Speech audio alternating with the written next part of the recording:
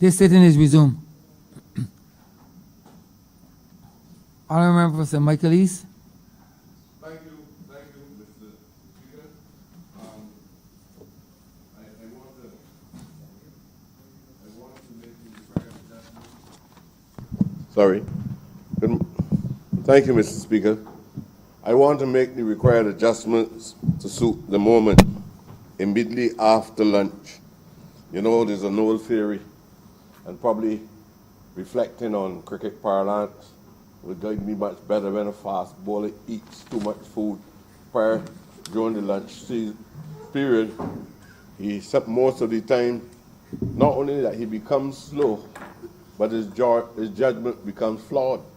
He gorges himself into a state of stupidity. I don't know, sir, if this effort was made deliberately to make sure I had to face a pushback from this morning. I was hoping to speak very early from this morning, and I had to do everything that I can to keep the spirit up for the moment. Sir, what I can assure you is that this subject matter, to me, is the most important subject matter universally in the history of humanity. That is it for me. Other people will trivialize this debate. Some people will romanticize it.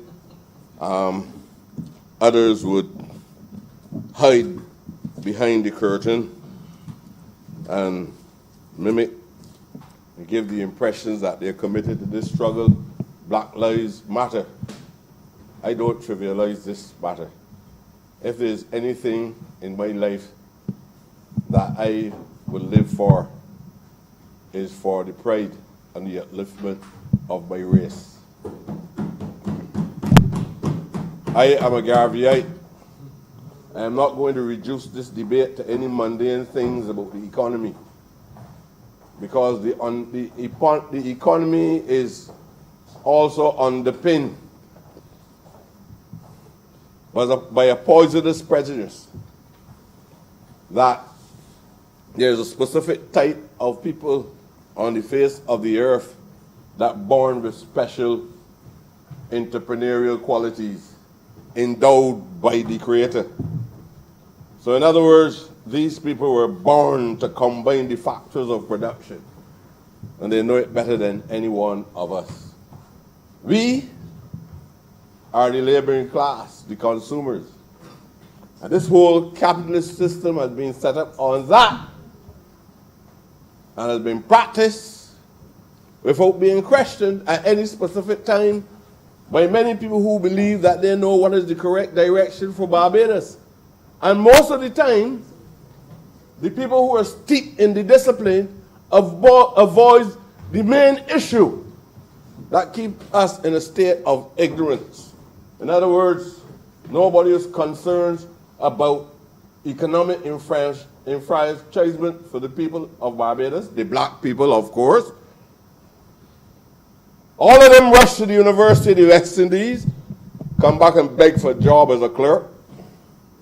And little white boys and white girls in this country head to Lodge and Carson College, can't read or write, never passed an exam yet, but they're rewarded with being the managers and directors of the businesses across Barbados. It's the same now as it was yesterday. And some of us accepted it and still accepted it today. So they strip us of our persona as human beings. And they did it for a purpose. They put monuments up, and they did it for a purpose, and they must come down. That is my position. They must come down. And this is not a storm in a teacup. This is not a storm in any teacup. So don't believe that it will easily pass over. It cannot pass over, because the youth of Barbados is on the march as well. They're not on the march because of any political party. Children of professional black men in Barbados and women are on the march. I saw them. I interact with them. I was in that institution, that learning institution, called a march and a demonstration on 2 occasions. And we saw little black boys, Asiatic boys, European boys, calling for a new humanity.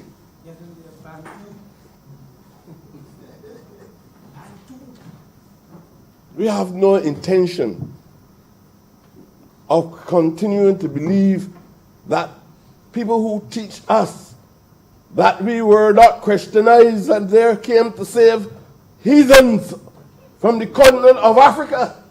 We're not going to go along with that. Even as a psychological scare, we will purge our minds of those things. I know, sir, when you speak like this in Barbados, you become an endangered species. People don't want you. People don't want you to talk this way. What is a rustic like him doing in the halls, on the halls or the precincts of an assembly like this one? It does not belong to you. The very people that we put over here in 1951 are the very people who are critical of these black skins in here, expressing the truism of all that they have done to us. They prefer to see black skins but white masses. They prefer that. They want people to run neutral in all of these institutions across Barbados. You know, I don't want to be critical about anything that government say, because they will say that man Trevor Prescott always talking a lot of foolishness. I listened last week and I was talking to a young man, everybody talking about bonds. None of these people never heard of bonds, whether they're primary school or secondary school, you know. The closest thing to a bond they ever hear about is when a fellow go before the court and they give a bond. Youngsters cannot understand.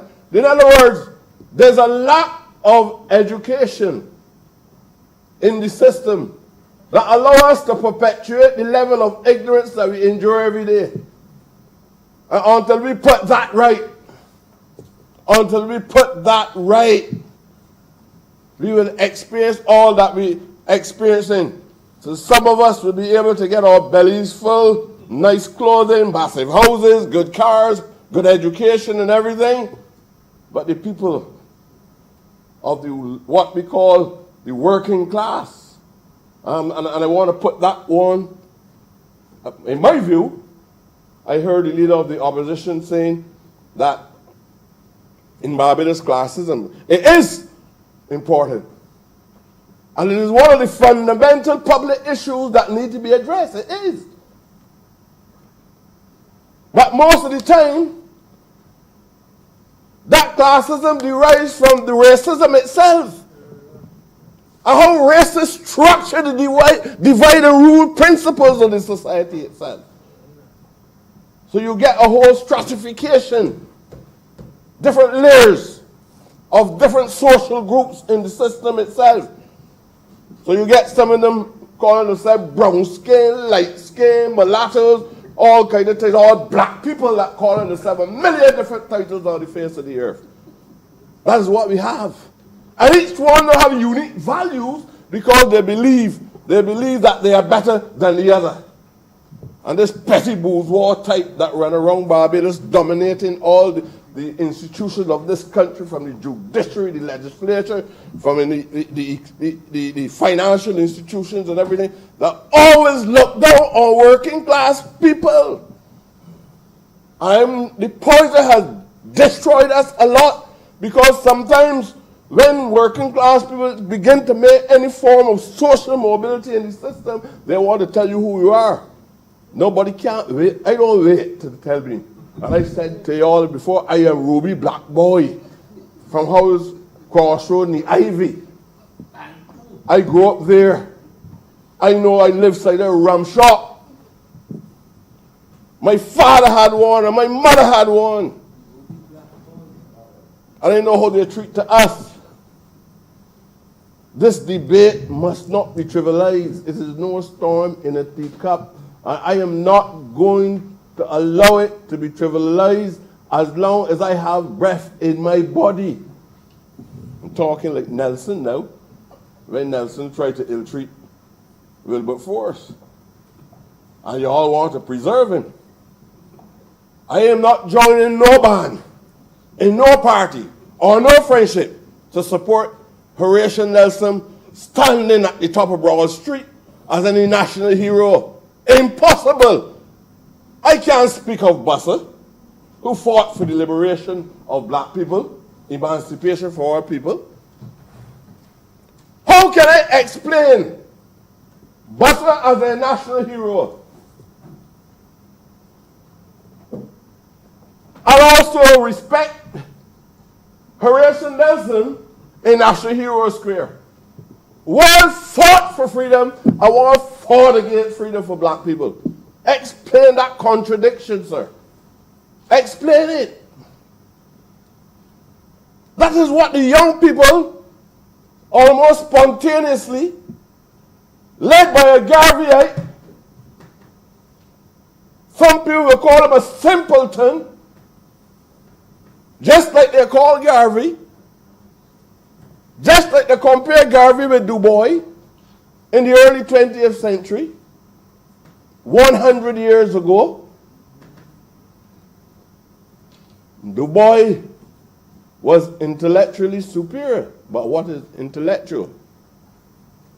Du Bois felt that we could not make any mobility unless we were part of it.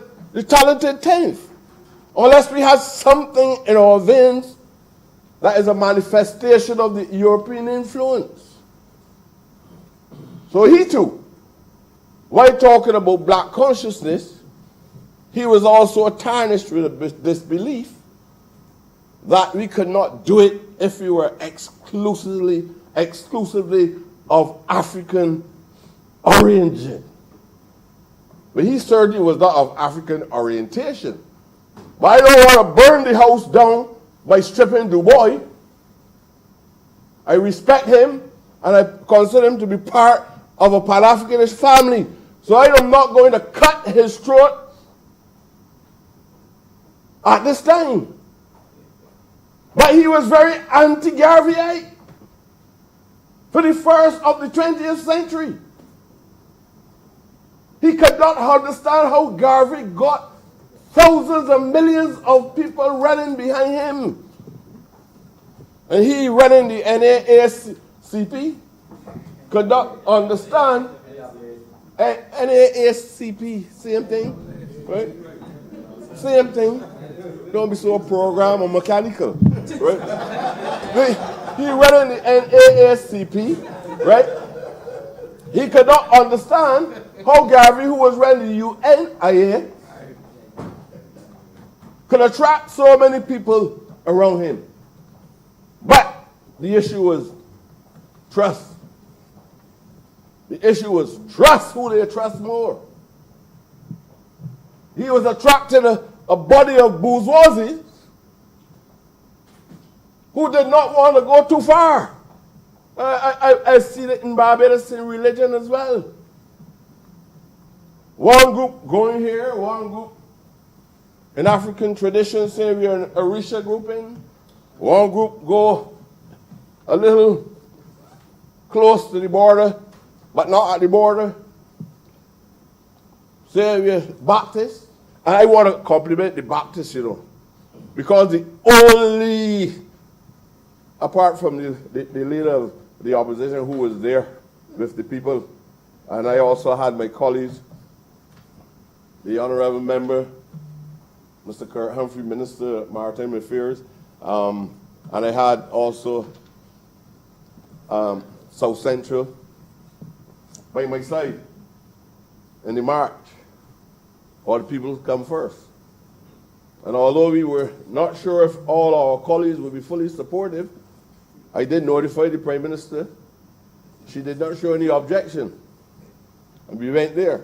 And I want to thank them. I want to thank Reverend Adley for being there as well. And I wish more of us would have been there.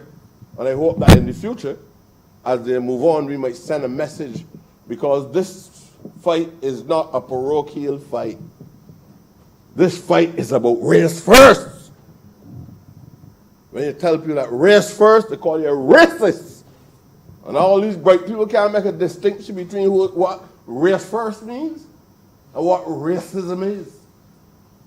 That is the danger in the educational system. Because other people don't have to talk about race first. They are first in their mind. They know that they are first. They develop ideologies to prove that they're first.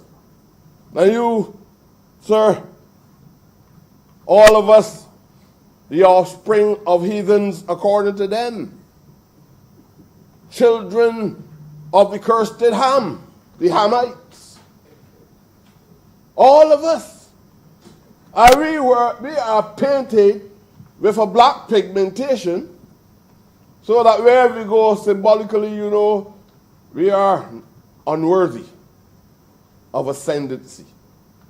We beat them everywhere in the schools. We survive as vendors when they put obstacles in our way. We still survive. The system at the level of the government cannot continue to accommodate that kind of behavior. People try to rationalize an ideology to justify wrong over right. That black people are inferior. They believe that they have a divine right to certain special privileges in this country. Why it is that DLP government, BLP government, NDP aspirants, PET, all of these institutions that at the center of power cannot openly denounce the presence of a statue, an inanimate thing, or even compare inanimate thing with something that is animate. It is craziness for a man to tell me that he sees no problem with a statue at the top of the commercial pocket. You think that the people who put it there think in the same way? You put Nelson at the top of the commercial pocket in the major and central street in Bridgetown.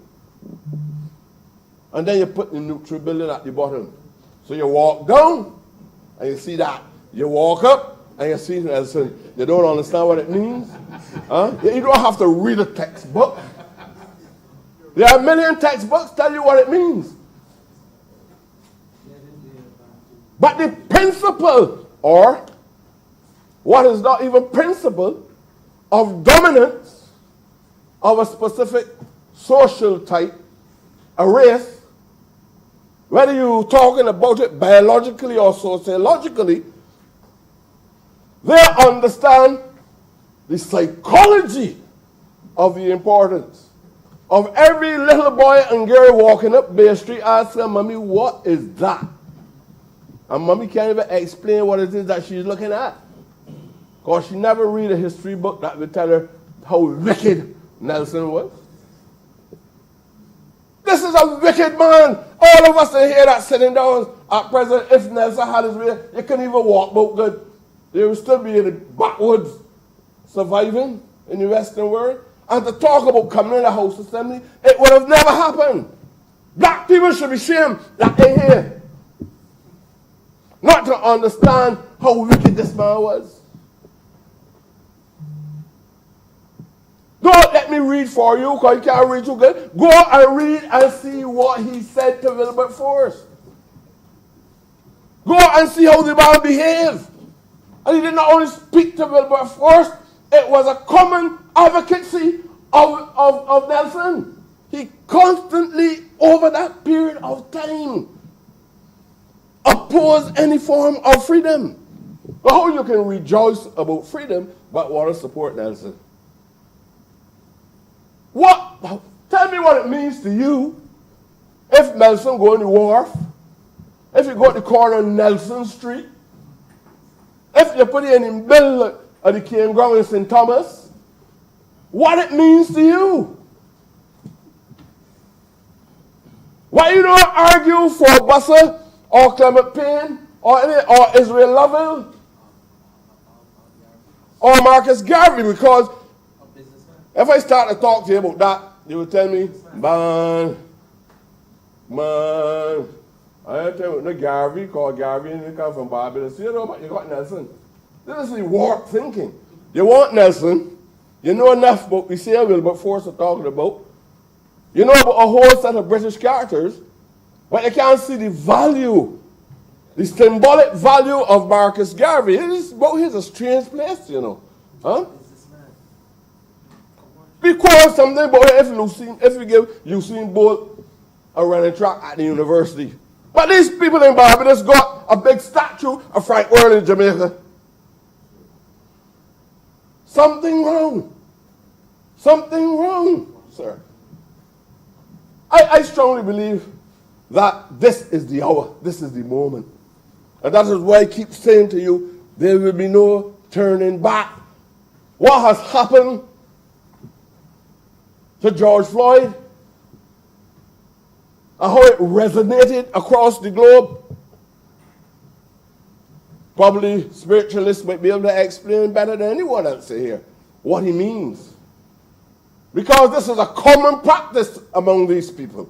Lynching people, stripping you on the wheel, tearing one leg off by sending a horse to the left or one to the right, putting people in syrup and putting ants all around them, breaking the backs on the wheel, killing people and not being charged for murder because you have no persona.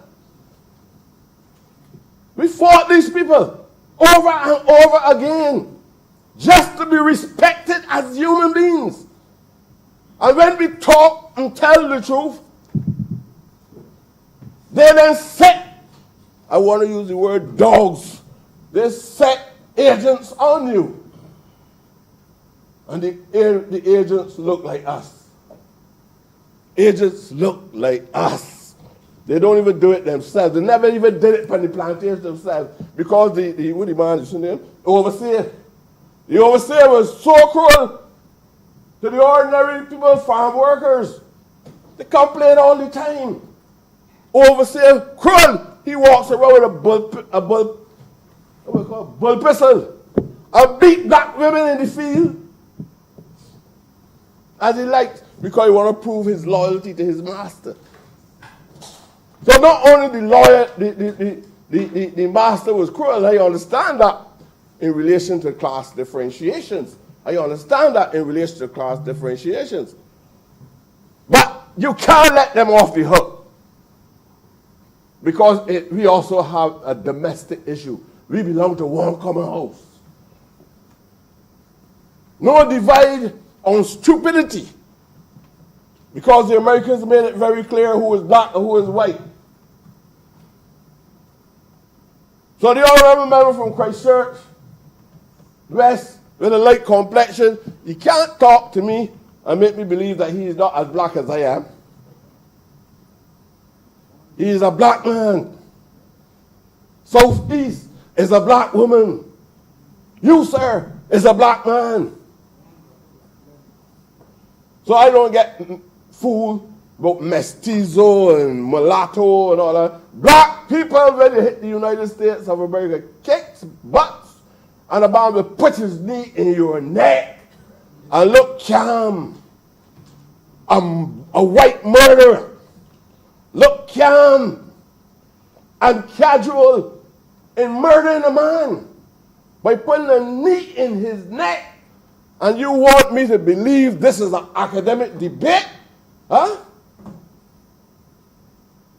You could be so insensitive that you can't understand why black people in Barbados must pay attention to what is happening in the United States of America?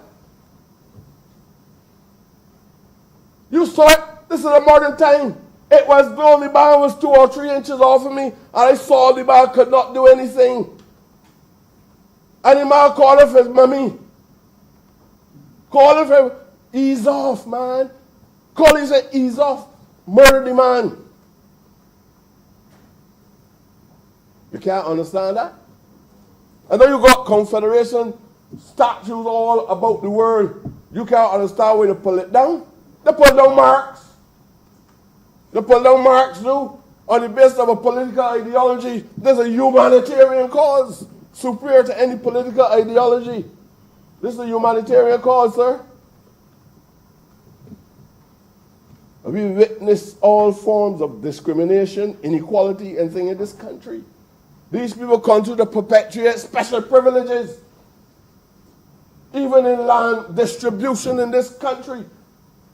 I found myself in battle in recent times. And I hear some people that I was shocked that they could not understand the action that was taken, legal or no legal. You think that the people in South Africa could have allowed a apartheid system sanctioned by law to survive? Black people on their own continent could not survive on their own continent because a few white men, Boers and English, got together and passed laws that even if you want to go into the city of Johannesburg or the Waterland, wherever you want to go, you have to get them past the work and get back home in the pens that they had for black people living up there. Before 6 o'clock. And any time the police hold you without a pass, it was jail. So you want to tell me that Mandela did nothing, Steve Biko did nothing, Winnie Mandela did nothing? You want to debate on whether he was stronger that if she was stronger than him, or who was more revolutionary, wasting time, you're ready to burn the house down. We have these problems. You want to debate whether Martin Luther King was more effective than Malcolm X and Elijah Muhammad and Kwame Nkrumah? Do you understand? You want to know the FAO, IMF, but you don't even know nothing about the African Union. We don't know the African Union. Everybody got all these acronyms about what this thing means. They got people know that got a special alphabet on these things. You know who inspired Nkrumah? You know what Marcus Garvey meant to Nkrumah? To Jomo Kenyatta? You understand the battles in Guinea-Bissau by Amilcar Cabral? You understand what these wicked people did to King Jaja and the mean demands personality in his legacy by making them look like a clown just living in opposite Ilar Court? Nobody even look at the building and said this is a historic building, but you look at George Washington House. And you went looking around for about 16 different buildings, and you end up saying this one is the right one. One at the corner of Beckers Road, I think, by the gas station, they had that George Washington for a number of years, and people got there taking pictures, got the wrong house. And you know where King Jaja lives. And you fool yourself so much. Yes, that the woman had a big boxy. And King Jaja used to come out every morning. I will let back alone because he watched the rhythm of the two jars. Right? That's what these people want you to believe about yourself. They went into Opobo and did the same thing. They forced Jaja into captivity only because the man said you would not have access to the land, or you would not have access to the main plank in the economy, which was the palm oil. And they said no. And like most black people, when they get an invitation to these houses, they go eat up and drink up. You get invited for the ship. And the next thing you know, you're doing the same place. And in Barbados. You think these people easy? After Henri Christophe did the same thing in 1791, a country that was the first successful liberated black country. in the Western Hemisphere. If I on a ship, that's why I was a little cautious, sir. Just know that when you break, I had to go to lunch. I could not understand if this was tactical. I thought that I had a feeling. I did not eat much, sir. I had about two forks of sweet potato. I decided, no, boy, if the psychologist is correct, I would not gorge myself into foolish any form of stupidity at all. And I thought that I would find it difficult. And my friend, I won't tell you all what we had to do. My friend Adrian told me that a little medicine is important. Medic, my pharmacist. Sir, look. These people went into Bridgetown. I can tell you about a man called, I think his name is Milton King too. And I want to praise the Barbados Labour Party then for what he did. King in 1951 was a black seaman on board a ship. Went into the city, was beaten up by white racists in South Africa. And the grandfather of our Prime Minister, Sir Grantley Adams, as well. These two went in the forefront of the attack or the counter-attack to what was happening in South Africa. They murdered the man, beat him up. The police took him into custody and murdered him. And Barbados took action. My view is when we see things like this happening across the world, we can't be so soft and retreat on these issues.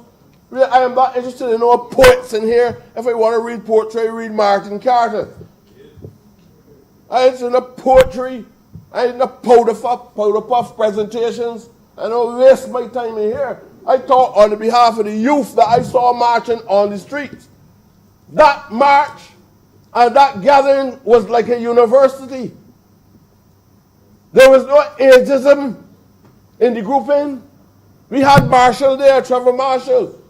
You had textbooks showing you all the evidence on Nelson. Irrefutable. No assumptions. Look here. Well-respected authors. Some of the books you never see in a school in Barbados. And I feel passionate about that because I saw it, I read it. I did not even know that Nelson went here until Trevor showed me that. I have videotapes on my phone from as far back as the 1980s with a Pan-Africanist called Leroy. No. He used to teach at Lodge, John. Yeah, but calling for the removal of Nelson. I can show you Maxwell, the former Speaker of the House, calling, he wrote a text, a small text. Most of you probably never saw the book yet. I was searching all morning for this book, couldn't find it. He asked for the removal of Nelson as well. Throughout the 1930s with the UNIA, one of the major items on the agenda was the removal of Nelson. There can't be any sane human being in the 20th century, in the 21st century, 2020, that can tell you they don't understand this just cause. This Barbados Labour Party indicated that it was going to do that. A filibuster. This Barbados Labour Party also said that we were going into a Republican form of government and filibustered, talking about a referendum as well. This new dispensation must correct those wrongs. We have to. We also put reparation on the agenda.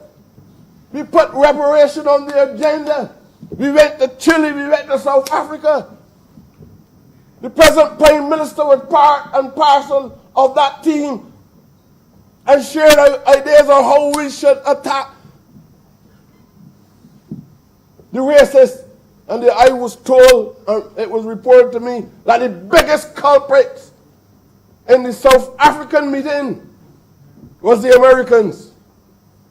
These people that took us to fight a war in 1776 for independence and kept us in slavery after the war. Black people went to war in order for them to own more land. 13 seaboard states, and they won the whole land mass. And then they also had the expansion theory that influenced them to go beyond. And what? Still was in slavery.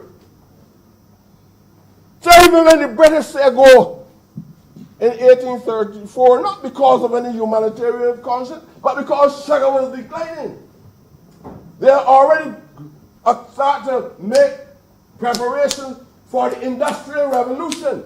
They were shifting the economy. They set up land all across Barbados. All across Barbados, they sold out land.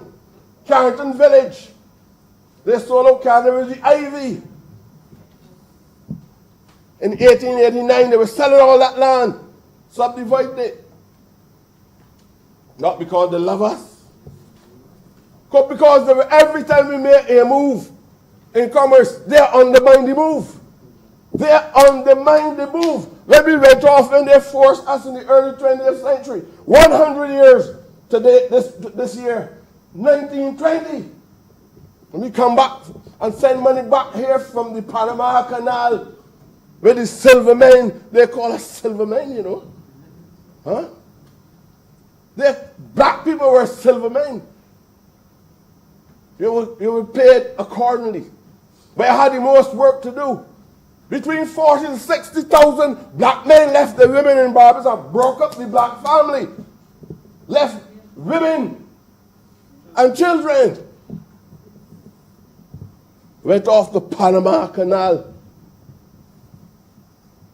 And less than half of that population survived and returned. You know when we pass the money back here, the remittances that they call it, that's a pretty word. We send back the money so that we can have some economic grounding in the society itself. They put restrictions on the friendly societies. Now you know what friendly societies are all about. We were just talking about a national friendly society called the SUSU, called the Meeting Turn. Overnight, they put restrictions on it. They did not allow us to buy more than an acre land. The ones who bought a whole plantation, they never even pass on any title deeds for the plantation. They stole it from them again.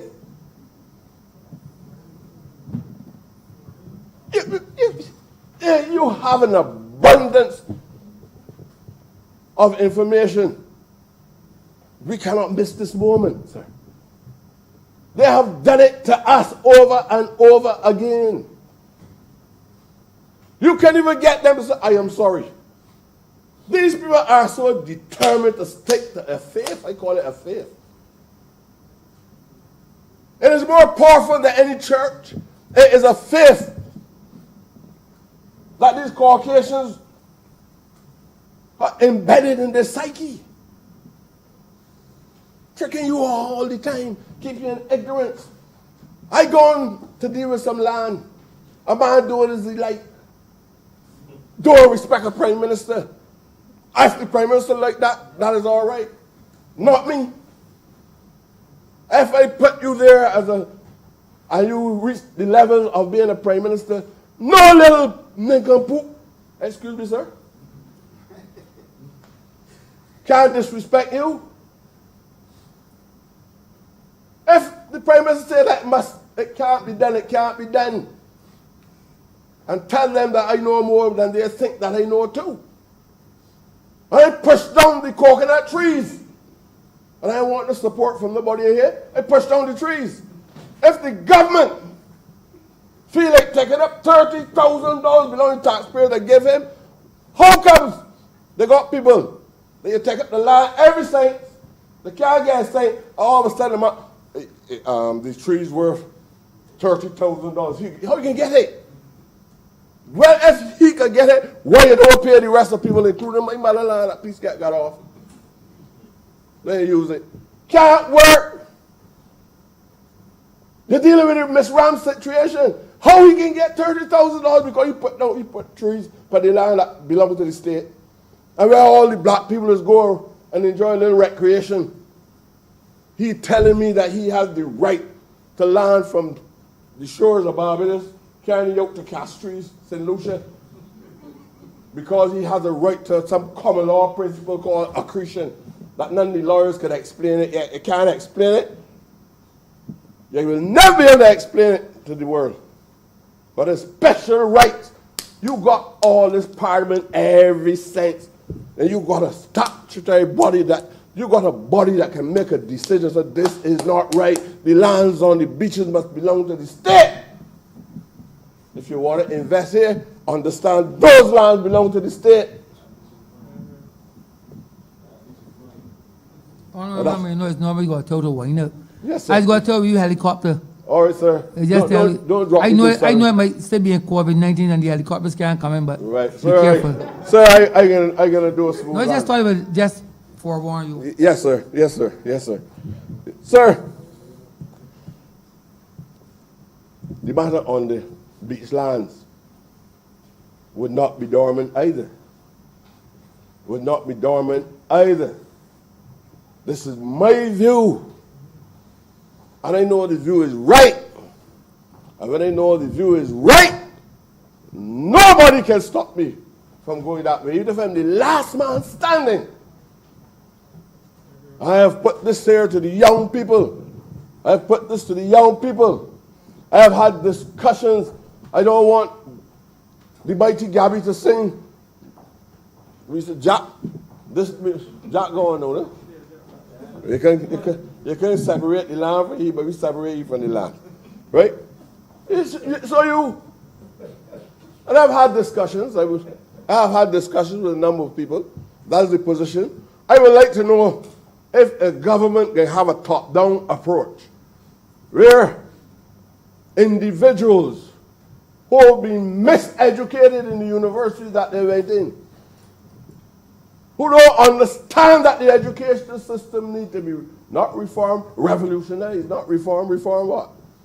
Revolutionized. Tell me what I said to you today that you see in any history book in Barbados. Not that the books are not there. Tell me any interpretations. Because any historian still has to be philosophical. He still has to interpret the material facts that he found. So when they tell us about emancipation and apprenticeship and all these things, but still down in Africa in 1884, subdividing the lands in Africa and cutting up the whole of the landscape and giving peace to France, peace to Portugal, peace to Britain, cut up Germany, all these people down in Africa. So it is about a race issue. Not what you get in 166 square miles. Because they play the game all the time. If you to bring the Yorkshire here now, and they tell you that they must have something, and you don't give us all right then, can't get the sink it. You don't understand what's happening, sir? I remember, start to wind down. Okay, sir. Sir, there's a Willie Lynch theory that is hanging over our heads. And the Willie Lynch theory is underpinned by simple lines. Divide the black man and continue to rule.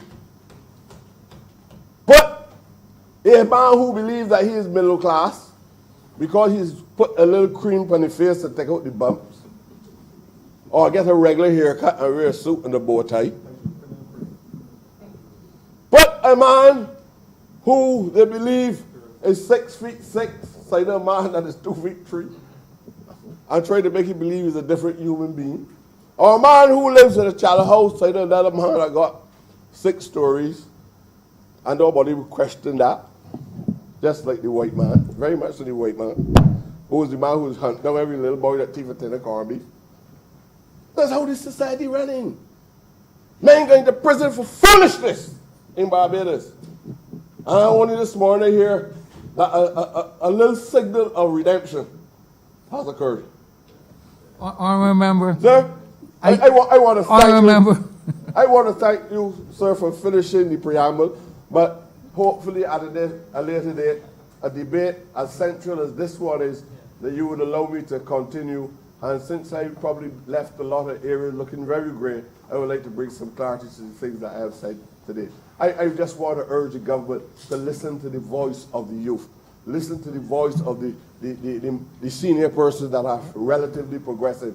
Not people who just enjoy these mundane things in life, living sweet off the pockets of the masses of people and have no commitment to transforming society itself. Thank you very much, sir.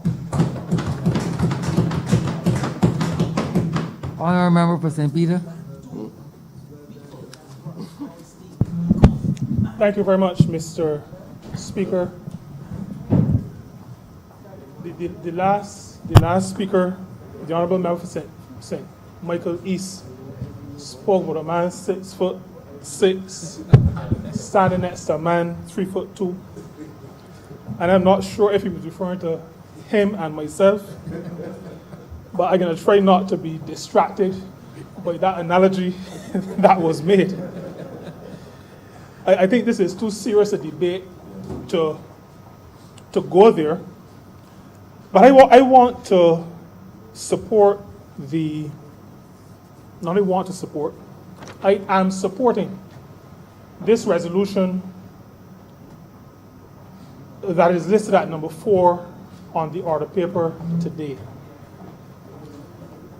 There are a lot of words in the resolution, 4 paragraphs, but I think it speaks to a critically important matter.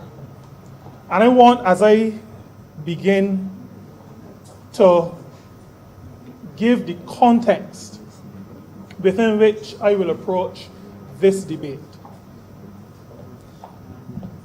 I subscribe to the view, Mr. Speaker, that in Scripture there is a call to speak on behalf of those who are not being heard.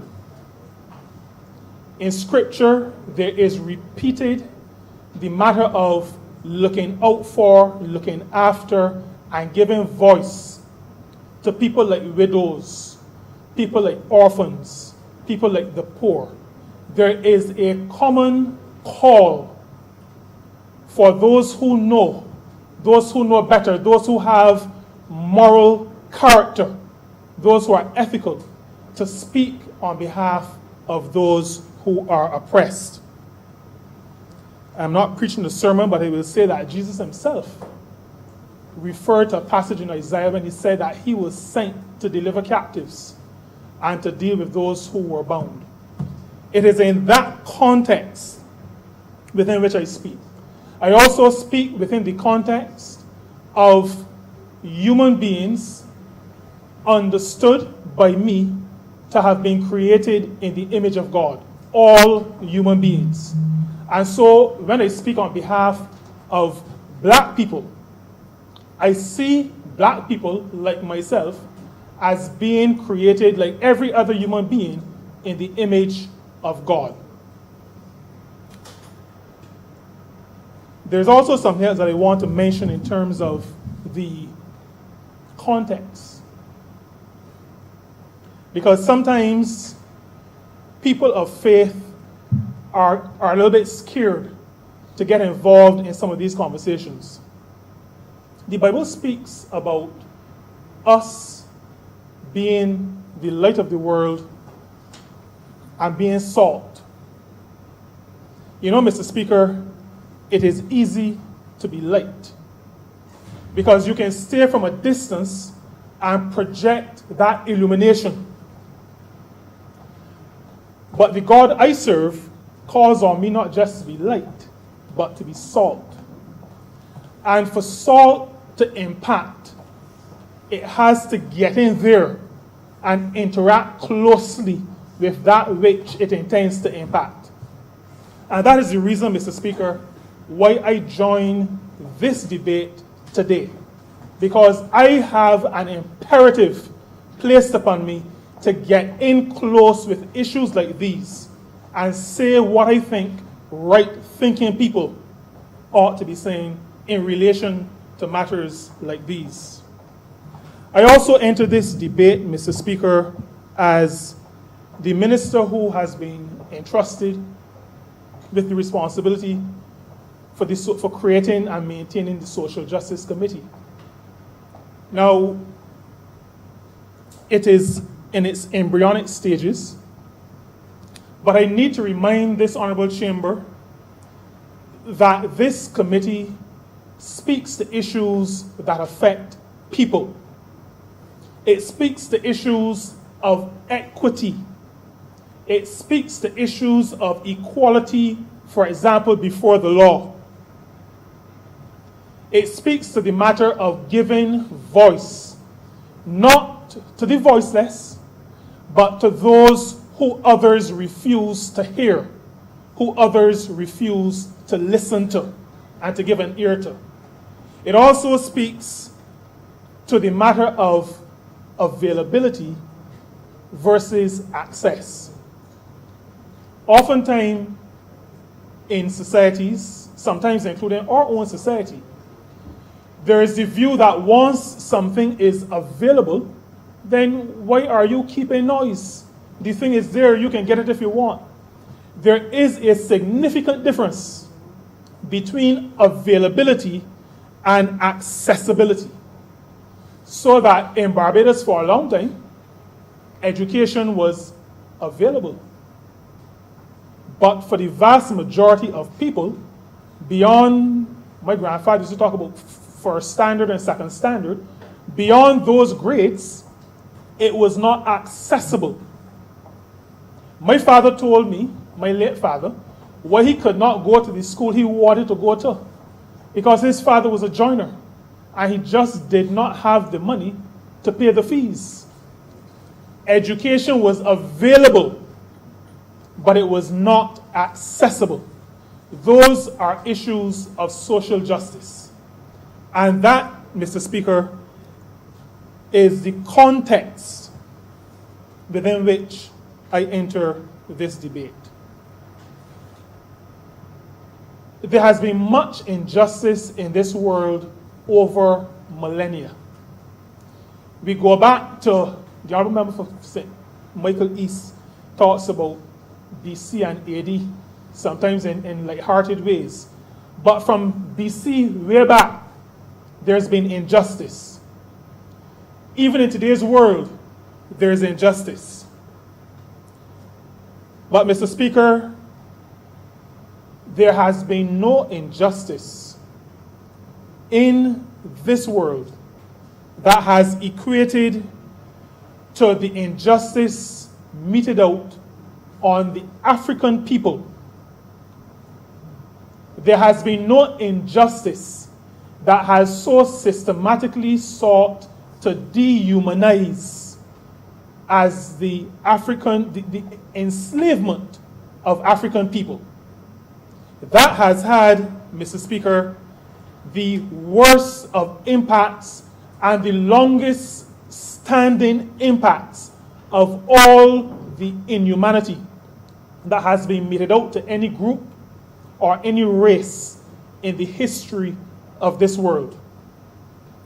There has been much injustice where many people have died in all kinds of conflicts, in all kinds of genocides, but none has had the ongoing, long-standing impact because the enslavement of African people had at its root the dehumanizing of the African, the systematic changing of the outlook of a human being to be something other than a human being.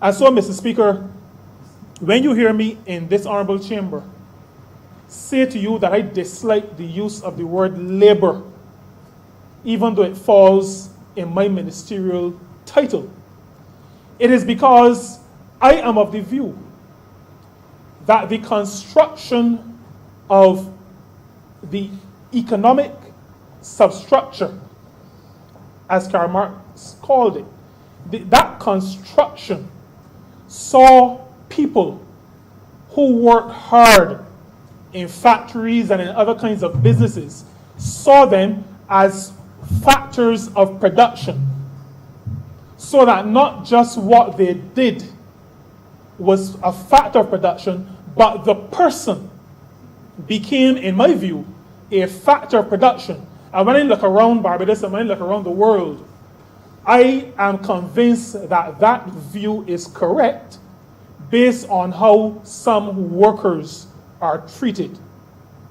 People are seen as factors of production. In other words, less than human beings. That is a matter that we must continue to speak to, and it is a matter that falls to our generation to do something significant about. The enslavement of African people saw Africans seen as property, things that can be traded, things that have no conscience, no frontal lobe, treated as chattel.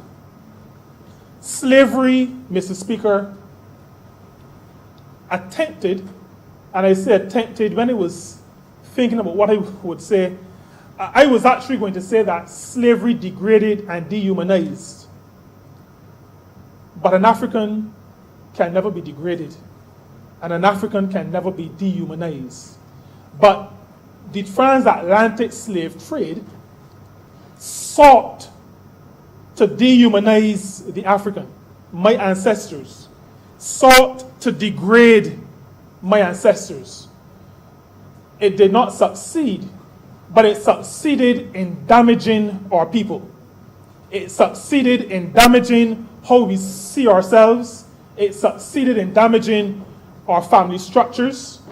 The Honorable Member for St. Michael East spoke to the migration to Panama.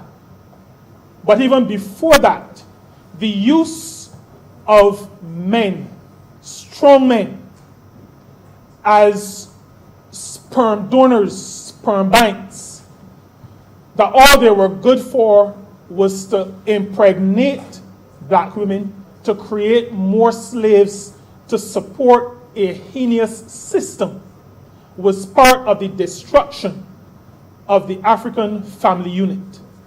So that now we live in a world where the family unit, and I hear this in Barbados pretty often, the family unit of other races are held up as what the good family unit should be, without people who do that taking into account that the African family unit was just as good, but was systematically destroyed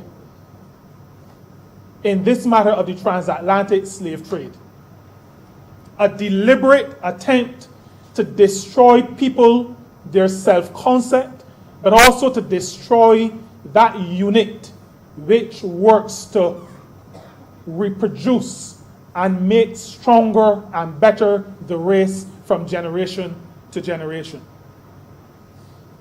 Racism, Mr. Speaker, builds on that matter that founded the idea of slavery.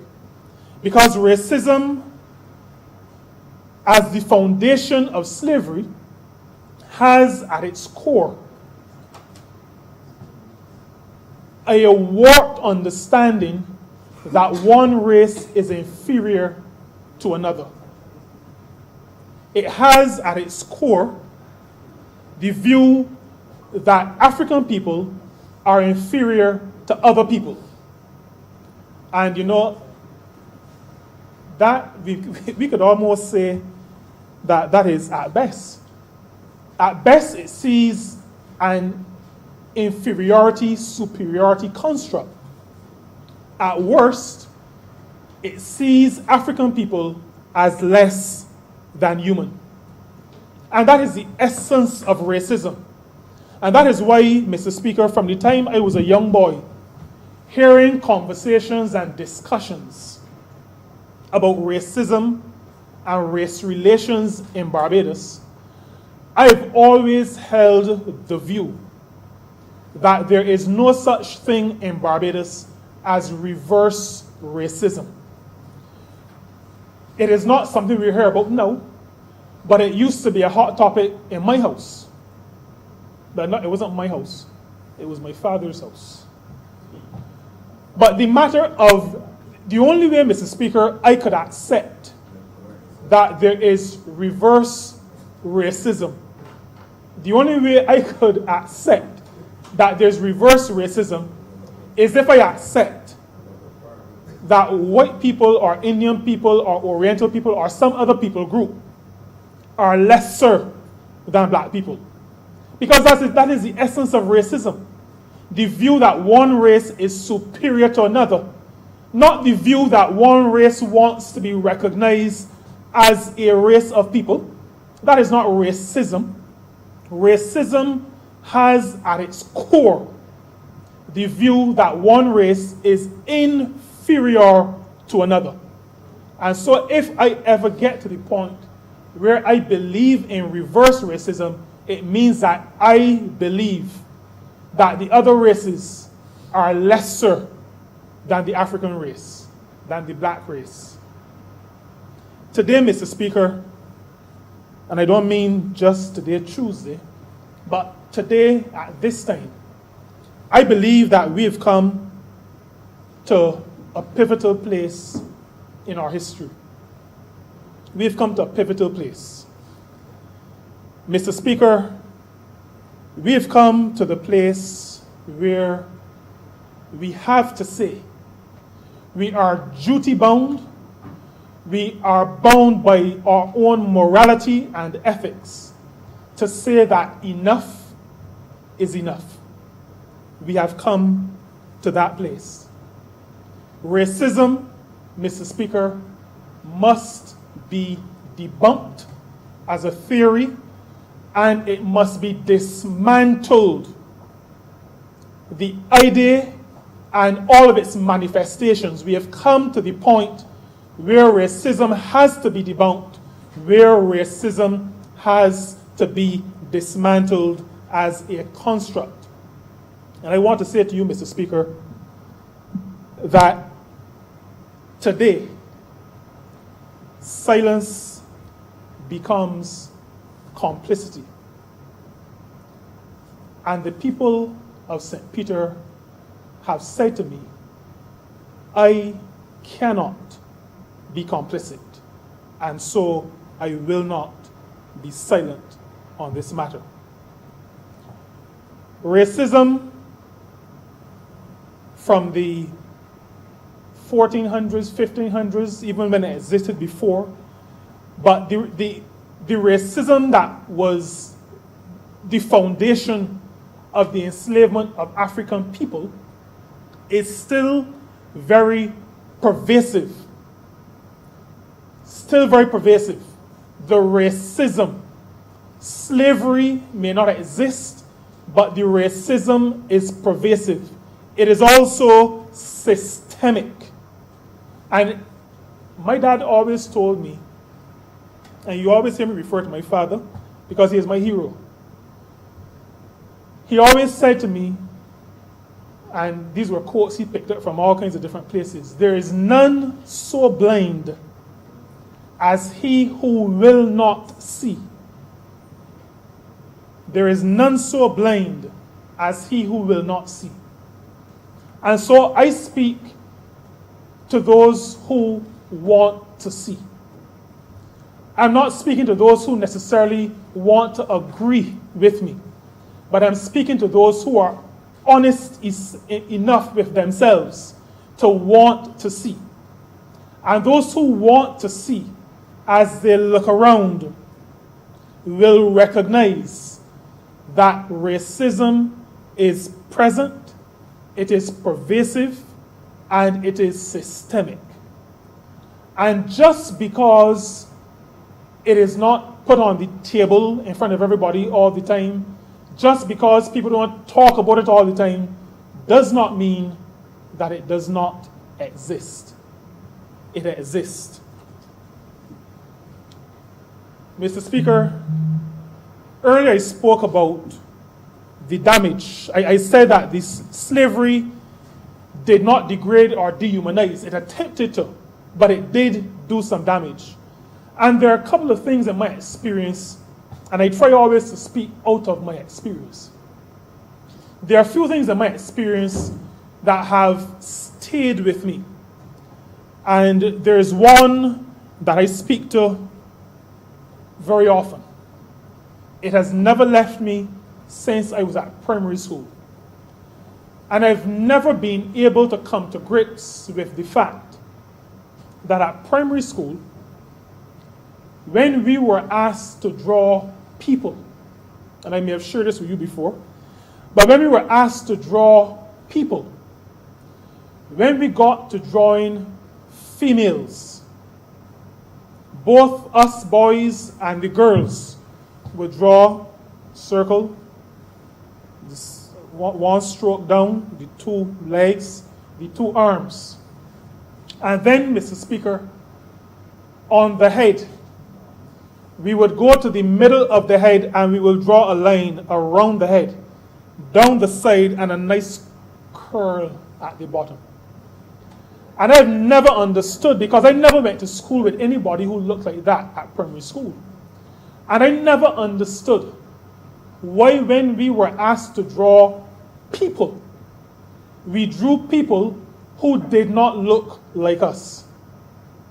Mr. Speaker, I am not a psychologist, but I'm of the view that this matter of reducing people from human to something less than human may have got into the psyche of some of us, so that when we were drawing human beings, we drew images that did not reflect who we were, because maybe we did not understand that we were human beings as well. I've grown up and I've heard of good hair and bad hair. I've heard about nice hair. I've heard about nice skin. I've heard a number of things that have told me over the years there is a problem. And those who will see will, in an effort to fix the problem, have to go to the root of the problem. Otherwise, you're just fixing the peripheral things. In order to fix the problem, we have to go to the root of that problem. And if we go to the root of that problem, we see that pervasive systemic racism at work and at play in our society even today. And I heard the Prime Minister speak, I think at a social partnership meeting not too long ago, 2 Mondays ago, about people coming into a room, and I'm still talking about experiences that I've had that have made me pause and think and reflect and understand what lies at the root. She spoke to the matter of people coming into a room and immediately gravitating to the back of the room. Because we have been taught, Mr. Speaker, that we are not good enough. You know, sometimes you hear people talk about not having a front seat face. We've been taught that we are not front seat people. I use these examples only to say to this honorable chamber, Mr. Speaker, that we have a challenge, and we have a challenge that we need to confront, and to confront honestly and openly. It has to be dealt with, and I am saying today, Mr. Speaker, that we have come to that point. We have come to the point where we must deal with these matters. There's been mistreatment, and it happens at schools. I went to a school where in one corner of the quadrangle, we used to call it South Africa. We used to call it South Africa.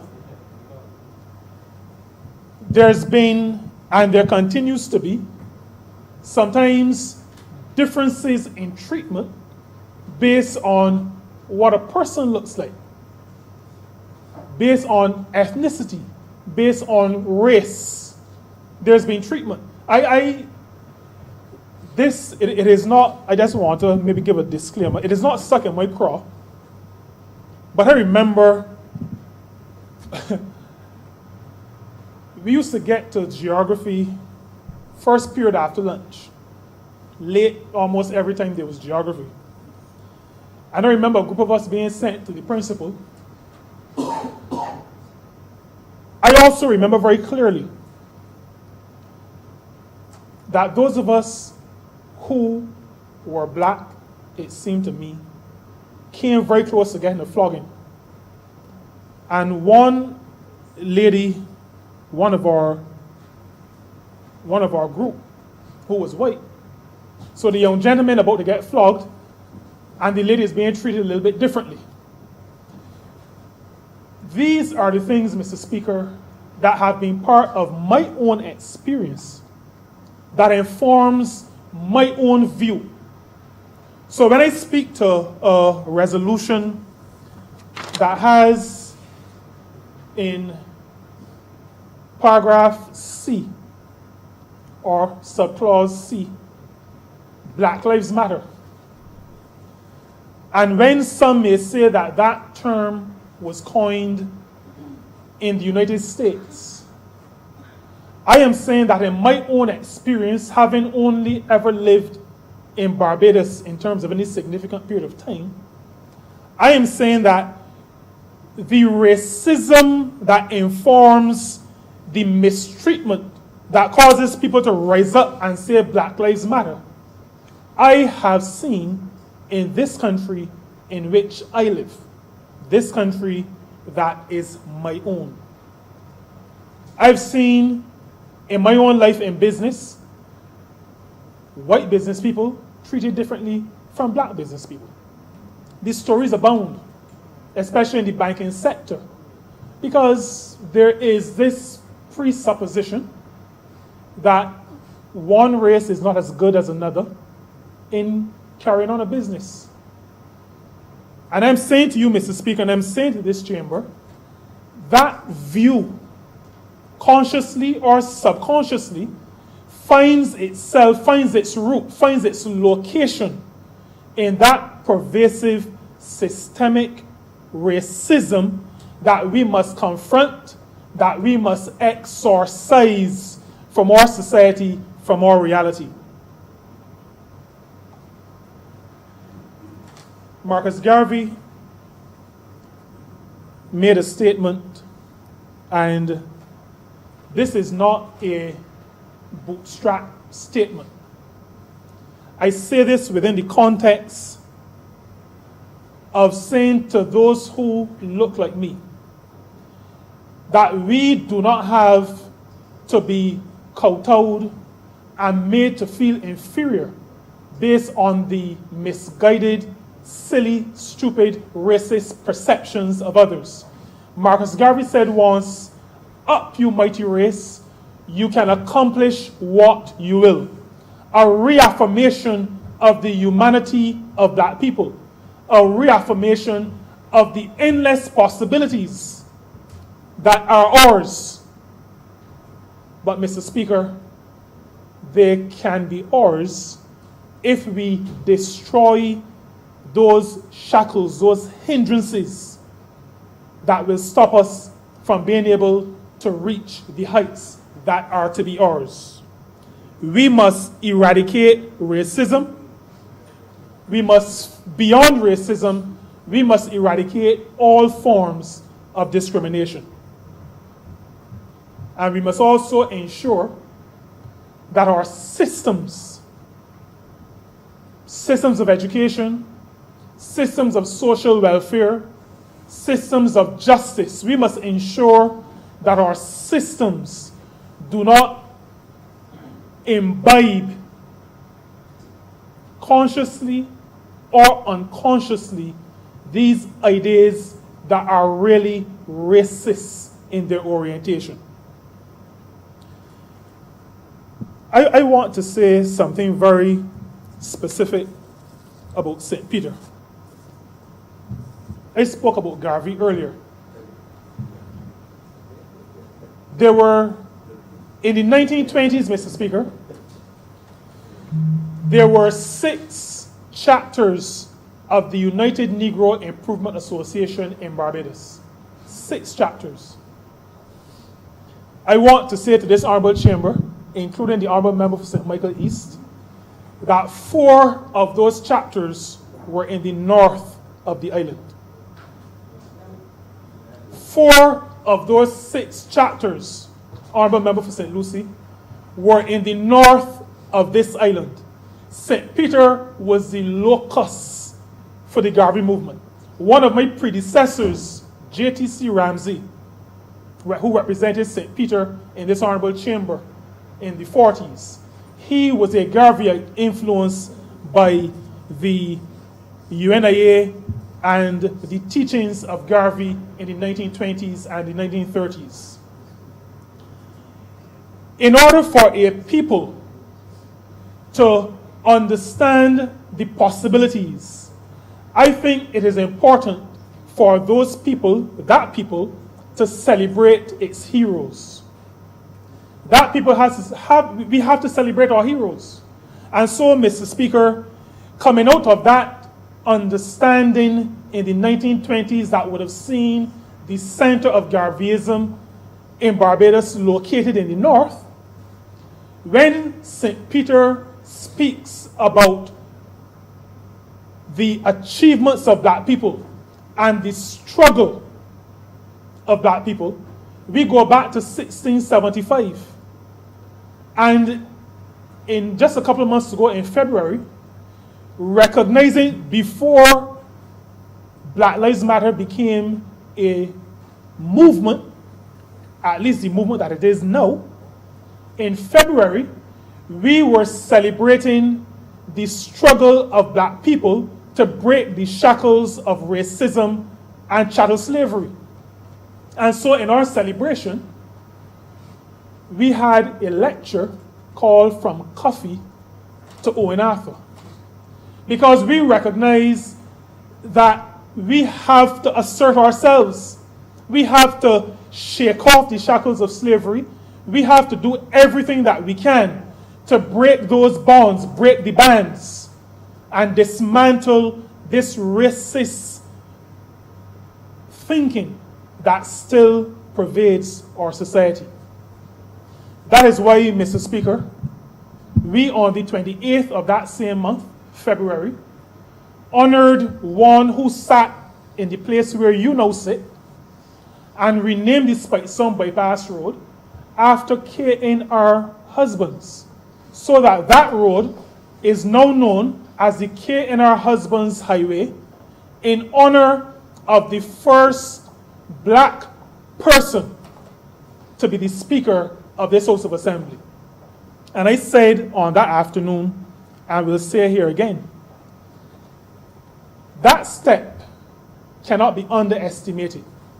In 1948, when K.N.R. Husbands sat in the Speaker's chair, you could bet your bottom dollar, and your dollars may go pretty far, but when you get to your bottom dollar, you could bet your bottom dollar that those who did not look like Doc Husbands would have made comments like, well, he only got to dirt up the chair. Look what his Speaker chair come to. Look what we come to in Barbados. That is the kind of era within which he lived. And that is why we in St. Peter do not underestimate the fact that a man who lived and represented our constituency, our parish at the time, was able to become the first Speaker. And that is why we celebrate him. Because we are saying to ourselves, but we're also saying to those who would be the perpetuators of the racism that still exists in this country, that we are going to celebrate our own. We will celebrate our own. In the struggle of workers in this country, which is the struggle of black people, because the vast majority of workers in this country have always been black people, people of African descent.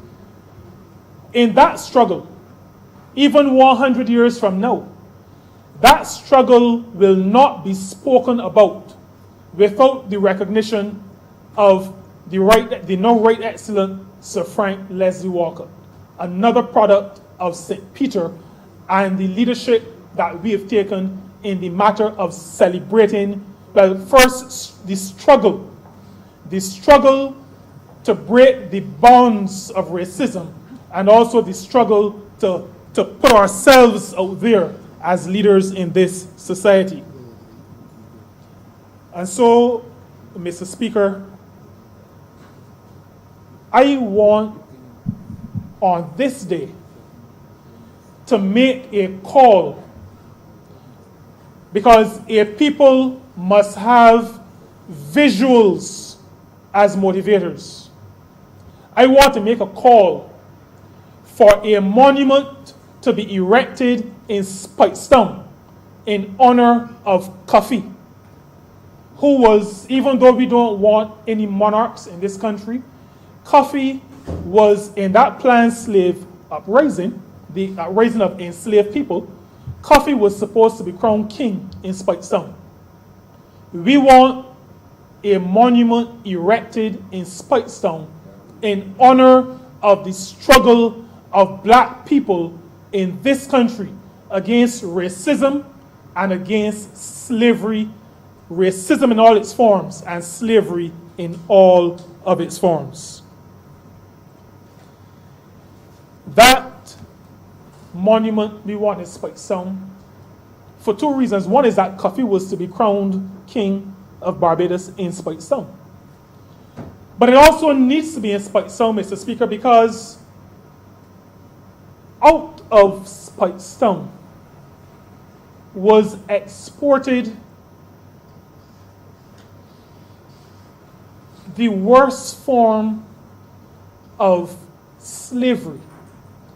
And Mr. Speaker, in some respects, that may have been a contributing factor to the death of Mr. Floyd. Because out of Barbados was exported the dehumanizing, nasty chattel slavery into the southern United States.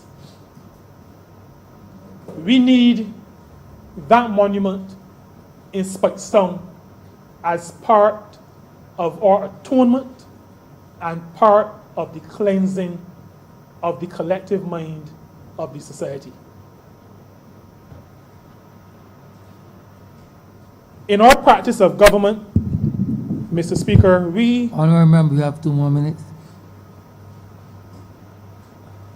I can't remember speaking for as long as the Honourable Member for St. Michael East. But honourable member, I am the controller of time. Yes, you are. I am the sole arbiter of time. Yes, and I realize this reminds me that words that are spoken can really get into the subconscious mind.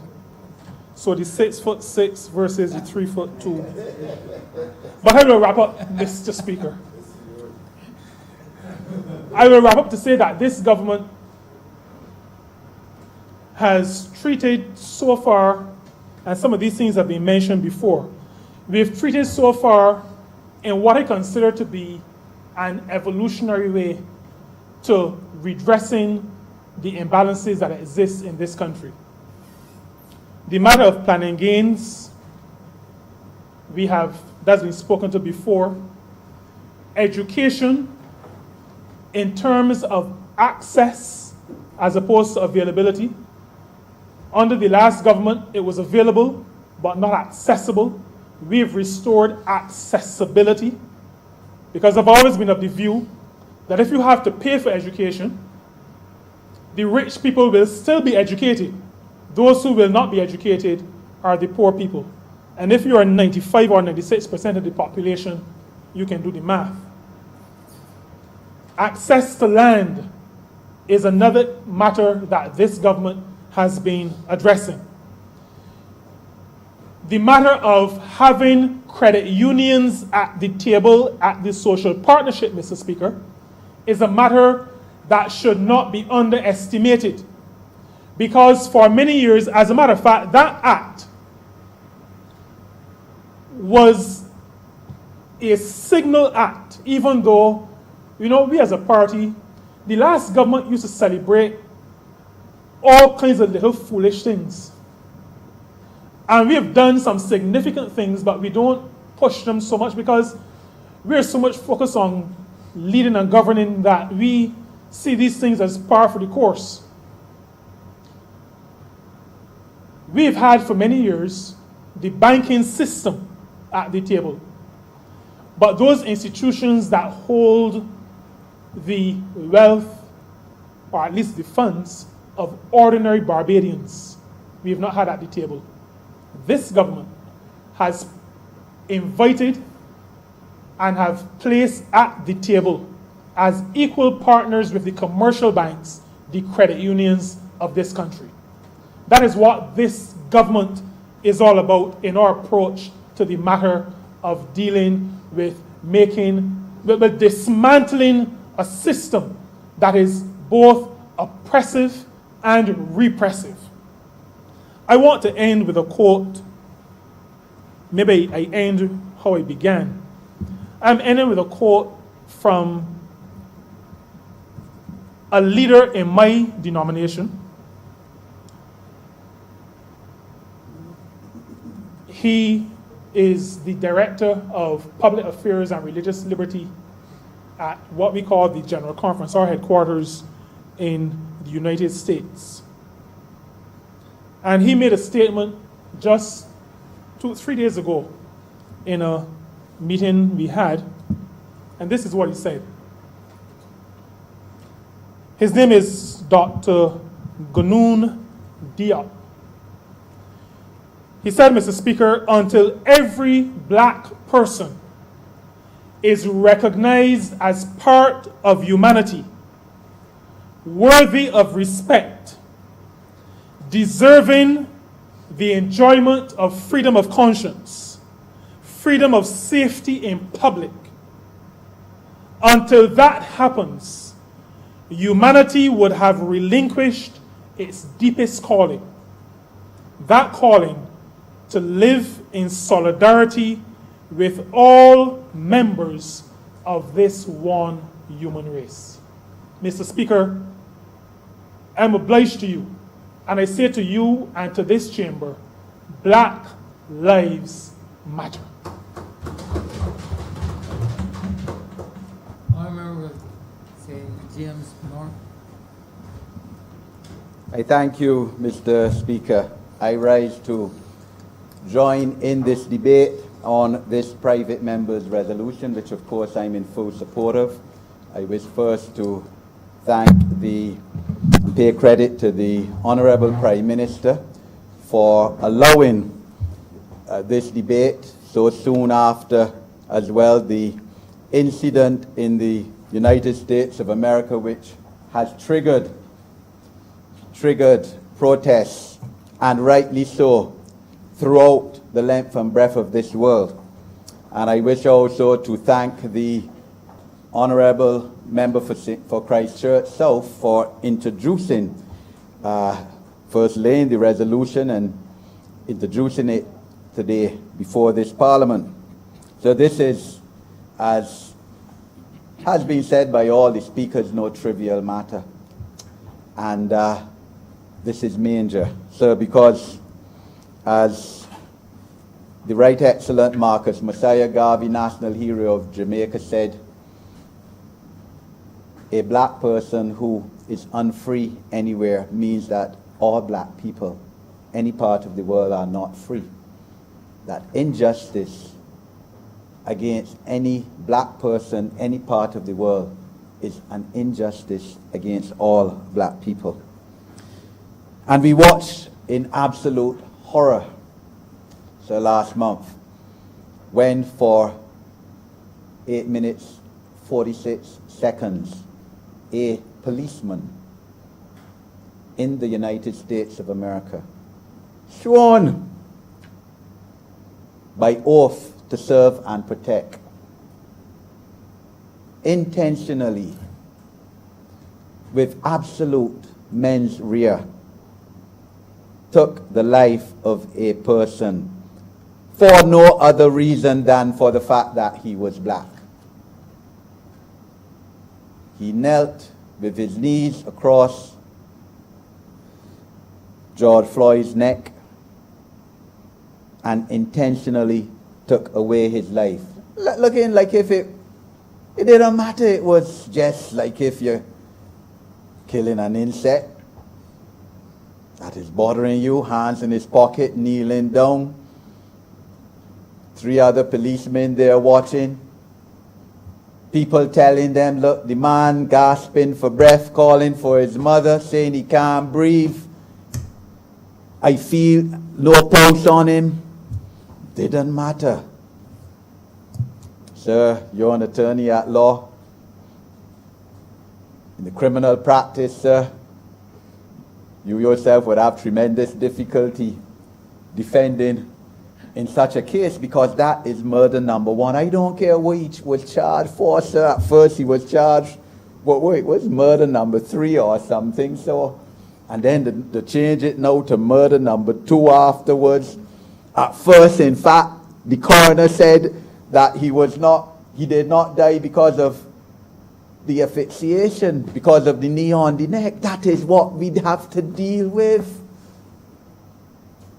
That he died from something else, when the whole world saw what happened in those 8 minutes, 46 seconds, sir. For no other reason than an allegation that a $20 was fake.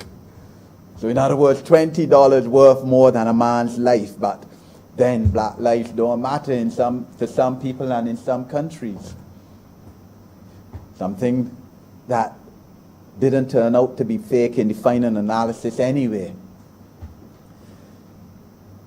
But so even in the terms of the charge, murder number 2, I can't charge him for murder number 1 because I'm not an expert, of course, on American law, but I believe if one person in the jury were to say that is not murder, he goes scot-free, period. Scot-free, as hundreds, thousands previously before him who killed, murdered black people went scot-free.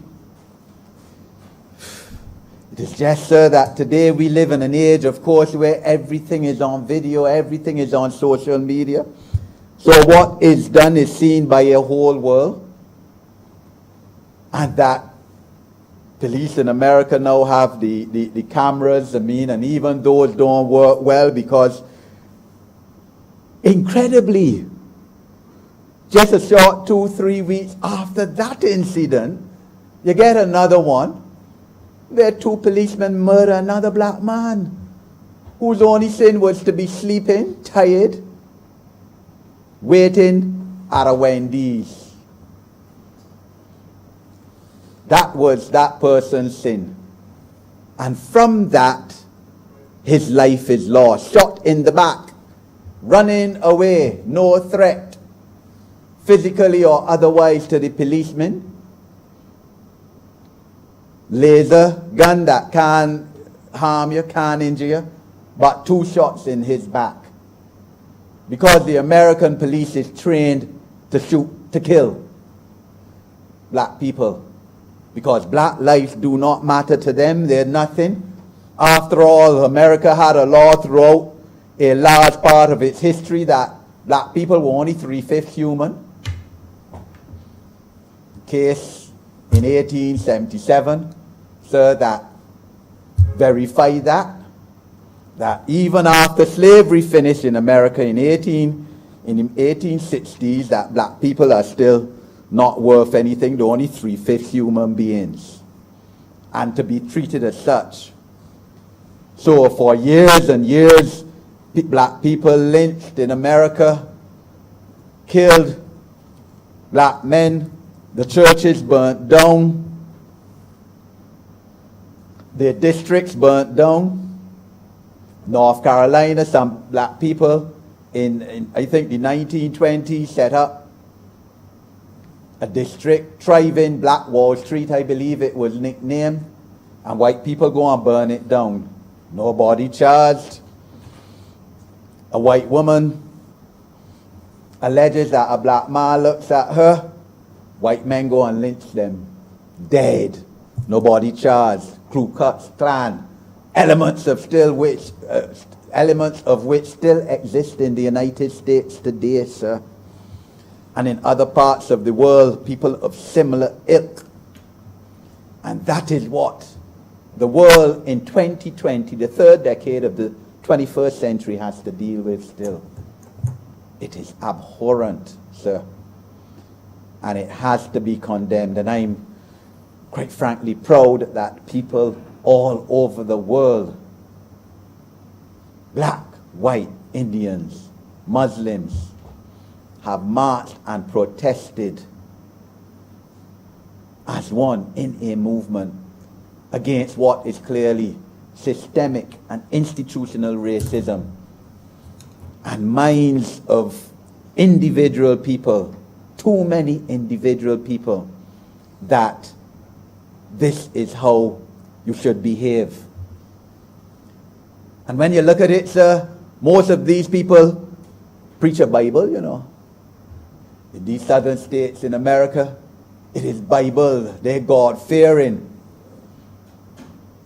They don't believe in abortion, you know, because that is killing a human life. But a life of a child not yet born is worth more than the life of a black man or a black woman who was shot in her home in the United States of America, still I believe, with police going into her home, her castle, and no knock policy, go in and shoot her dead. Just like that. Another one, sir, last year or 2 years ago, St. Lucian, close to our home.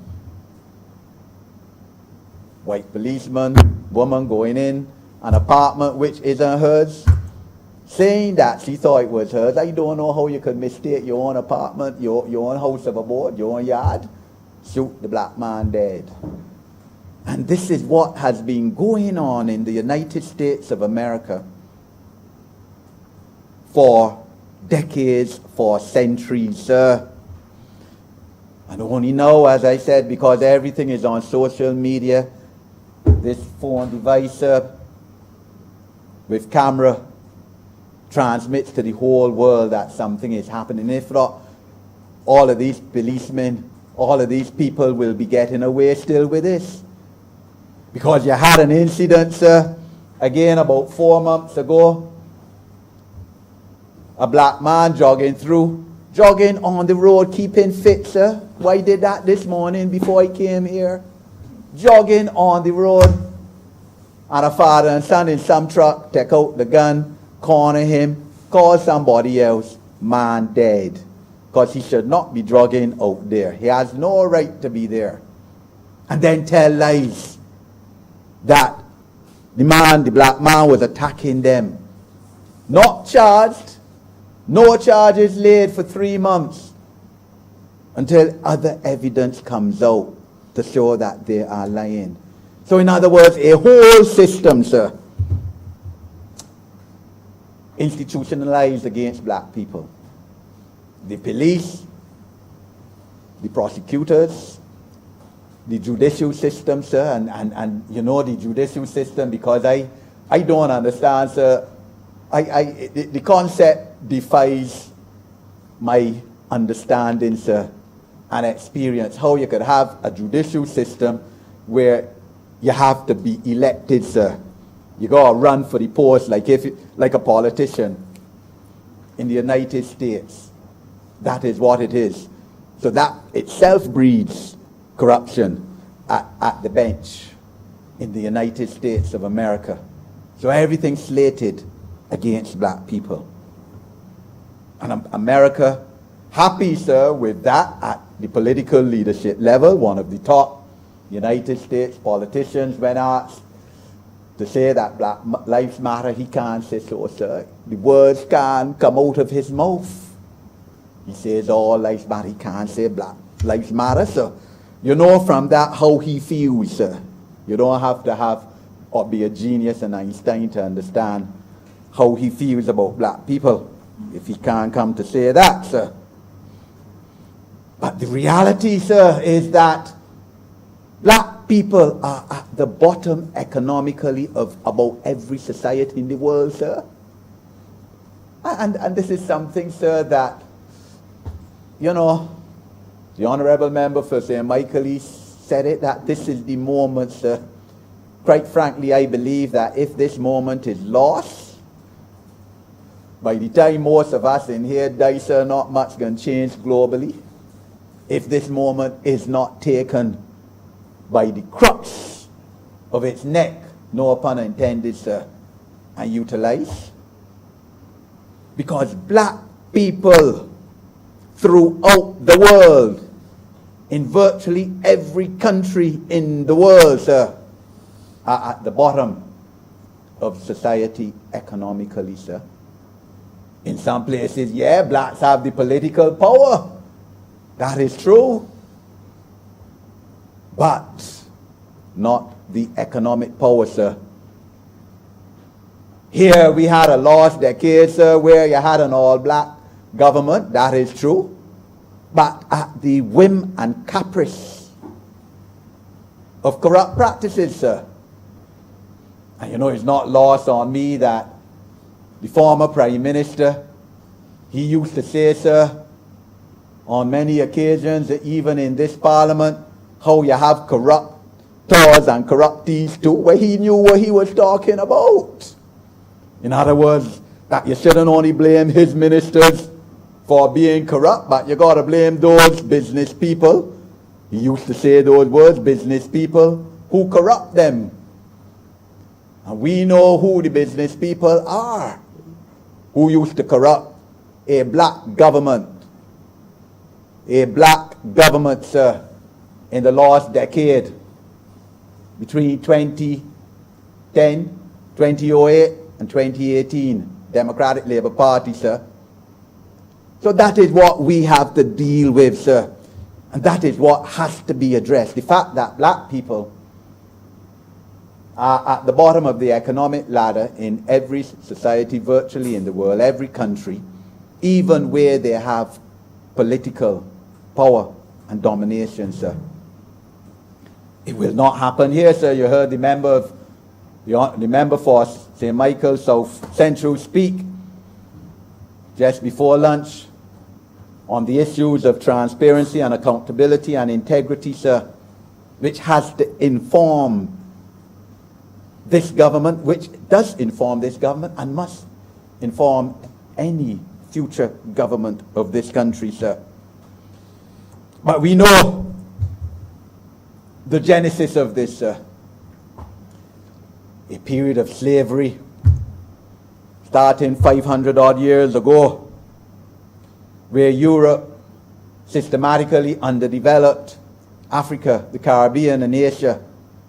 Period of colonialism, the worst period in the history of mankind.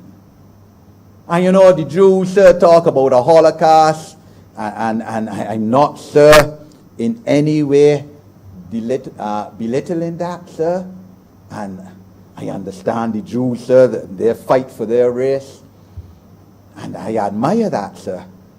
But 6 million people dying, sir, in a short period of time when millions and millions and millions of people, black people, died all over the world through colonialism, sir. Those who didn't die, sir, physically died from other things, sir. And the depression and the deprivation and the inhumanity, sir. Man against man. in the name many times of the church, sir. And I'm not getting into any fight with the Church of England, sir, the established church here today, sir, the Anglican church, but they have to make reparations too, sir, and apologies just don't cut it, sir. The honourable member who just spoke from St. Peter spoke and drew the reference up to 2 weeks ago. Yes, I was there. The Honourable Prime Minister speaking about people being, not wanting to come forward. And we hear that all the time, black people. And all of this, sir, is part of the psyche that we have to fight.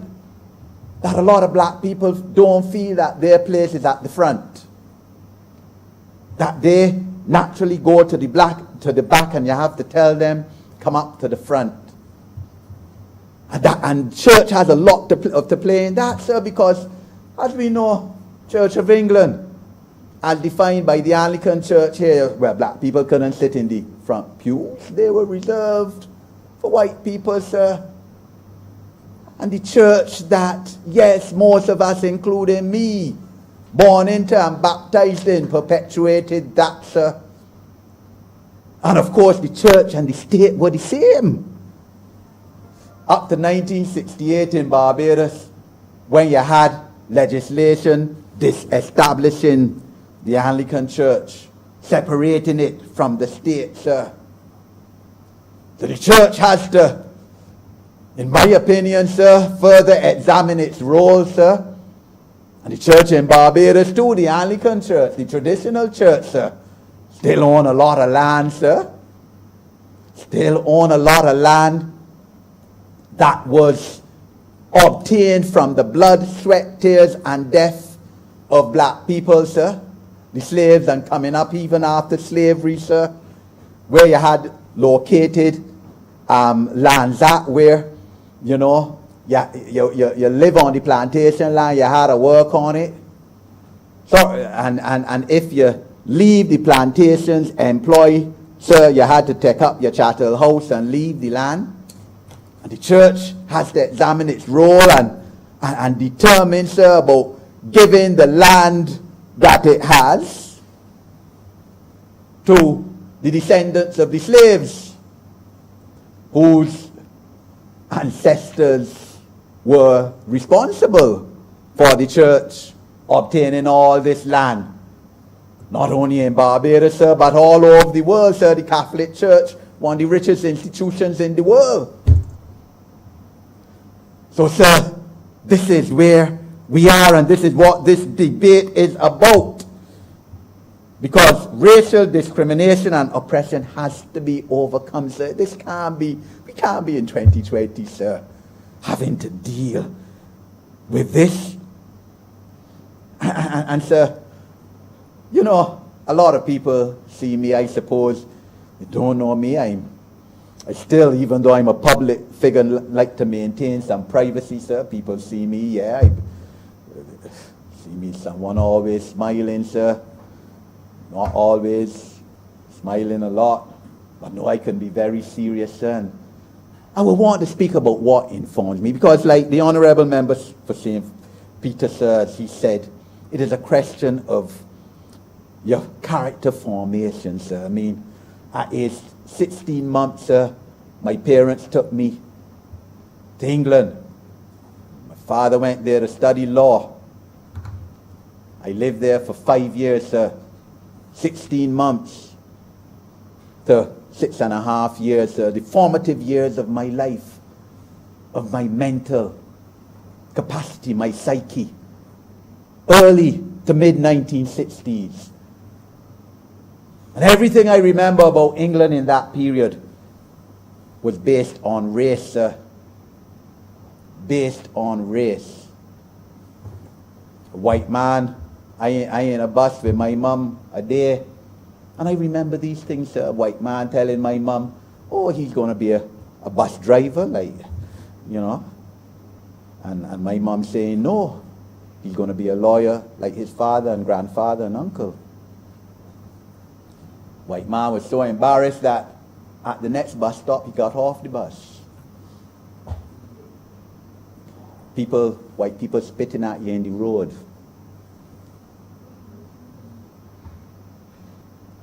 You go to an apartment which is in the paper for rent, and you see a sign, no dogs, no cats, no blacks.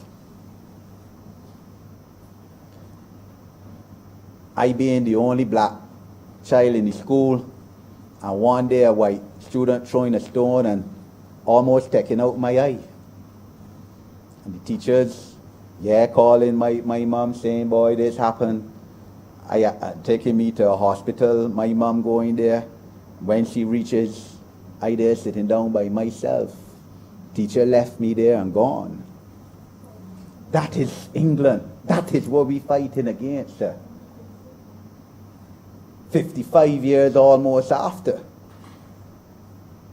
People will want to tell you, and this is relevant to us, sir, because each and every one in this house here has relatives in England, sir. And some people, that was the time, sir, when a man called Enoch Powell, a member of Parliament, spoke about rivers of blood, sir, a speech that people still remember now. I think that was about 1967, 68. That too many black people and Indians coming into England, sir, and there can be rivers of blood, race riots, because you're going to kill these people, sir. England, of course, subsequently got racial discrimination legislation, sir, which outlawed then the legal racism, sir, but the institutional and systemic racism still continues, sir. In England, as it does in all of those white majority countries, sir. That is the reality. And so it took me a good 30 years to overcome those psychological scars of racism against me before I could go back to England, sir. I went back to England, sir, passing through to go to a law conference, International Bar Association conference, sir, and and you read these things in history, sir. History was my best subject. I'm a student of history, sir. But then to see it, sir, to see it before your eyes, to go in the museums of England and to other European countries, or to European countries that were colonial powers as well, and seeing all the jewels of the third world countries, of the Caribbean, of India and Africa in these museums, the mummies, the crown jewels that the Queen puts on her head, and the Star of India and the rarest diamond of South Africa, all of those in the British museums, and the Tower of London and those kind of places. And you go in France and you see the same thing, and Paris, astounded by Paris and the gold. And other European cities, in Italy, and the gold that was stolen from our territories up in European museums and monuments, like if they belong to them.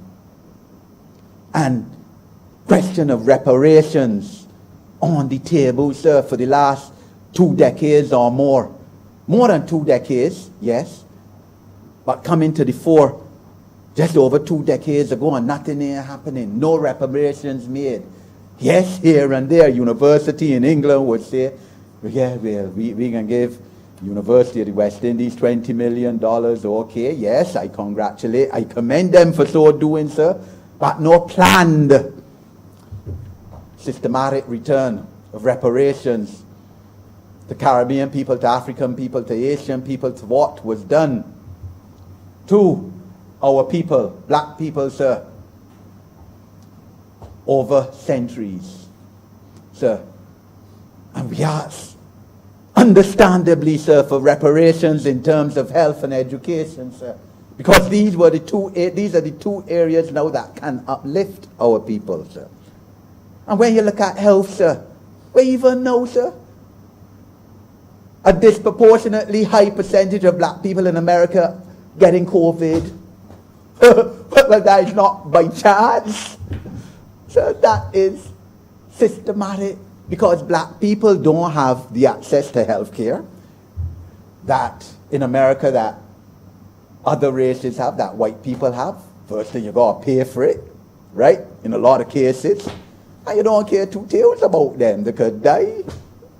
Don't matter, they're statistics, sir. But that is how the American political leadership as it presently stands look at them. And studies unquestionably showing, sir, that a large percentage of black people suffer from hypertension, sir, high blood pressure, because of history, because our ancestors were slaves, sir, mistreated, under pressure, sir. You don't even like to think about it. And that has passed on from generation to generation, down to this generation, so that a significant percentage of Barbadians, sir, and Caribbean people suffer from high blood pressure, certainly after age 40.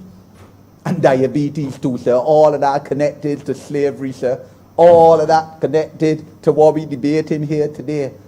All of that is why Black Lives Matter and why reparations should be given by these countries that raped our people and our countries, to bring some kind of balance, that in good conscience, this is what should be done. Education, same thing. Education, same thing, because by education we could be uplifted. Here in Barbados, because we can't just speak about racism and the history of racism in other parts of the world and not about Barbados. Of course, as we all know, and as was said here today, Barbados was built up as the perfect slave society, the leading slave community in the world, the only colony to form another colony in the Carolines, sir. The perfect slave community.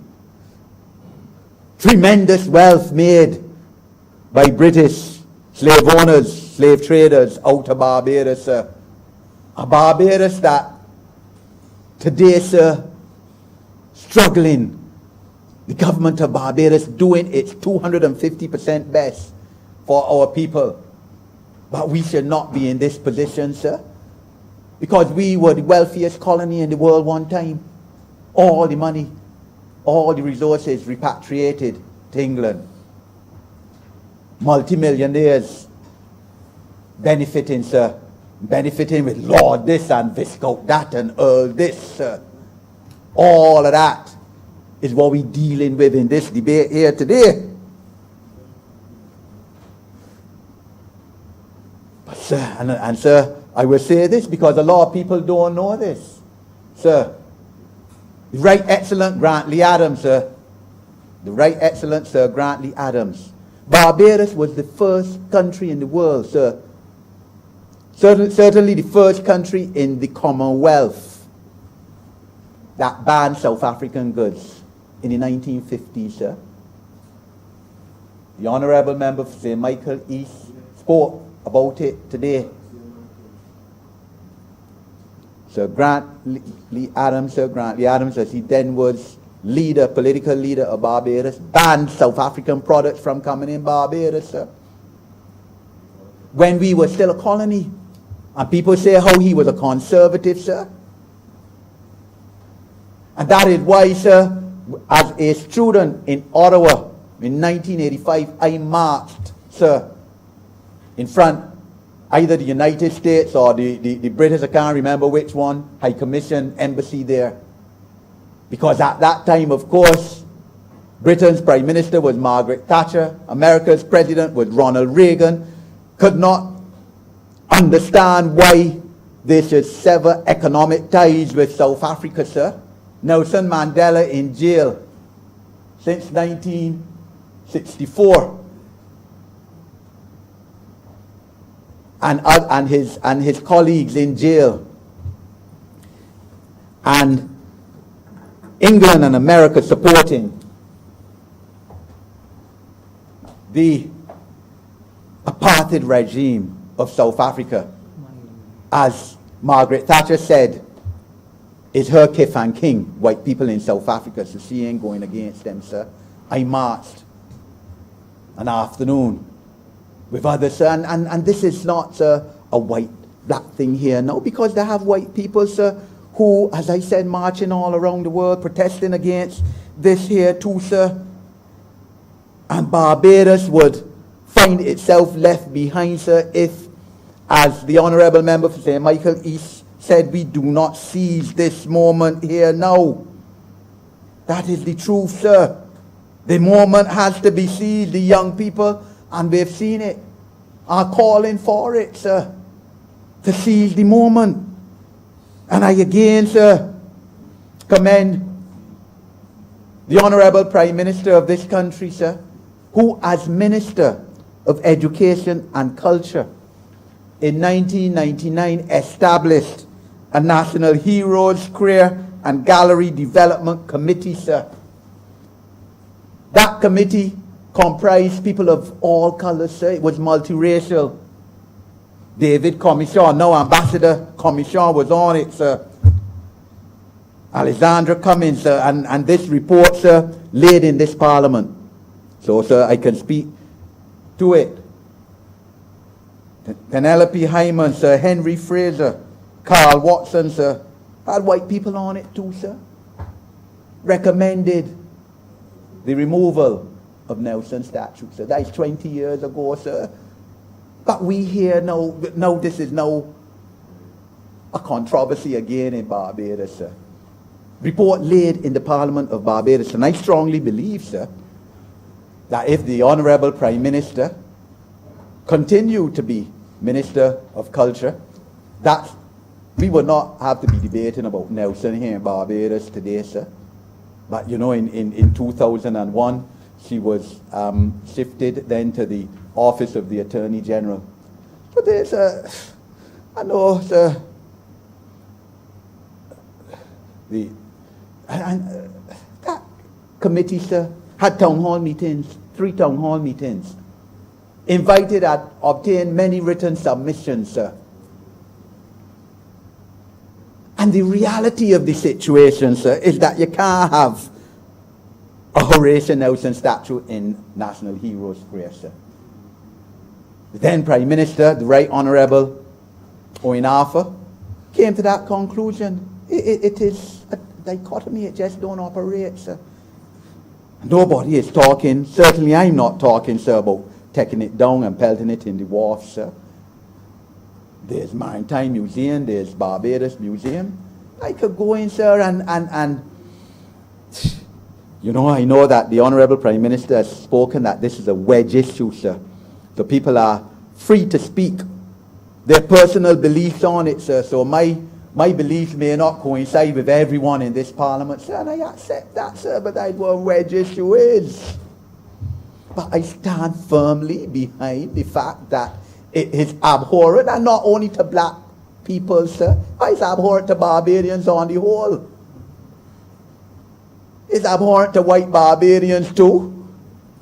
And this farce and pretense and goebbel propaganda that how, you know, less British tourists can come here, you know, if Nelson is not in Broad Street, that is the highest form of nonsense, idiocy that could be perpetuated in this country, sir. Honourable Member has 2 more minutes.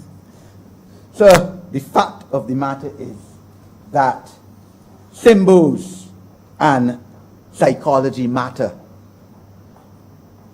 Symbols matter. And this is clearly shown, sir, and again, the Honourable Member for St. Peter spoke towards it, about how children used to draw, in his time, would draw pictures of a female who was not black, sir. Case Brown versus Board of Education, 1954, United States of America Supreme Court, where white dolls, at least evidence given by the psychiatrist in the case, psychologist in the case, that black children were given white dolls and black dolls and told choose a doll, and they would invariably choose a white doll. That is the kind of perpetuation of psyche against black people throughout our history, sir. 1954, no different in a lot of parts of the world than 2020, sir. And that Nelson saved Barbados from the French. I used to hear, sir, when I was at school, that Nelson was good for Barbados. He saved Barbados from the French. Like if French colonialism was worse than British, so it was all the same thing. It's true the French had the Code Nord, but Britain had everything that was bad as well. There was no difference, sir. It's abhorrent, and it continues today, sir, in terms of how the OECD treats towards us as a people, as a country, fighting to build up our international business system, our international financial services, sir, which they encouraged us to get in the late 1970s. And at every step, shifting of a goalpost, sir, and blacklisting us, sir. No white list, blacklist us, sir. All of that part of the psyche and the symbolism to keep black people down, to keep us at the bottom. Because there's still this inherent feeling among a lot of white people that they are superior to black people, sir. This racism that has to be abolished, sir. And that is why, sir, I commend the Honourable Member for St. Michael's South East, sir, and the Prime Minister for even at this time of COVID, when Barbados out $500 million, $500 million, sir, that the issue of state-funded University of the West Indies education is not on the table, sir, because we maintaining that. Because poor black people must get free education or education paid by the state, sir. We have to find the money, sir. Don't mind we $500 million out now. Under the last government, the first thing they did after the 2013 election came to Parliament, we finished funding state education, look for it on your own. Hundreds of black people had to drop out of university, even when they were in already or couldn't go to university, sir. And the effects of that still continuing today and will continue, sir, for a good many years. You remember when it, please? Yes, sir, I thank you. So, sir, this is where we are at. We have to eradicate, sir, the many negative racial legacies that were deprived from centuries of criminal enslavement of Africans and people of African descent, sir, as this resolution has very wisely stated, sir, and that we in Barbados stand, sir, the last paragraph says, to be part of global initiative in eradicating racism in general and anti-black racism in particular, once and for all, sir. The time must come, as Dr. Martin Luther King said, that people must be judged by the content of their character, not by the color of their skin, sir. And, sir, this Parliament, sir, as I said, stands nobly today, debating potentially sensitive issue, sir, but an issue in which all people in Barbados, sir, have to join hands together, sir. It isn't them and us, it is all people. Every right-thinking person in Barbados has to collide their brains, their efforts, their wills on this particular point, sir, and condemn racism wherever it shows its ugly face, wherever in the world. I'm obliged to you, sir.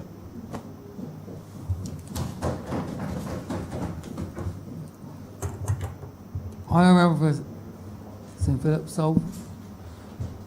Thank you, Mr. Speaker. Pleasant good afternoon to all Barbadians following this presentation. I rise in full support, Mr. Speaker, of this resolution before us today. and wish to confess that in seeking to determine how I would approach this, I spent long hours on my back last night trying to reflect on how we will handle such a bold debate at a time when it is much needed. And Mr. Speaker, I can't breathe.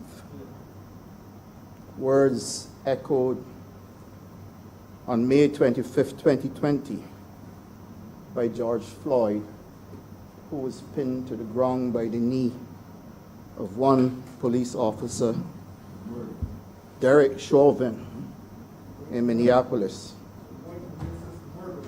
And to the extent that I can't breathe has become the cornerstone of Black Lives Matter, forces me to accept that the doctrine of all lives matters is nothing short of a racist thesis that seeks to remove the muscularity from a statement, Black Lives Matters. Were there full equality in the world, Mr. Speaker, the slogan, the doctrine, Black Lives Matters would not have been necessary. But if I am to reflect, sir, on the fact that all lives matters, tell me, why was there ever slavery?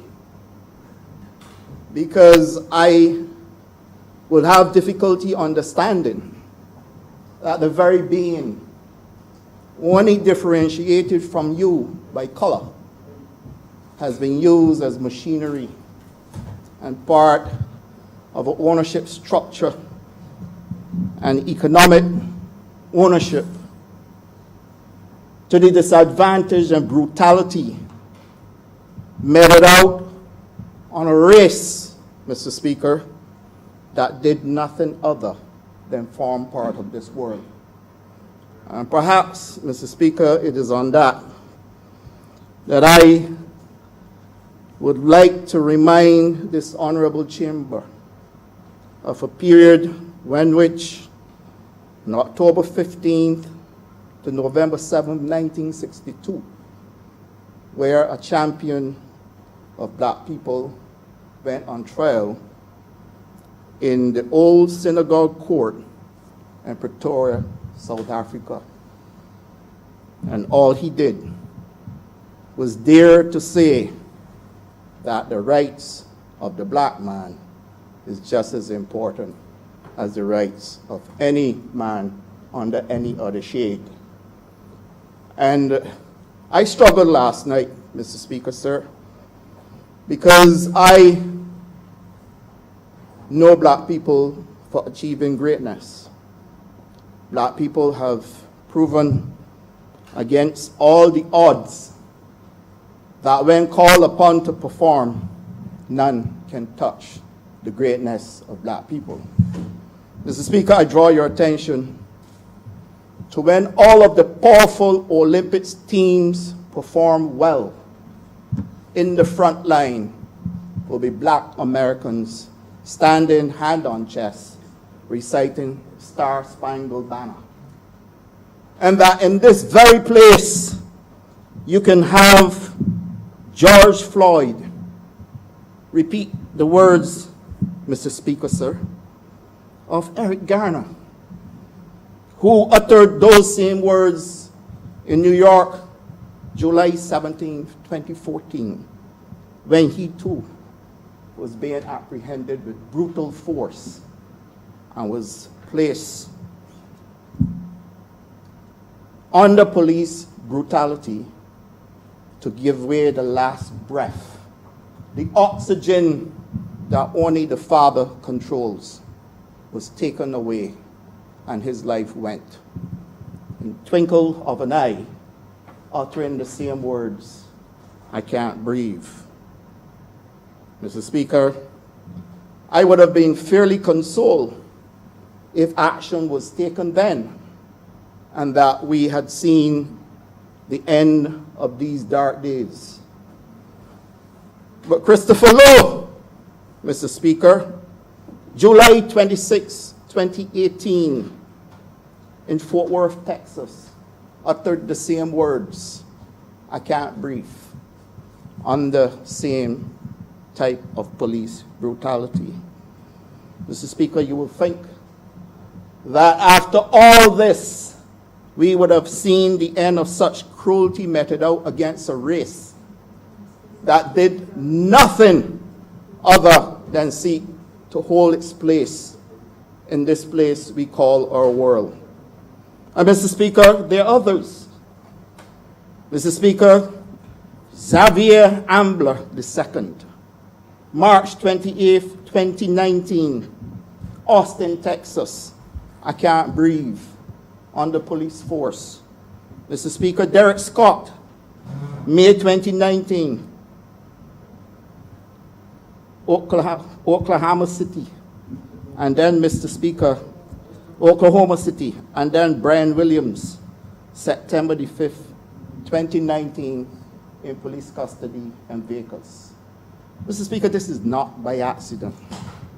Mr. Speaker, this cannot be classified as anything other than extreme hatred meted out against the color of a human being who has demonstrated nothing but greatness for all America in Carl Lewis and Michael Jackson.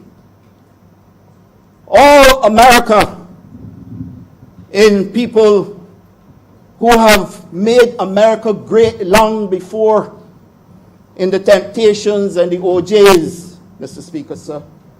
The day when Motown was king, run by black people.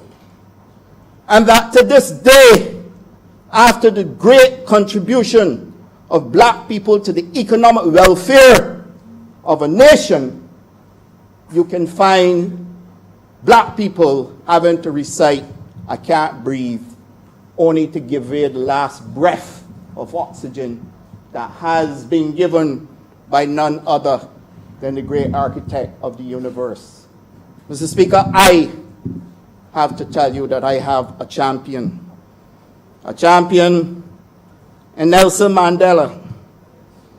And I say so because in spite of all the challenges, Mandela said, and please permit me to quote, Mr. Speaker, "I hate the practice of race discrimination, and in my hatred, I am sustained by the fact that the overwhelming majority of mankind hate it equally.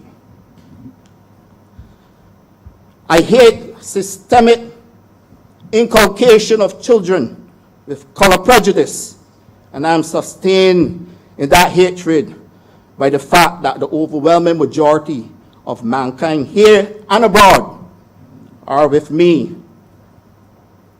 I hate the racial arrogance which decrees that the good things of life shall be retained as the exclusive right of a minority of the population, and which reduces the majority of the population to a position of subservience and inferiority, and maintains them as a voteless chattels to work where they are told and behave as they are told by the ruling minority. I am sustained that hatred by the fact that the overwhelming majority of mankind, both in this country and abroad, are with me."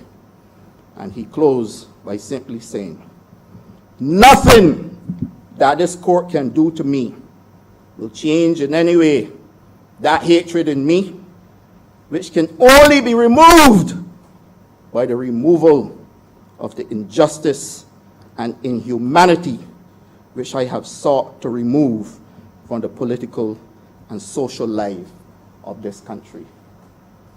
Back in 1962, Mr. Speaker, and I am hesitant to tell you that I would be still on nipples of the mom at a time when this type of hatred towards black people took place. And one man stood up and called it for what it is.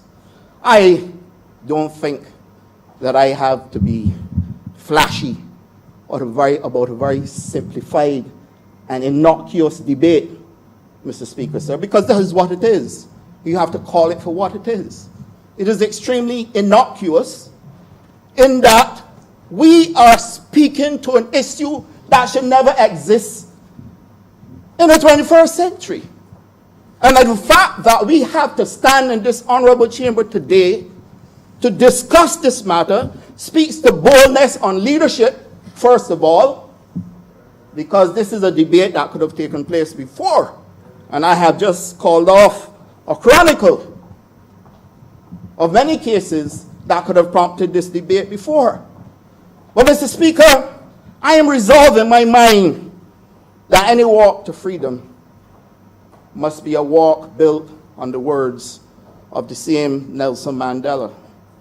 And he said, our march to freedom is irreversible. We must not allow fear to stand in our way. And Mr. Speaker, it is significant that today we note this, because a walk to freedom, Mr. Speaker, is not a conversation about how well or how bright we can sound, how intellectual we are. A walk to freedom must understand the struggle of those people who end up having to do crime for survival, Mr. Speaker, sir. And that I have spoken to this before simply because I saw it with my very eyes as a boy growing up. I didn't have to be here, Mr. Speaker. The pressure that you go through in your life, where you grow up with struggle, Mr. Speaker. Struggle to see grandma with a dung basket and a hoe going to the plantation to weed, and that there was no bathroom facilities. And so that if nature called on you, the only place you can resort to is the cane fields or the bush. Today, I, as Minister of Agriculture and Food Security, will bring an end to the notion that people working in the field shouldn't have proper bathroom facilities.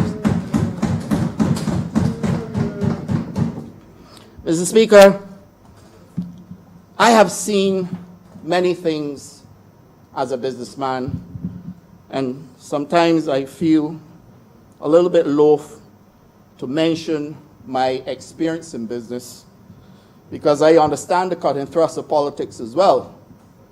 And I do understand that were you to be able to extol the successes you've had in business, you are fingered in a more severe way, simply because you dare to speak on the challenges that you face in order to be able to achieve something called success.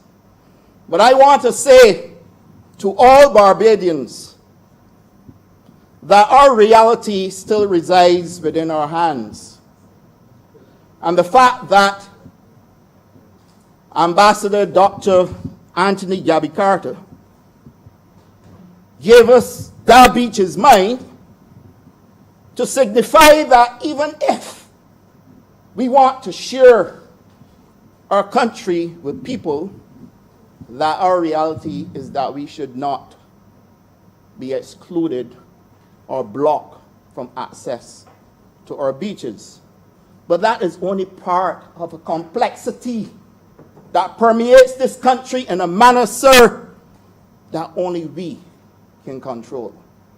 And I say that simply because I've seen plagiarism in business.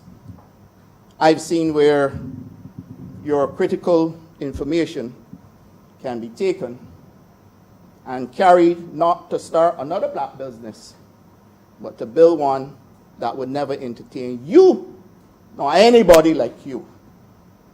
And those are the things that we now have to get through the minds of our own people in this country as well.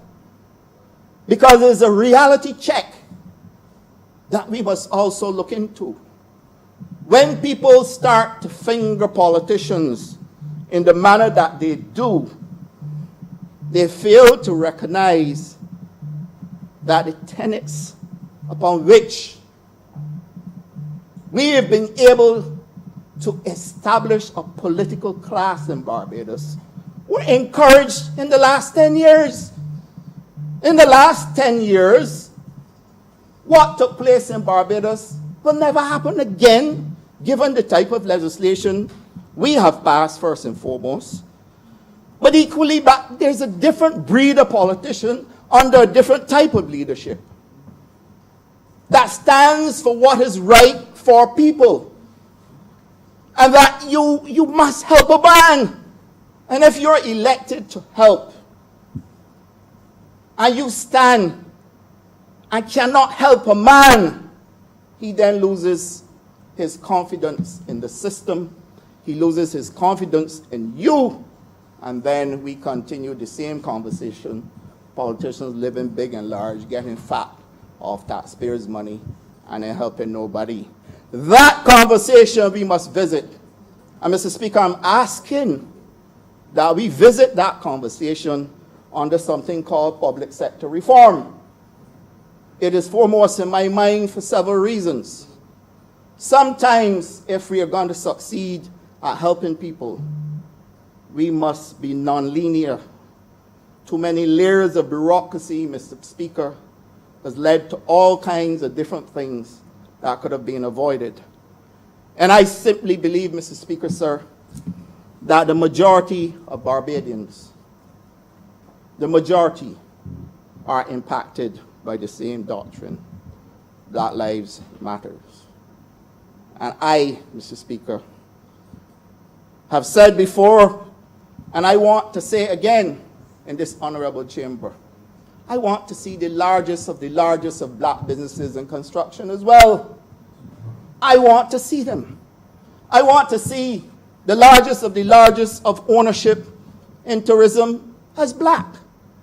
I want to see a complete dismantle and restructure of the economic structure of this country, where equal rights are seen as what it is. And that if we have to empower and enfranchise people in order to give them the leg up, then we must do so. Because this struggle will never end, Mr. Speaker. And we can be pretty, that's why telling you, to my mind, is innocuous. We could be pretty, we can sound good, we can sound bright. But if we're not taking the action, Mr. Speaker, sir, to empower and enfranchise people in a manner like how the honorable member for St. George South tried with the trust loans, and the member for St. James Central made reference to this morning. But that we've also started the Farmers Empowerment and Enfranchisement Drive in Barbados to give to Barbadians what they did not get in the past, and that is the ownership and access to land, government land, that is running fallow in this country, growing bush, and that everybody except our own can have access to it. And I have made that change simply because I believe that the ownership structure of this country must change if Black Lives Matter. Mr. Speaker, I must say that in this debate, we have to look inward as well. And as we look inward, we have to do a total self-examination, Mr. Speaker, sir. Because I am not one who is drawn to hypocrisy. And I am not one who's prepared to ignore the voices of our people who have elected us and have spoken to us in very direct terms. So that if Horatio Nelson's statue is offensive to people who have elected us to govern, and if this was a discussion that took place before, but that because George Floyd, Eric Garner, Xavier Ambler, Manuel Ellis, Christopher Lowe, Derek Scott, and Brian Williams should be a reminder that no matter what happens, people of color will always be subjected to a type of inhumane, undignified, and most aggressive and brutal treatment, Mr. Speaker, sir, then we are playing with danger. Because the one thing I know is that the man that feels that he is outside of the tent will take objection to you, sir. But the moment you embrace him, you bring him in and make him part of the structure, he will hug you and possibly kiss you for making him part of the structure that has been created. And this has dogged us for many years, Mr. Speaker, sir. It has, because many times we are constrained in our ability to make decisions. But equally, Mr. Speaker, sir, we tend to forget. And that is the message that I get every time I traverse Barbados. Then somebody says to you, but I help you. I get you there. Do not take that lightly, Mr. Speaker, sir. There's a message. There's a message to all of us, sir. And if Black Lives Matter, then this must matter as well. We're not going to get everything right, sir. We're not. But we must have a bucket list of things that we want to get right by a certain time in the name of the people who we've asked to help us to get to where we want to be. So that, Mr. Speaker, when I tell you, Mr. Speaker, sir, that I've been called to a consciousness in following that case in 1962, when Mandela said, and permit me again, Mr. Speaker, to quote, "The will of the people is the basis of the authority of government, is a principle universally acknowledged as sacred throughout the civilized world, and constitutes the basic foundations of freedom and justice." Mr. Speaker, the will of the people. The will of the people, sir.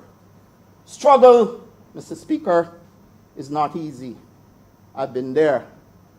And I have alluded to the fact that it is only perseverance, sir, and an admiration for people like David Simmons, now Sir David Simmons, who have treated people like human beings, so that when people like him and the late Tom Adams went to Church Village to see the condition we were forced to live in as a people, not because we wanted to, sir.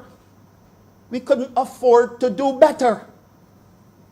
And that leadership took for us to get running water, which is a basic human right. That leadership took for us to get electricity so that we wouldn't live in darkness, literally.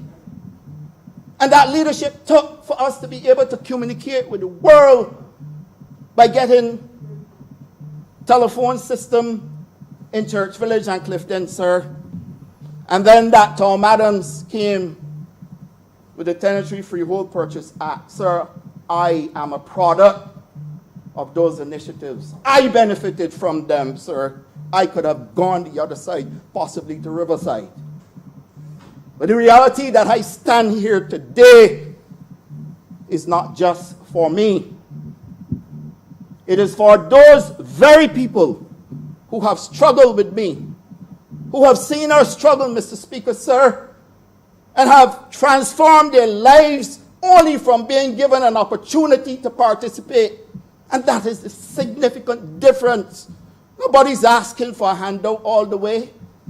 But the significant difference, sir, is if you go to Church Village or Clifton now, where I grew up as a boy, and I want to share my experience just like the honorable member for St. Peter did.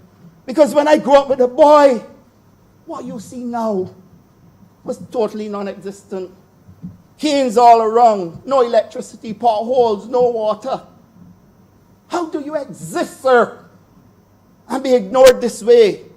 and the fact that that transformation took place, Mr. Speaker, I made a determination back then in 1976 that I would one day stand in this chamber and represent black lives that matter in this country. And that is why I'm here today.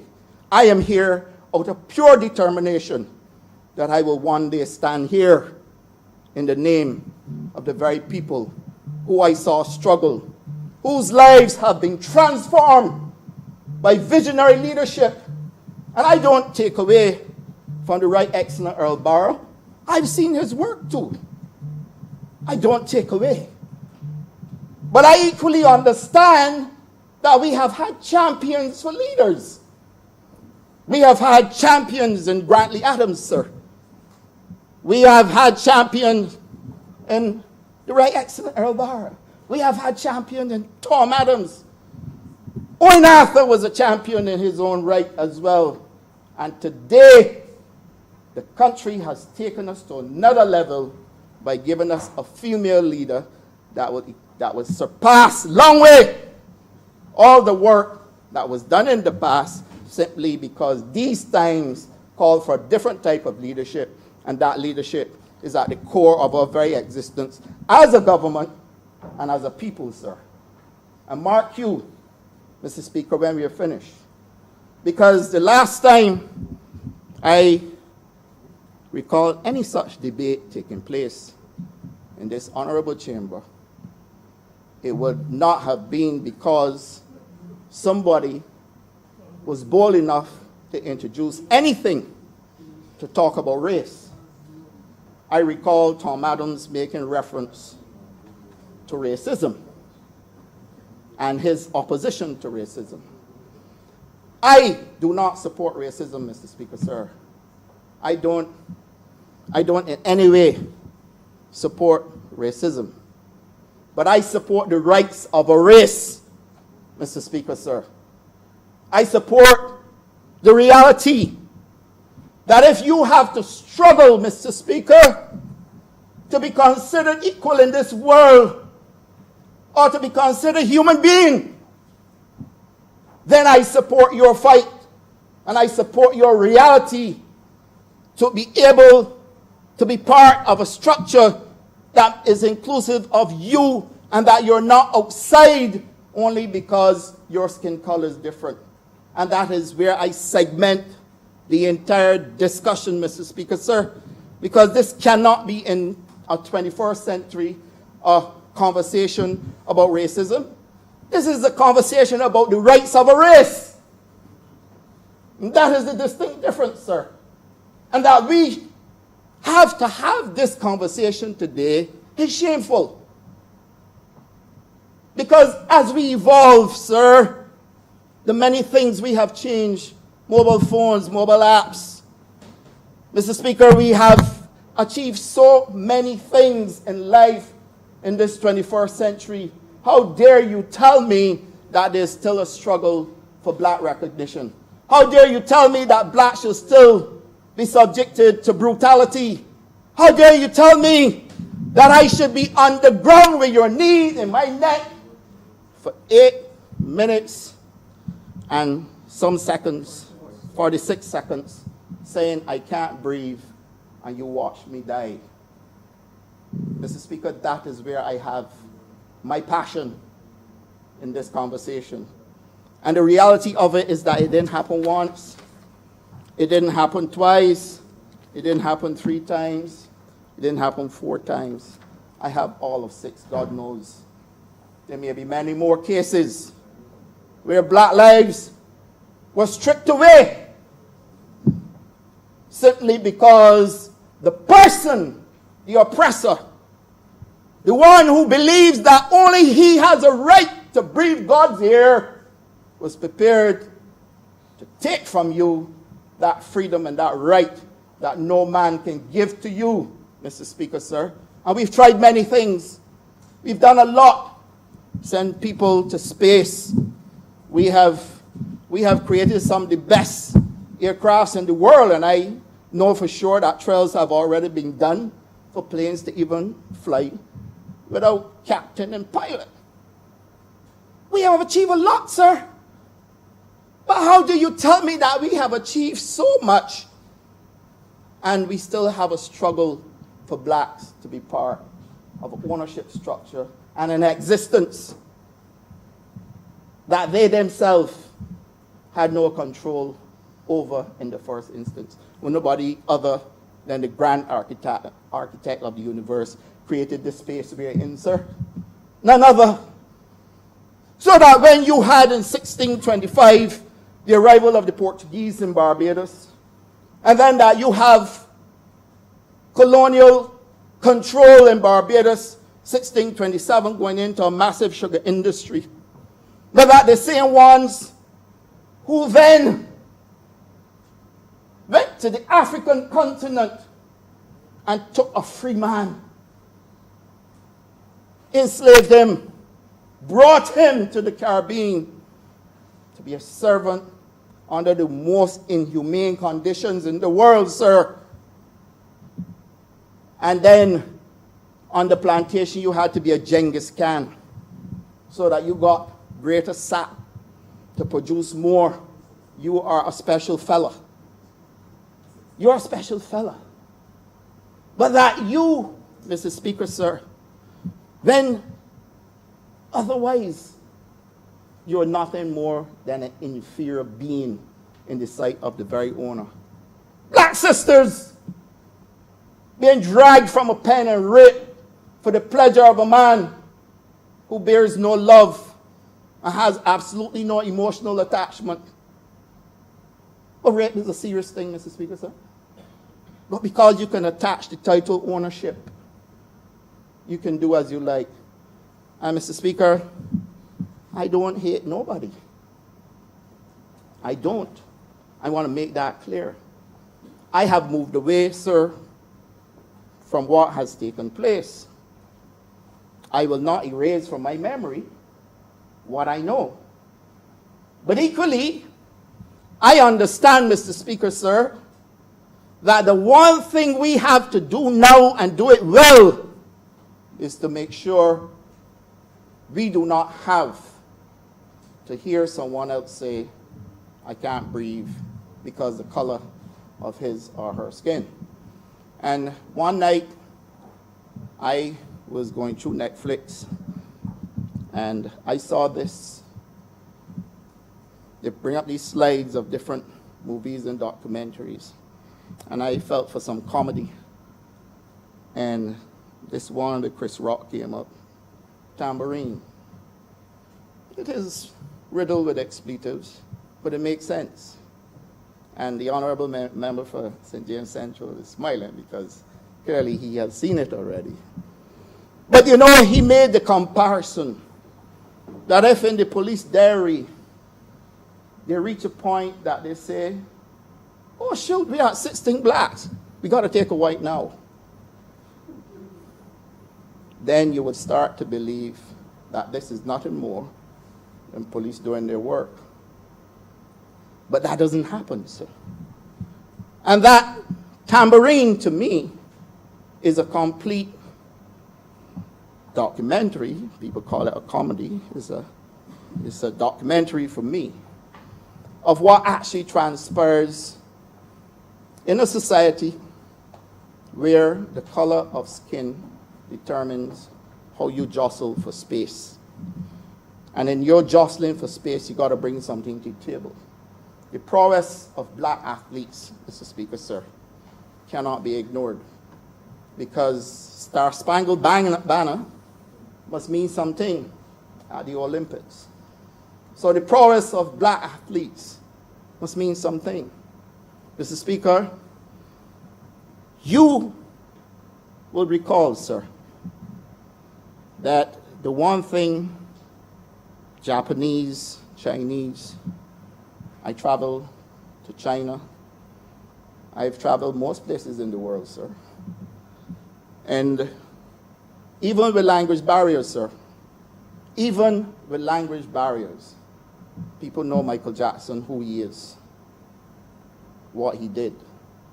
Even with language barriers, sir, people know about the Temptations. People know about the OJs, Wilson Pickett, Otis Redding, James Brown.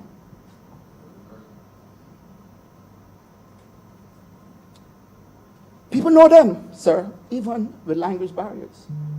And Mr. Speaker, their contribution to economic activity globally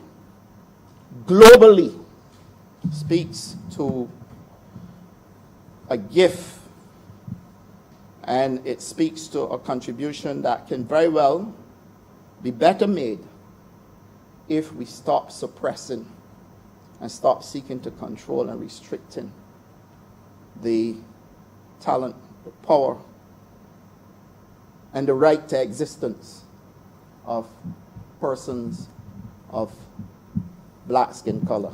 Honorable member has 2 more minutes. Mr. Speaker, I thank you. Mr. Speaker, I want to use this 2 minutes to anchor my contribution this way. I saw Al Green. There was a concert for Al Green that I saw. There were 2 black people sitting in front row. So they had front row faces. They were young. Not many people knew who they were at the time because it's an old concert that was being aired. Obama and Michelle Obama. Barack Obama and Michelle Obama in the front. If I had seen that 10, 20 years ago, their faces would have made no difference to me.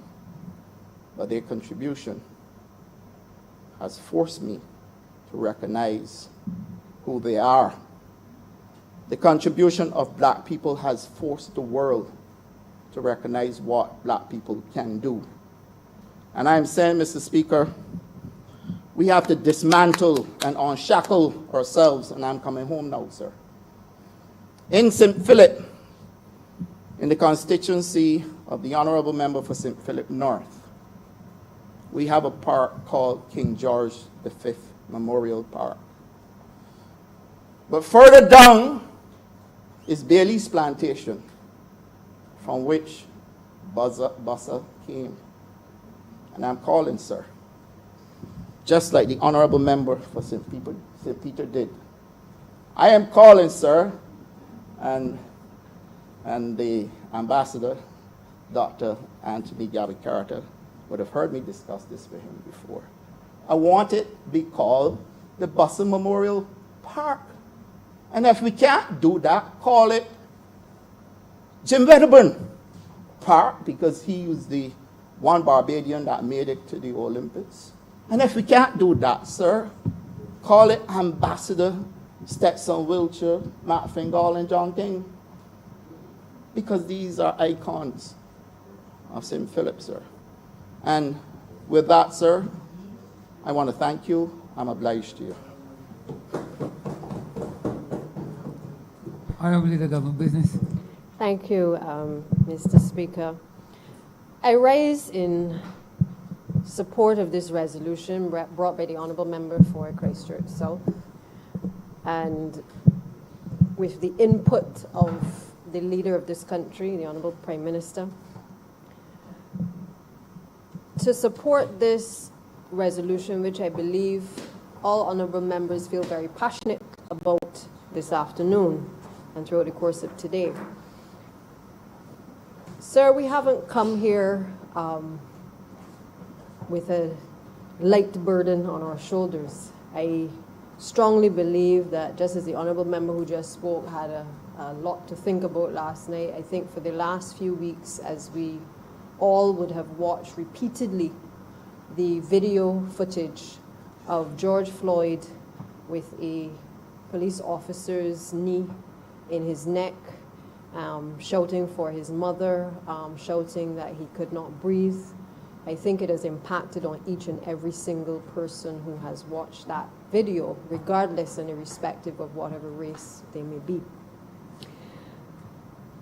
I recall, sir, that when I was growing up, you know, as the Honourable Member for Christchurch East started to speak, St. Michael East started to speak about earlier, you know, there a lot of times we don't quite understand why people say things that they do. But as you get older, you start to realize the intricacies of Barbadian society, and you understand the history. You put things in a historical perspective. And I remember when I was at primary school, because of my complexion at the time, and I was a lot paler than I am now, sir. I haven't been able to be in the sun as I would like recently, but that's also because of COVID. But I remember being teased as a child because anytime the grass was being cut, my sinuses would act up, I would start to sniffle, and my nose would go bright red. And the children would taunt me and say, Santia, you're Rudolph the red-nosed reindeer. They would also say, this is a white child. Basically, I would be taunted and stuff that I was lighter than a lot of the other children. Fortunate for me, within the household that I grew up in, I come from two sides, I suppose, of Barbadian society. I have, on the one side of my family, I have the Redlegs, what they would call the Eki Beckys from St. John. I often used to remark to the former member for St. John and say that I had more roots in St. John than she did. And on the other side of my family, I also have family in Edgecliff as well, Clifton Hall.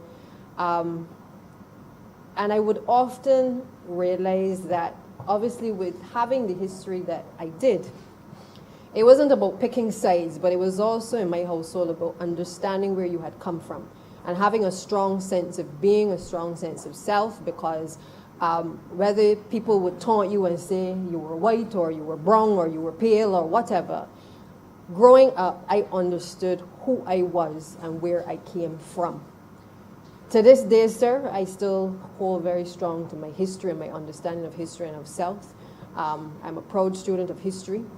The honorable member for Christchurch, for St. Michael's South, who is also a member of the intellectual powerhouse of the Barbados Community College, the history department, tutored by none other than Trevor Marshall as well. We have a long history in debating, a long history in understanding not just American history, but also Caribbean history, and certainly also African history. All of these things, sir, help to shape me. And while it is that I understand where we have come from, and I understand that it is only by knowing where you have come from that you know where you are going, I also believe that we have a responsibility, once we understand where we have come from, to do all within our power, whatever people may call us as a political class or as leadership in a country. We have a responsibility with the knowledge and the understanding of self and of creating an awareness of who we are. We have a wider responsibility to our people and to certainly the generation to come to ensure that we pass on a lot of the knowledge and we don't try to take away aspects of our past, because it is our past that is supposed to take us where we must go as well. It is for that reason, sir, that even on my journey to study in the United Kingdom, I experienced as well racism. I experienced what I consider to be an indirect racism, because I was no longer pale or Rudolph the red-nosed reindeer, but I was now described by British society as mixed race, of mixed parentage, because for them, once you had a lighter complexion, you were now broken down and classified a little bit more.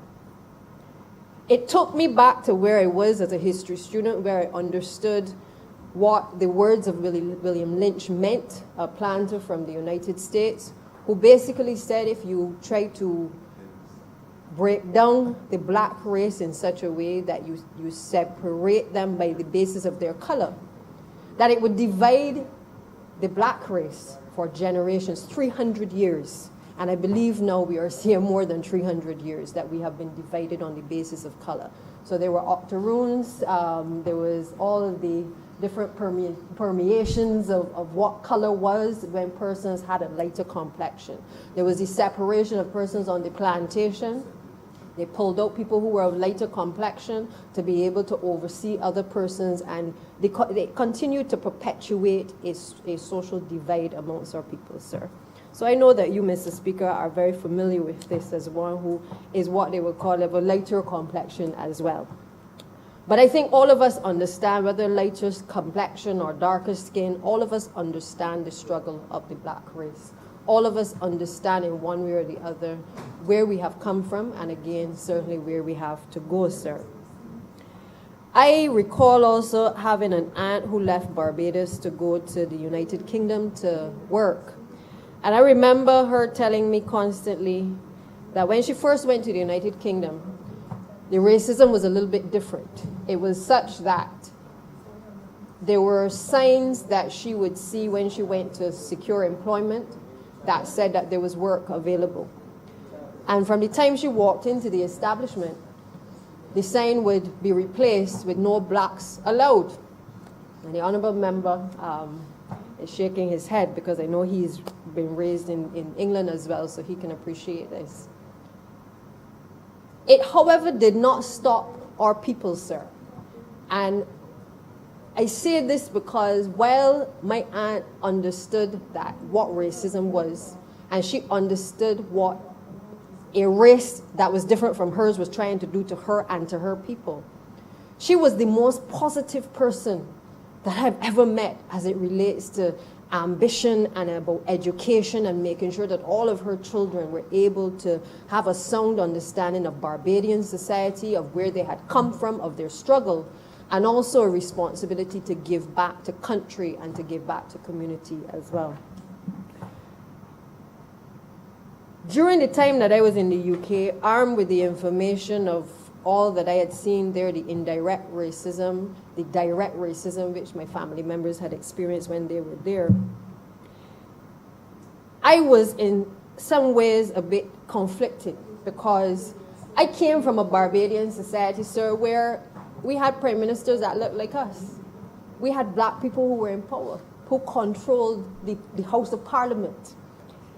And I remember the first time I saw a white garbage man, somebody white picking up the garbage, I was dumbfounded because I could not imagine that white people picked up garbage. I remember remarking this, sir, and my family, smiling and stuff because it was such a culture shock for me on my first few trips to the United Kingdom. But it also led me, sir, as I saw the indirect ways in which racism existed in the United Kingdom and the way in which people of African origin were not only treated or disrespected in some way, but the way in which the very system itself almost seemed to be set up in a way to keep them down. And for many of them, sir, they did not have that connection to the Caribbean that I did, certainly not the connection to know that black people in the Caribbean had been doing very powerful things and very great things. I remember my small cousin at the time, she was only 9 years old. When I asked her what she wanted to be, sir, she said she wanted to be a bus conductor. And it was because the only other image that she had known within the family at the time was a godmother who was a bus conductor. By the time I left England, having lived with her for 3 years, she went on to the university and she studied law. I say that, sir, in a context that while I fully appreciate that we have to know where we have come from, we also have to be empowered by our past and the struggle of those who came before us to also know where we are going. So as we stand in solidarity during this session today, sir, in relation to this particular resolution, I want to remind Barbadians that while we stand in solidarity with the movement, Black Lives Matter, at this point in time in American history, we must also be reminded that Black Lives Matter in Barbados as well. Because while they are in a movement against a brutal scene towards a black person, and while they are reminding us that even after the Million Man March, several years ago, sir, almost 20 years ago, the Million Man March took place, Nation of Islam and others took to the street to mark a march against injustices against the black race, of black Americans being locked up, brutalized, killed by the police. 25 years later, we are still here in the same position, talking about it, advocating about it, empathizing with what has happened. And I remember watching a video over the course of the last couple of weeks of a black man in the company of other black men, in particular his son. And this gentleman was ranting and raving about the fact that 25 years ago, he marched along with others with the Million Man March. His son would probably now end up marching again in protest against George Floyd and others. And things had not seemed to have changed despite taking to the streets and protesting. And exposing to the world all of the things that have been going wrong with the black race. And I pause, sir, because I realize it isn't just about us saying what the wrongs are, but this debate really is about what each of us are doing to change the course of time. Because we can talk, we can complain, we can advocate, but if at the end of the day, when we sit down, we have not transformed a life, we have not educated a generation, we as the policymakers have not been at the forefront of effecting change in Barbadian society, sir, it doesn't matter what we say in this debate here today. I looked at a lady called Shirley Chisholm, who described, and I think most of you would know her Barbadian roots and her connections to the Vauxhall Primary School, raised in Barbados, and also was the first woman to have run for the Congress in America, as well as for President of the United States. Sarah Shirley Chisholm made a comment about racism. She said, racism is so universal in this country, meaning the United States, so widespread and deep-seated that it is invisible because it is so normal. Sir, I hope that we never reach a point where we believe that the things that we know to be wrong become normal. I think we have a responsibility as politicians, as leaders of this country, to ensure that we educate others about their history. I have a beef, and I'm glad that I have the opportunity as education minister to be able to make the changes that are necessary, but I've had a beef for a long time about our educational system. I have a beef because I have always felt that while I benefited from going all the way through doing history at O levels, and then going on to community college to do A-level history, that there are many persons who I have been surrounded with who did not have that foundation, who didn't have the understanding of Barbadian slave society, where we had come from. We've had in social studies some collision with history. But unless you take the journey to continue your education, oftentimes there is a gap after the emancipation period and post-emancipation, where there's no other history that is taught unless you go on to the University of the West Indies or you go overseas to be able to engage in some course on history.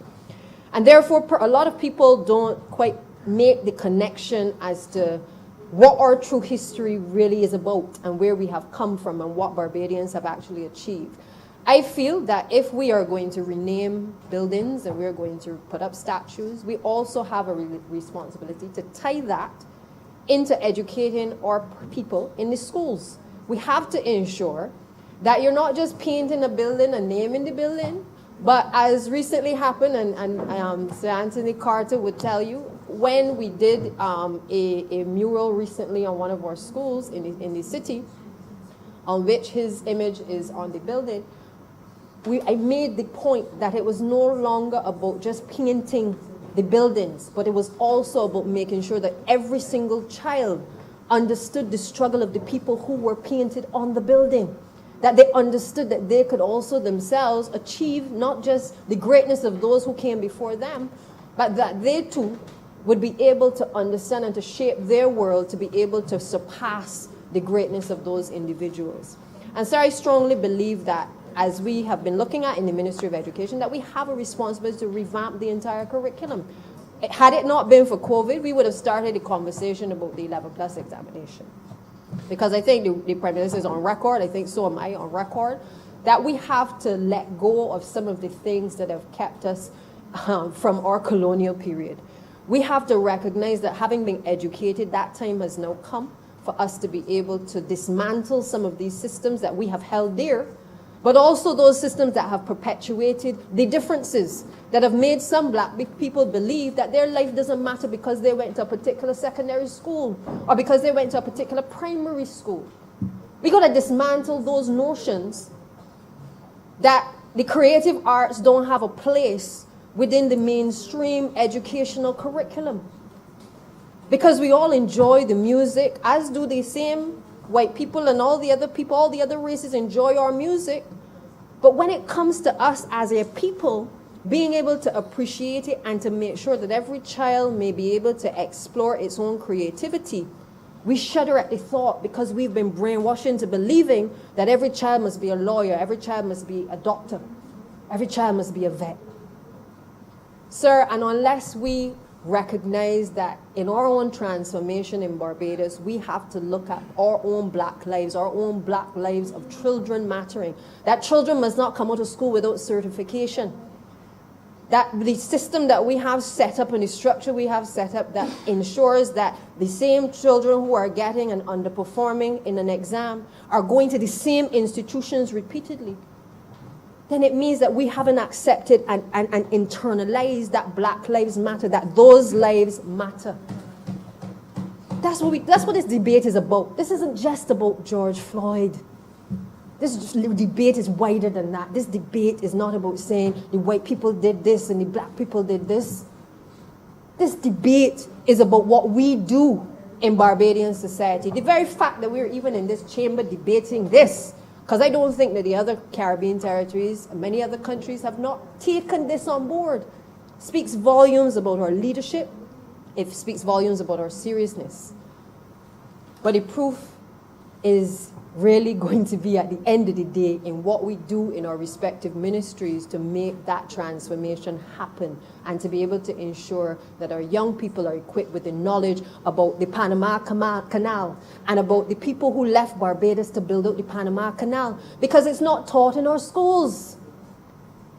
The fact that people will wear African attire for a period of African Awareness Week or a day, but have no understanding of any part of Africa or where the continent is in relation to the rest of the world, or what is the difference between any of the material that they are wearing, speaks volumes about the fact that those lives matter as well, as do ours and our understanding of who we are as a people. I wore a crown, sir, for 25 years on my head. Okay, my dreadlocks for 25 years on my head. I wore it proudly, sir. I wore it as a black woman, as a member for St. Michael East has pointed out. I am a black woman, sir. I am a Caribbean woman. I am a proud woman of this soil, sir. But I also understand my history. I understand where I have come from. And when I listen to our Prime Minister sometimes, you know, she's always talking about us making sure that we have a national consciousness. You know, when I think of the Barbados Labour Party and what we have done and what we started at the beginning of this year to do to make sure through the regathering concept that territory by territory in this country, parish by parish, was able to identify and to uplift persons who had contributed to this country, to each parish, and to create an awareness of who we were as a people, who we are as a people. I think this is particularly significant, and it would have, had COVID not happened, I know that it would have set a platform and a tone for what would happen in terms of our educational reforms and in terms of everything else that was happening. But I think what it did in the first few months for all of the members who were able to push forward the agenda for regathering, and for all who started to prepare, it made us dig a little bit deeper about our history, about the people in Barbadian society who have made a difference. It allowed us to, through the Pride of Barbados Awards, to be able to identify people who may not have been lawyers and doctors and the like, but ordinary Barbadians who, through our legislation in the last few years, have been able now to be recognized. They don't have to wait for some award from the Queen. They don't have to wait to be on an honors list. That is what this is about. It is about us realizing that we must have a sense of who we are, and as legislators, being able to pass legislation that will make a difference in the lives of people. I come from a proud legacy, sir, of a Barbados Labour Party family that has been at the forefront of ensuring that Black lives matter in the form of housing. I know that we have a lot on our plate, we've inherited a lot, and we have not been able to accelerate the housing in the way that we would like, but I know that it is coming.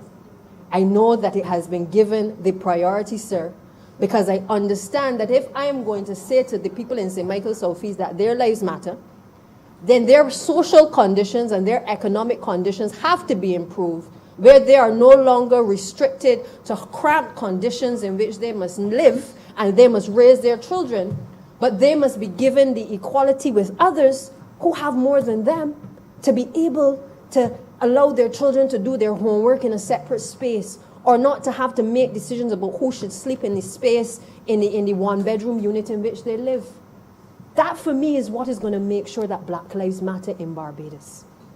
And it has nothing to do with the white people, as I said, or the black people. This is a debate, and it must be a debate about the things as a government, but also as a society that we do to make that transition.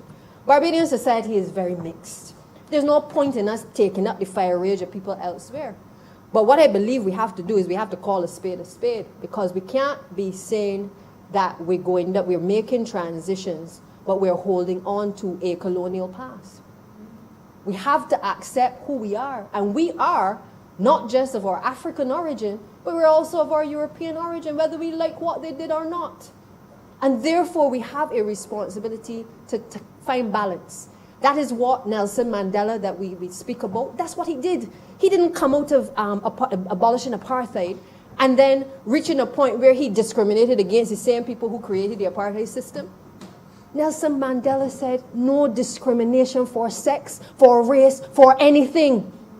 And that is the point that we must get to, where we find that balance, where we can understand who we are by our architecture and our European civilization, but we understand the struggle of the people across the seas that were brought here as slaves to this country, and who settled here, and who struggled, and who have gone through a system of brainwashing that we must now purge from their system to be able to create another generation who walks tall, as the Prime Minister say, who can stand tall with their head erect and their shoulders back, who is not afraid to walk into a room and walk across the room in front of everyone. That's the type of Barbadian we must create. But we can't create it by instilling hate. We can't create it by making people uncomfortable as they made us uncomfortable. I will not be a part of that, because I got too much running through my veins. I accept who I am. I say to Barbadians, we advocate, we agitate, we educate, but we must never discriminate. And we must never put ourselves in a position where we make people so uncomfortable in their own skin, when there are people out there who, regardless of what their history has shown them that their forefathers did, want to join our struggle. What do? We can't turn our back on them. That is not the Barbadian way. Barbadian society in itself has been made up of all kinds of people. And I think we got to come to a point where we accept who we are. We dismantle some of those barriers that have obviously held back our people. And we've started, because when you think of the trust loans was to empower black people. Prime Minister said, you got to risk on your people. If the banks aren't going to give you the loans, the Barbados government can give you the loans to be able to set up your businesses. And when you are successful, you pave the way for others to come to be successful. This is about dismantling the social welfare system. So that, as a member said earlier, that people are not dependent on the political class for their livelihood. That is the only point at which black lives are going to matter in this country. Where people are not waiting on handouts from the political class, but that true empowerment comes from the mindset that people have to be entrepreneurial. We have, the Honourable Member for St. George South and I have been in discussions about a paper he's bringing soon on the Financial Literacy Bureau. We've been in discussions about how do we get our young people to understand things about bonds and investment from the youngest age, not just for the adults.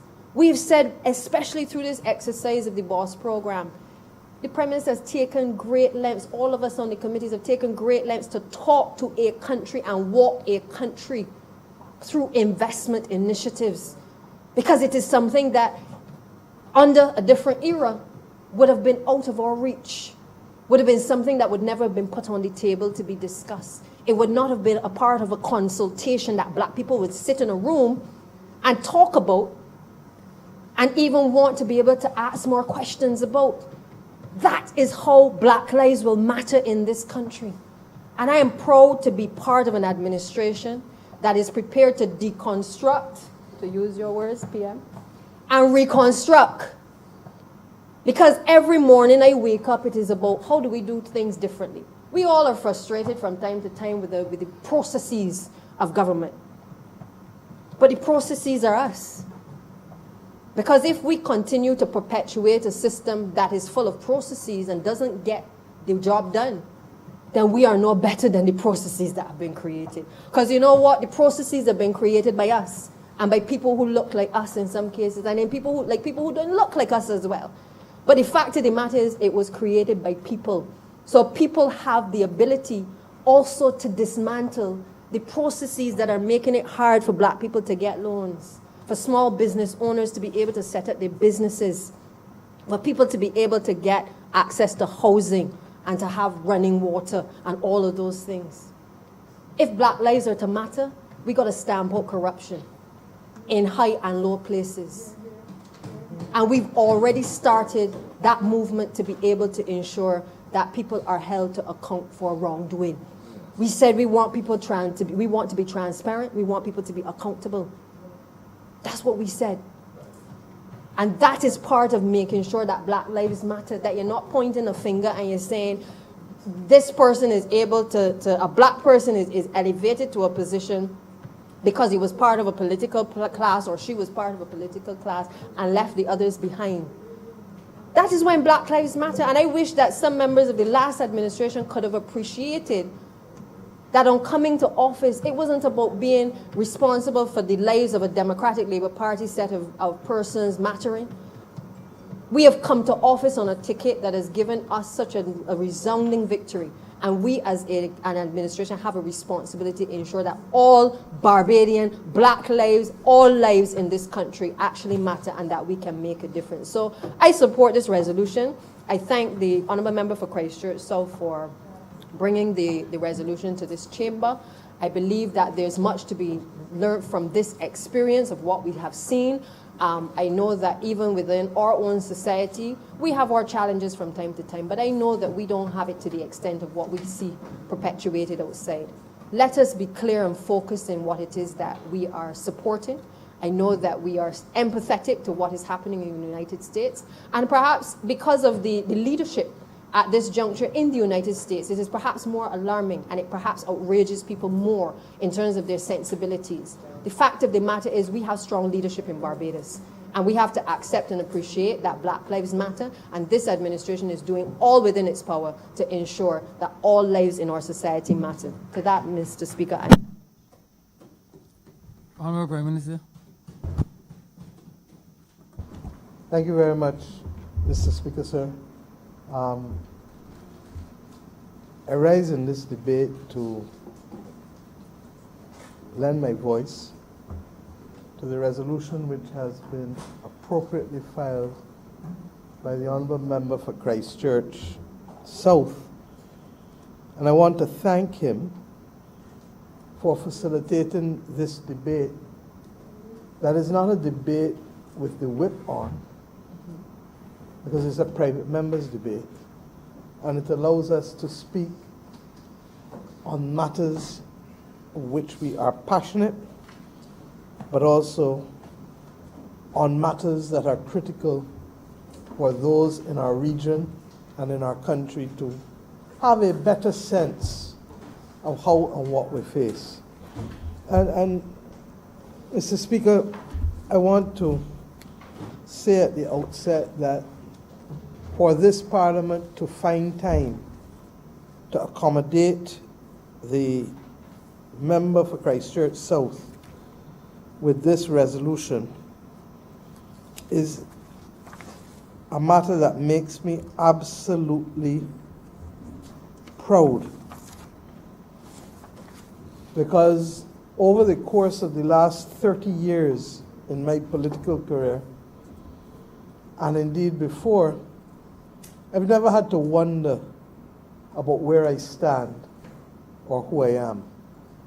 I've never had to wonder about the battles which I choose to lend my voice to and my energy to. And Mr. Speaker, fortuitously, I had the good fortune of doing a number of things across the course of my life that has allowed me to better appreciate why these struggles are critical for us to continue to carry.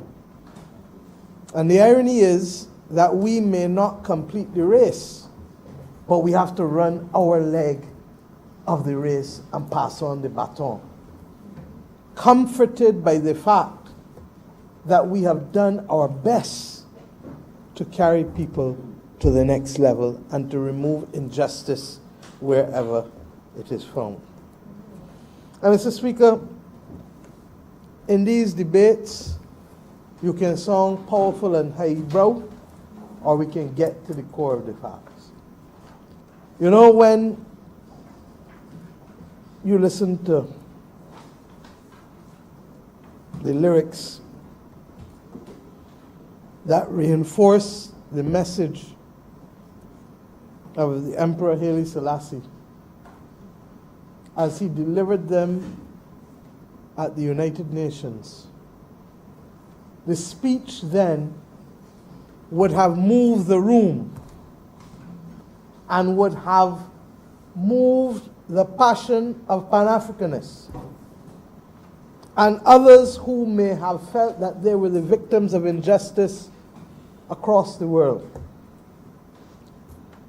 But it was only when Bob Marley took the lyrics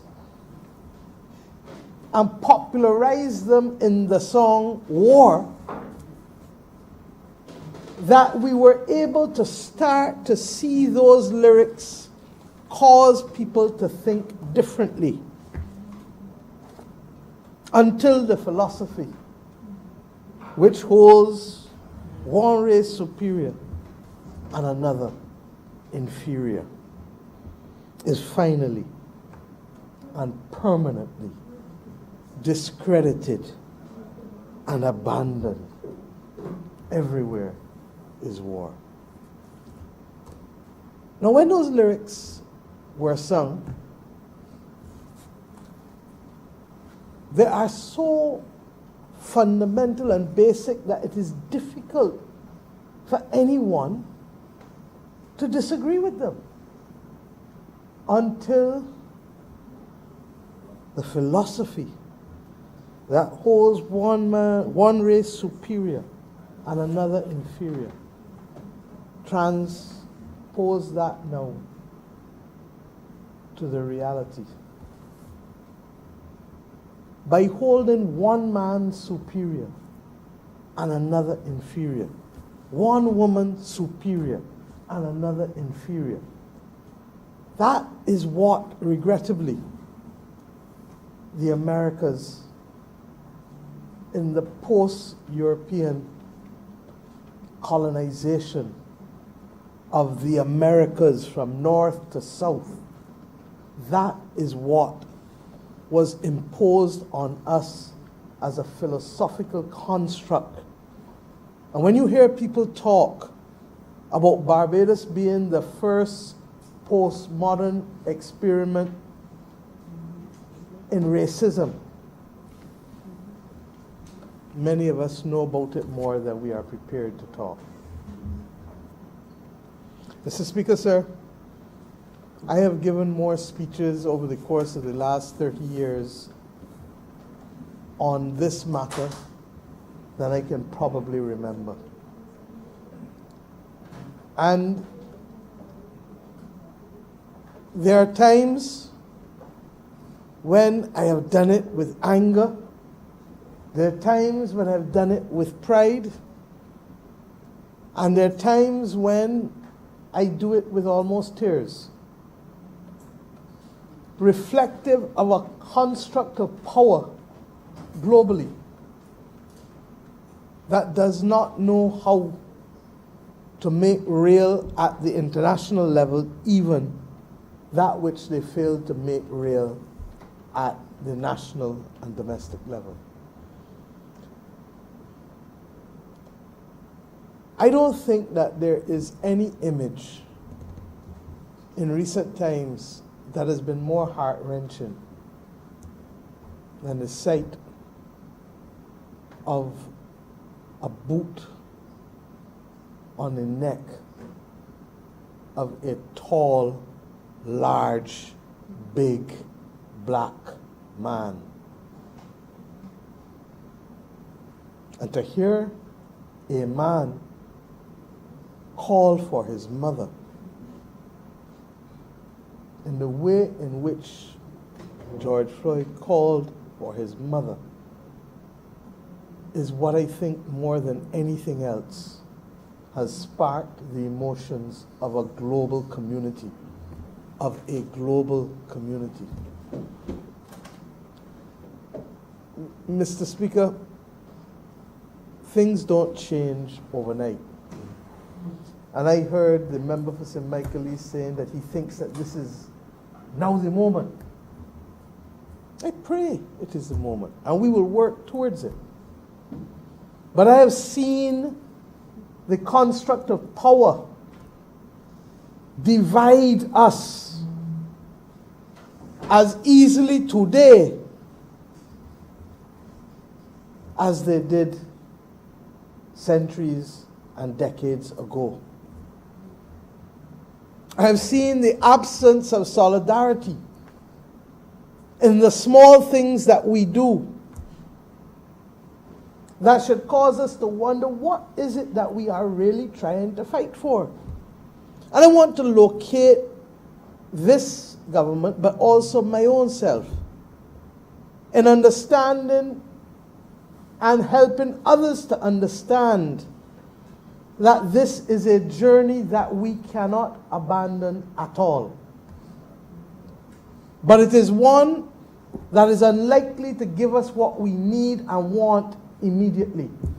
And that is why you hear me talk all the time about claiming ground and moving, claiming ground and moving, and building the platform for the next one to come and to come and to come and to come. I can't imagine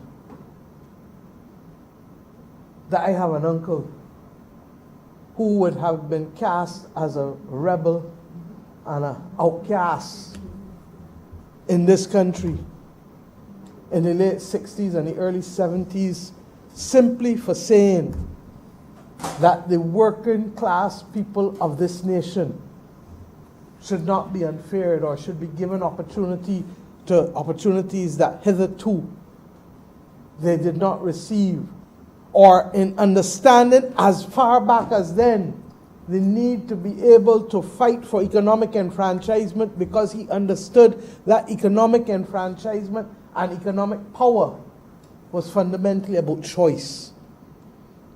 And that's why you hear me talk all the time about closing the circle of enfranchisement. Because while having been started by the Right Excellent Charles Duncan O'Neill and Grant Lee Adams and others who fought in those early days and passed to the workers, such that the Workers' Union was formed 3 years later in 1941. And Sir Hugh Springer and Sir Frank Walken and others carried the battle. The social enfranchisement came. But as all of you have said in here today, the most difficult has always been and will always be the economic enfranchisement. I can't imagine that this parliament in which we debate today would have at one time been that instrument of oppression. And mercifully, this political party, which I have the honor to lead, would have done more to be able to turn this parliament from an instrument of oppression to a tool of empowerment than any other political party in this country. And I say it conscious that that is what roots us.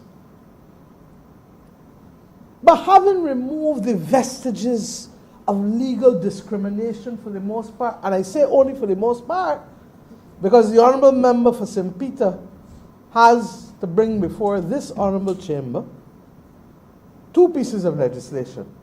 One that speaks to anti-discrimination in the workplace, and the other one that seeks to bring this country to the point where it needed to have been, and that is to ensure that discrimination is justiciable, not only when the state commits the act of discrimination, but when the people of the nation commit the act of discrimination.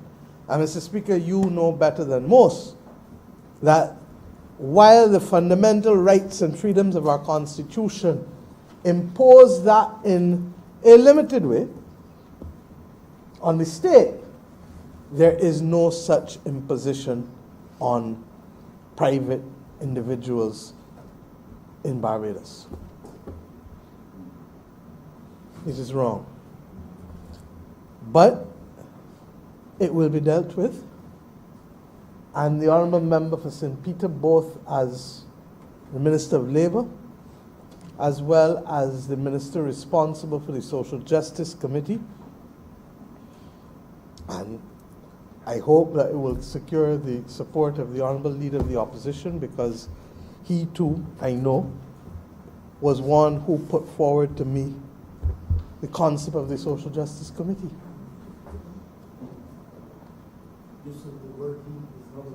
That is true. The Honourable Member for St. Michael West put forward to me, along with a number of others in this Honourable Chamber, the concept of a Social Justice Committee. And we could have ignored it, but we didn't. And we didn't ignore it because we understand that the pursuit of social justice must remain that one thing that all Barbadians go after.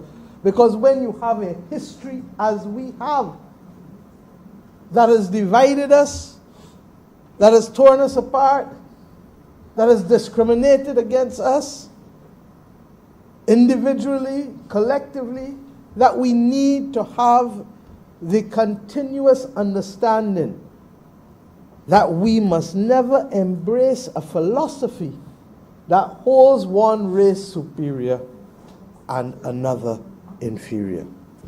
And Mr. Speaker, if we recognize that then we recognize that social justice is not only about the legal vestiges of discrimination, but it is about the practices of how we treat one another, the failure to provide opportunities, the ability to be able to discriminate, even if not in a tangible way, but the manner in which we treat to other people.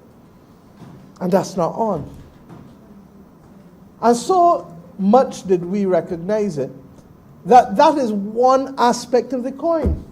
The other aspect is the continuous undermining and degradation of the environment within which our people must function. And what do I mean?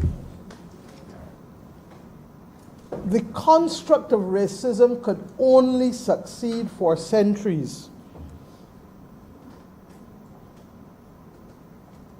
if it was allowed to permeate every aspect of human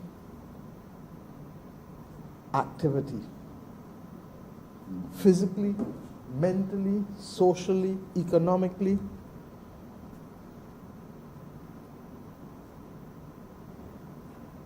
My uncle was to be seen as a bandit in the Black Power movement, and everybody else who wore big afros were to be seen as rebels.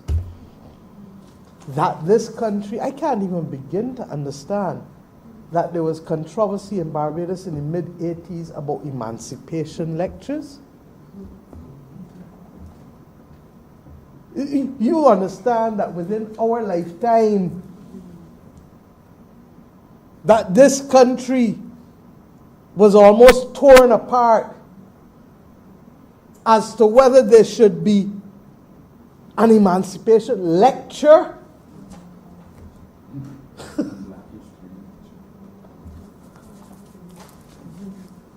Emancipation without which none of us would be standing here.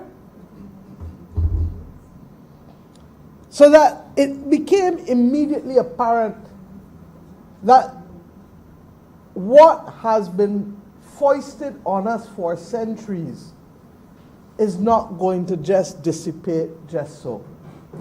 And in a very real sense, what you're seeing in the United States of America is different stages and phases. And they were always fighting a battle that was more difficult and complex than ours because of the power construct there. And why? Our emancipation came earlier than theirs. We talk about universal adult suffrage here with pride, as we should. 1951. The removal of qualifications to be able to choose your own destiny and to vote. But yet I have family in the US who are still fighting to help register people to be able to vote, who are being disenfranchised for all other kinds of reasons that we don't quite appreciate, because that's not our system of government. And if you can't vote, and if you can't have a say as to who you choose, then you are at risk of being subjected to policies that would disenfranchise you, that would disadvantage you, that would literally leave you out to sea. And then you have the mental space. Don't stand out too long in the sun. You're going to get too dark. Why you don't try and go and comb your hair? Oh, for black women is even better. Why you don't put little goldies in your hair?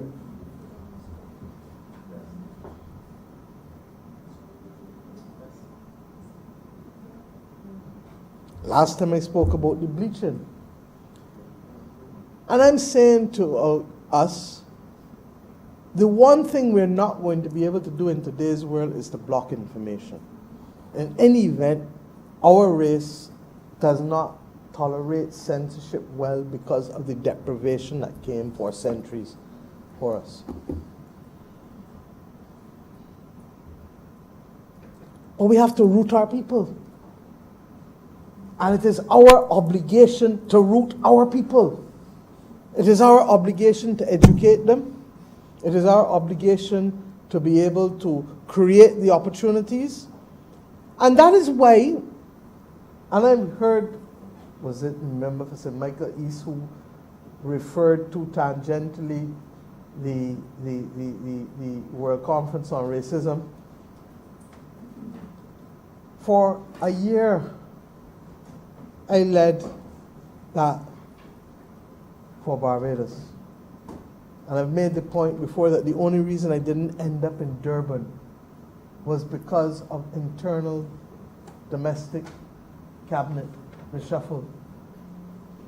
On the day before I was to travel, when I became Attorney General, and I asked Sir Hilary Beckles to take over for me, and I thank him for carrying the battle well. But I know what it was to be in Chile and to go into a room. I've never in my life seen so many black Latin American people in any space as I saw in that room in Chile. Because that's not the image that is portrayed across the world, other than World Cup football. Other than World Cup football. Or a few other sports. And we made the point that we have a real issue that has to be discussed and resolved with respect to reparations. That is not a spiteful battle. That is not meant to be a wicked battle. But is meant to recognize that you cannot extract wealth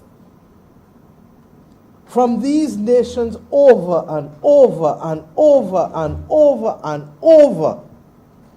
Carry it somewhere else. And then tell you, make your way with what you got. And when I make you independent, there is no development compact to give us the opportunity to fill the void from the continuous extraction of wealth, not to mention the social disgracing and the personal bad treatment that went with it. And we have to be able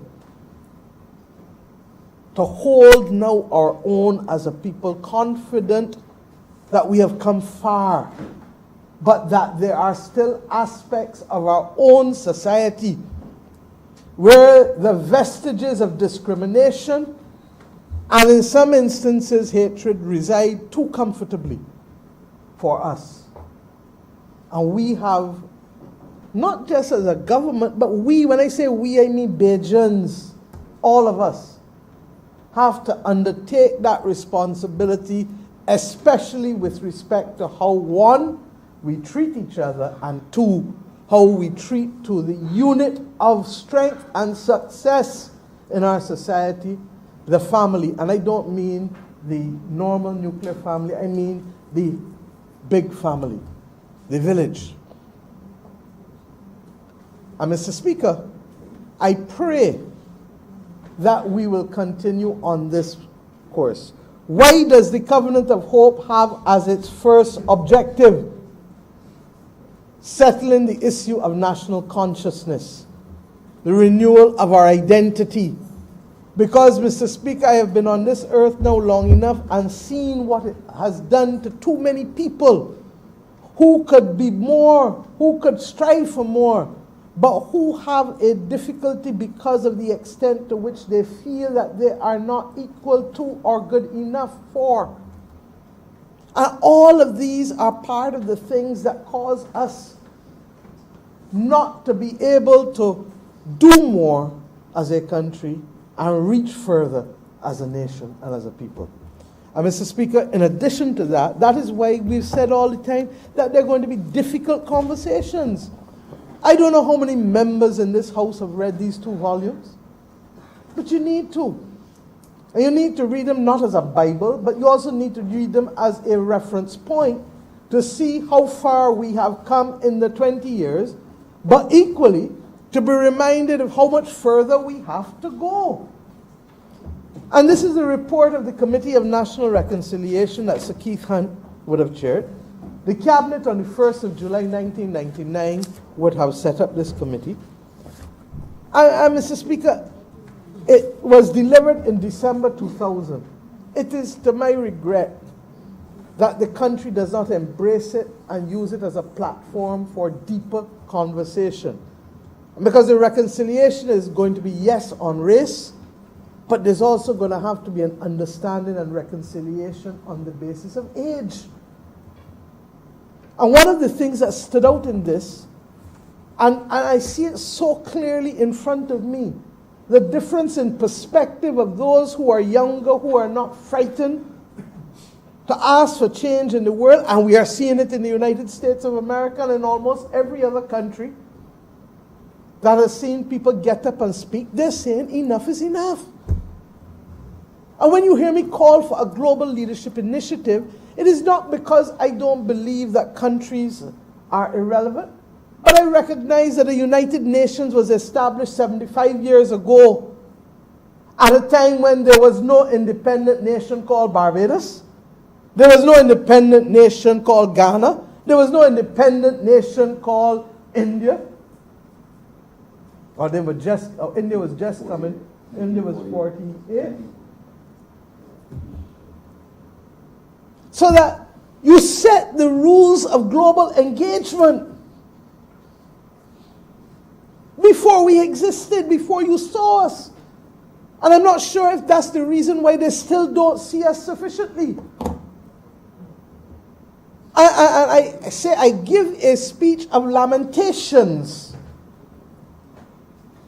as a black woman, as a black leader, as a leader of a black nation, because the power continues to be constructed in a way where our voices are marginalized, and where the oxygen that we need to fuel economic growth is diminished. And this is the level of the countries I'm talking about. No, I didn't even get down to individuals. And that the framework for economic deprivation, the taking of oxygen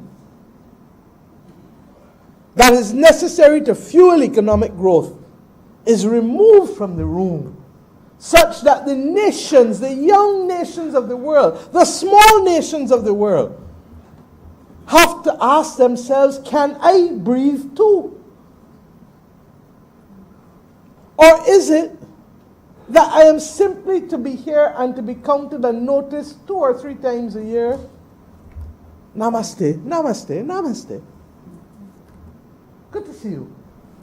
And that's it. Or do we matter sufficiently for us to take on the battles the Caribbean countries have been calling for a vulnerability index for 30 years? I have spoken ad nauseum about it. And why?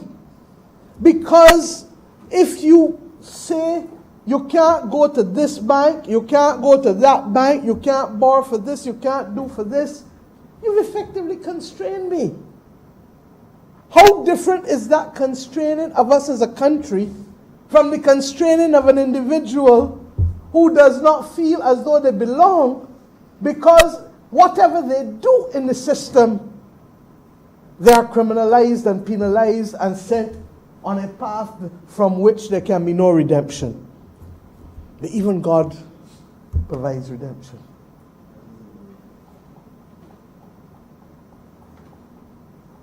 But when we are taken with the elixir that makes us forget, and we're given some freedoms that make us fat and make us drink and make us do all of these things, or when we are the subject of divide and rule, then it is easy to continue to bear the pain of these injustices. It is easy to continue then to ignore the fact that you really ain't getting nowhere. And as far as we go, as far as we carry this nation, the injustices of the global society will continue to constrain us. Because however much you say that we are a sovereign nation with certain rights under an international order, there are some who are more equal than others. They're called the Permanent Five in the Security Council. And the rest fight for that vote. Divide for that vote.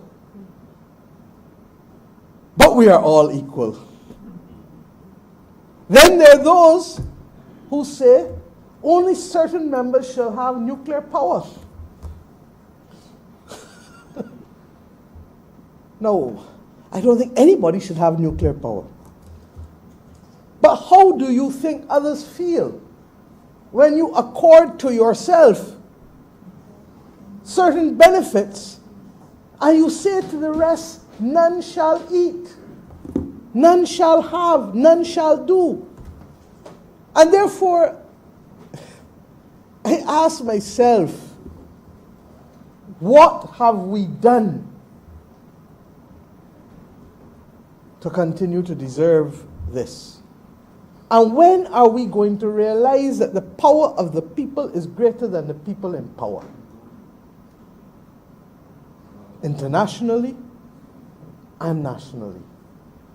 And that we have a responsibility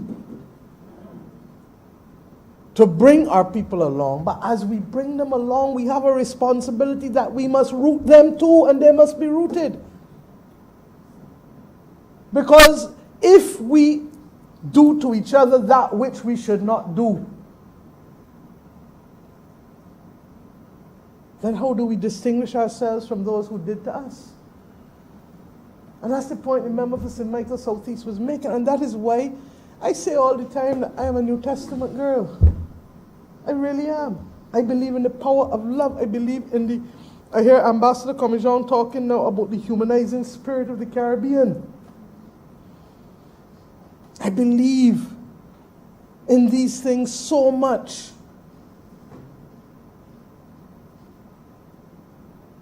to my own disadvantage sometimes, because you want to help everyone, and we don't yet have the capacity to help everyone as we would like, because we have now to keep growing and growing and growing.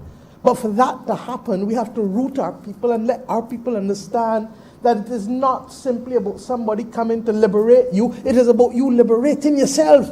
It is about mental emancipation. It is about understanding that if you go looking for the little trala that somebody might offer you, then you have lost the ability to stay the course. And I'm not judging anybody, but I just want to make the point that these are the things that stop us from reaching the destination that we need to reach, because they understand that human beings are more often than not lulled into different paths by reason of their wants and needs, and not held back by their principles. Our duty is to help change that. And Mr. Speaker, we are not perfect.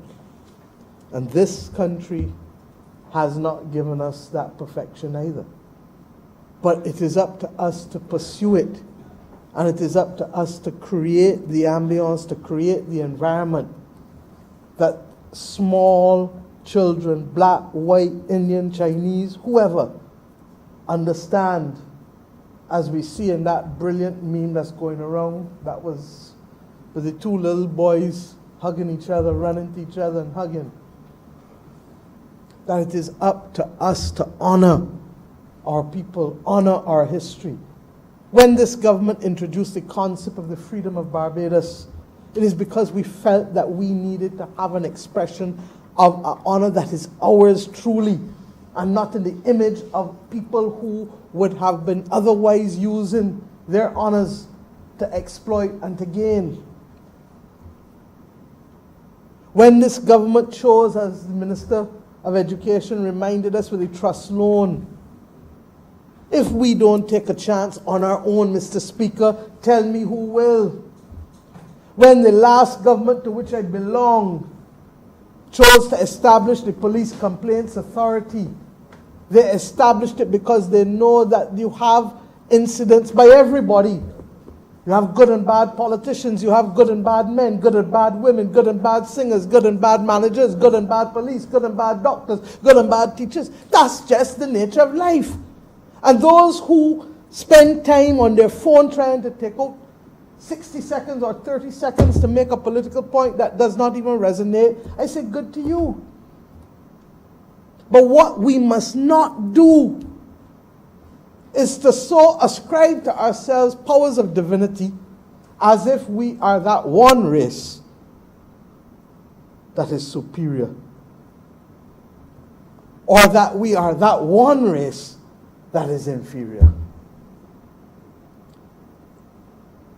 We all bleed.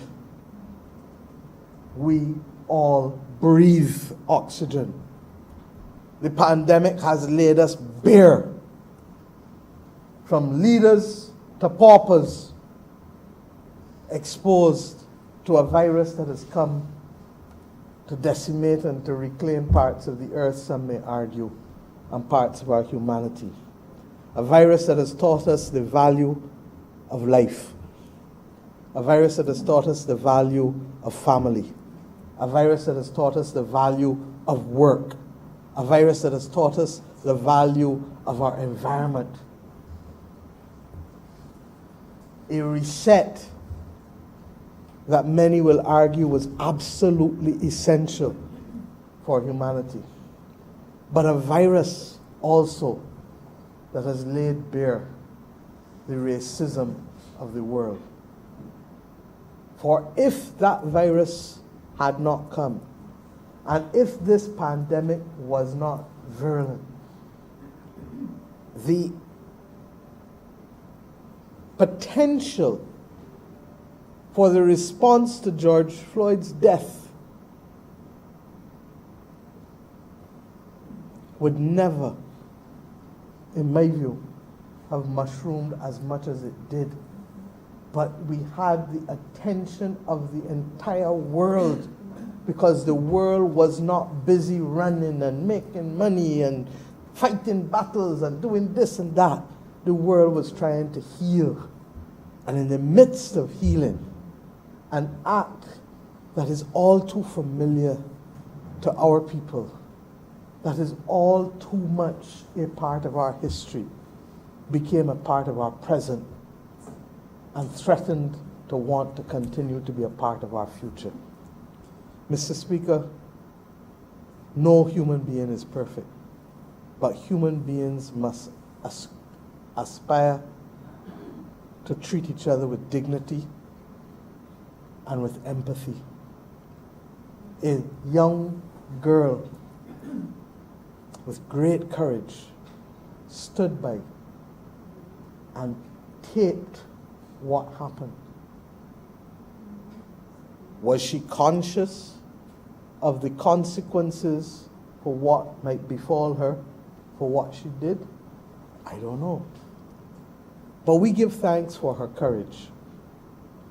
And we give thanks also for the reality that this younger generation is prepared to speak truth to power in real and powerful ways, but that they also have a tool that previous generations did not have in the same way. And it is the power of technology to mobilize. It was the power of technology that led to the Arab Spring. It was the power of technology that has led to other different political movements across the world. It is the power of technology that will call out injustice wherever it is found, from the United States of America to Timbuktu, from Barbados to Europe, from Africa to China, wherever it is found. But it is up to us to also use the power of technology to allow our people to lift themselves up, lift each other up, and to allow us to recognize that the globe needs the humanizing factor of us in this region, of the fact that we are still capable of thinking and caring about each other in small ways and not just big ways, of the fact that we are still prepared to call out injustice, even if it means that sometimes we carry the penalties. I've told you that many times small state leaders have had to pay for their beliefs. But the mark of our successful journey on this earth is not the wealth that we amass in cash, but it is our ability to look into the mirror and to see ourselves, to love ourselves, and to remain principled to the things that matter, knowing that sometimes you may fall, but get back up and dust yourself off. Is this a highbrow speech? Probably for some. But is this fundamentally about what this journey on this earth is about? Yes, it is. I have said enough to show that even in my short space on this earth, in this country, I have seen the differences come. But I also say that as we pursue the additional progress that we must make and to create the opportunities for our people, that I don't want us ever to be so powerful that we forget who we are, so powerful that we forget the journey. And sometimes when I hear the ease with which others are prepared to lay off people in this country, I ask myself, for real, were you really carrying that much pain that you had to drop everybody just so? Or could you hold on for a little bit longer? Because in this season, we will not succeed if everybody insists on their absolute rights, because there just simply is not the capacity to entertain it given the disruption that has been caused by this pandemic. And what therefore matters is coming together as one people with one mission and recognizing not that a little bit content is great gain in a way in which we were told that, because that was told to us to keep us down, but recognizing that the pursuit of all that you want to the exclusion of everyone else is a perfect recipe for anarchy. It's a perfect recipe for anarchy. And that is why our humanity is structured in such a way for us to care and to empathize, because it is in that caring and empathizing that there is first and foremost the most important thing to me in my life and in my judgment of people: generosity of spirit. If you do not have a generous spirit, you cannot walk this life easily and add value to others, and quite frankly, benefit from others. And that generosity of spirit requires an inner confidence in who you are, and the ability to look into the mirror and love yourself. And I want to remind us just of one paragraph from this document, because even as we come to grips with the horrific murders yesterday, we have to understand that this country cannot continue to bear the weight of mental health problems anymore. And that there is no disgrace in treating people physically for illness. There must be no disgrace, Mr. Speaker, for treating people mentally for illness. And we have seen 9 people, I believe the Honorable Attorney General reminded me, in the last 15 months, lose their lives in this country. 9 people, at least, at the hands of 3 people whose mental capacity was at the very least questionable, if not more. And Mr. Speaker, that mental health requires more than not being bipolar. It requires more than not being schizophrenic. It requires wellness. And for wellness to happen, it requires first and foremost accepting who you are and loving who you are, warts and all, strengths and all. And if I have to pass judgment on what is the greatest difficulty that we have in this country, it is that we have not sufficiently rooted our families to love each other, to take care of each other, to be peaceful with each other, and to remove the other disorder of public health. Not COVID alone, but violence. But violence. And if we're going to do that, then we must call it for what it is, when it happens, where it happens, how it happens. Yes, for the boot on George Floyd's neck. But yes, for the other little boy who might be shot over a deal that gone bad, or shot under a tree, Mr. Speaker, like you know and I know, for a gambling disagreement, or attacking your spouse because your spouse and you can't get along no more.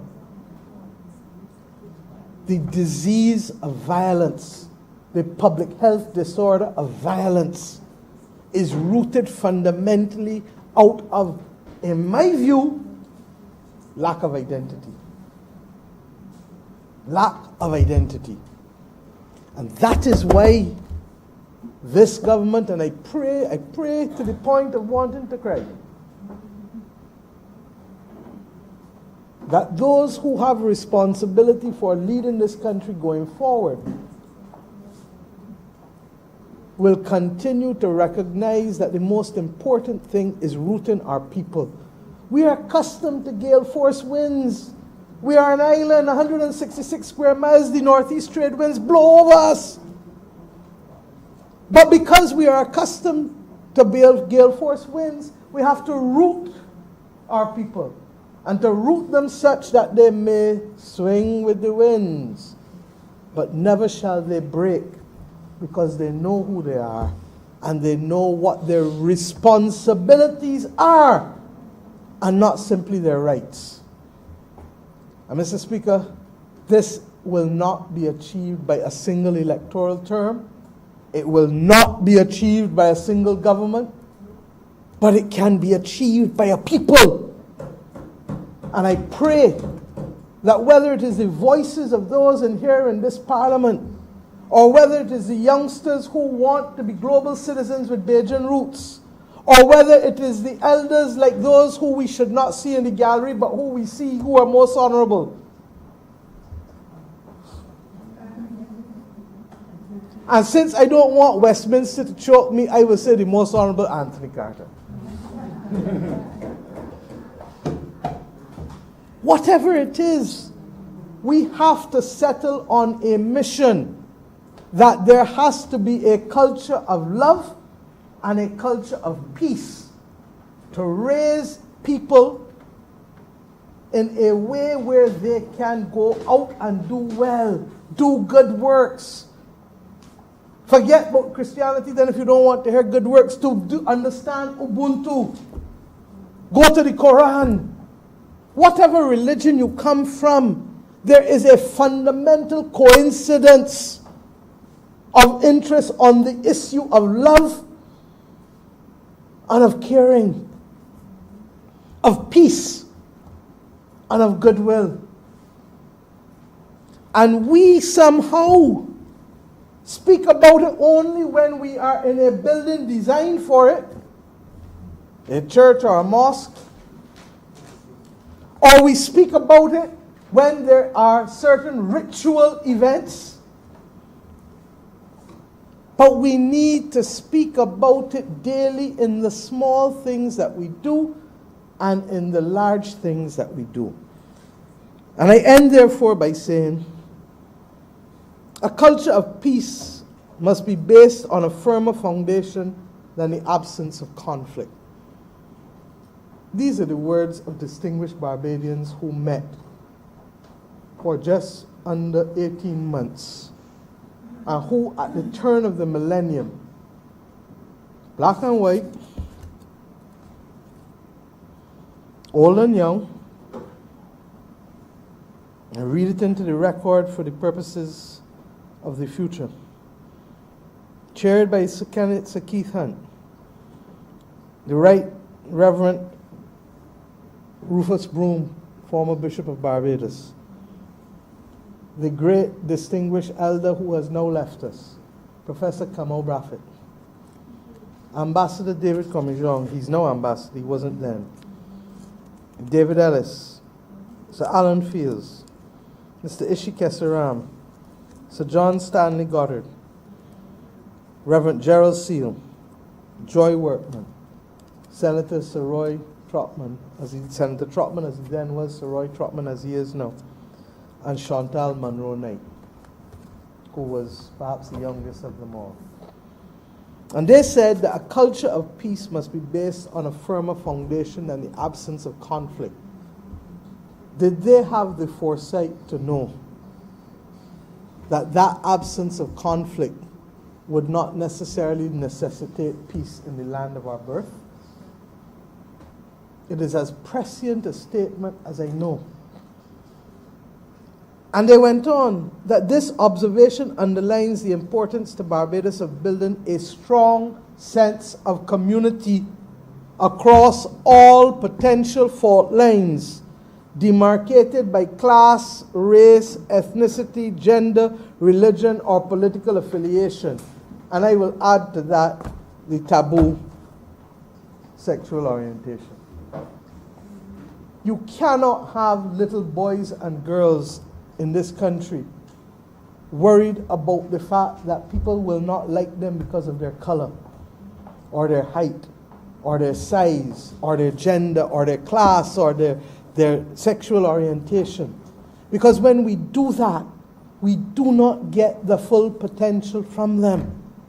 George Floyd's daughter will not see her father.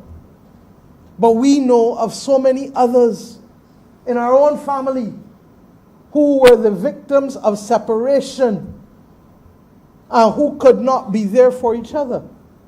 And hence, if we knew that that was part of our past, how do we remedy it for our future? How do we accept responsibility for each other and each other's children? And as I said, as recently as Saturday night in talking to the diaspora, talk with each other and not talk to or talk at each other. And Mr. Speaker, I hope that this resolution will spur in the minds of all that if each of us, as Mahatma Gandhi says, be the change that we want to see in the world in which we live, then perhaps the member for St. Michael East might not be only hopeful, but might well be able, along with others, to see a pace of change at a faster pace, because change has happened.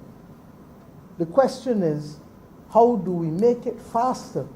Because injustice anywhere is injustice everywhere. And while we do that at the individual level of country, within the country, how do we replicate it in the international community such that there is no one race who is superior and another who is inferior, such that there are no lamentations about the use of bias and unconscious bias and privilege,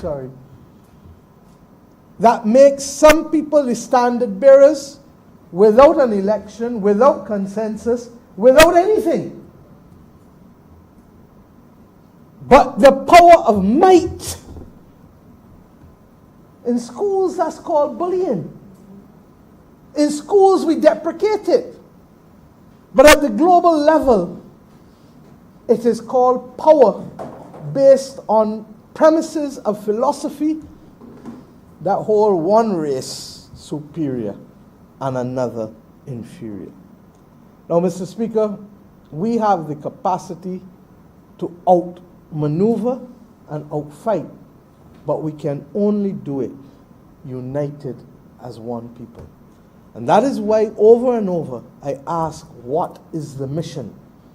If the mission is clear, then the only answer is that we want to hear from the rest of the population is the answer that comes to the question, are you on board? Are you on board to make this country a better country and to create opportunities for people in spite of what happened in the past? And can we leave from this point knowing that we have the responsibility to move people? We never forget what happens in the past. It inspires us. But the day that we behave like those who behaved in the past is the day that we will not get where we need to go, because it will just be the spark of another race being superior and another inferior. And me say, that is war. It was war 2,000 years ago. It was war with the Moors and the Europeans almost 1,000 years ago. It was war in Africa. It was war in India. It is war today in parts of the world that should not be taking place. It is true that the power of technology is repositioning the power of the individual over the power of the state in ways that we haven't quite come to grips with and to how we are going to manage it.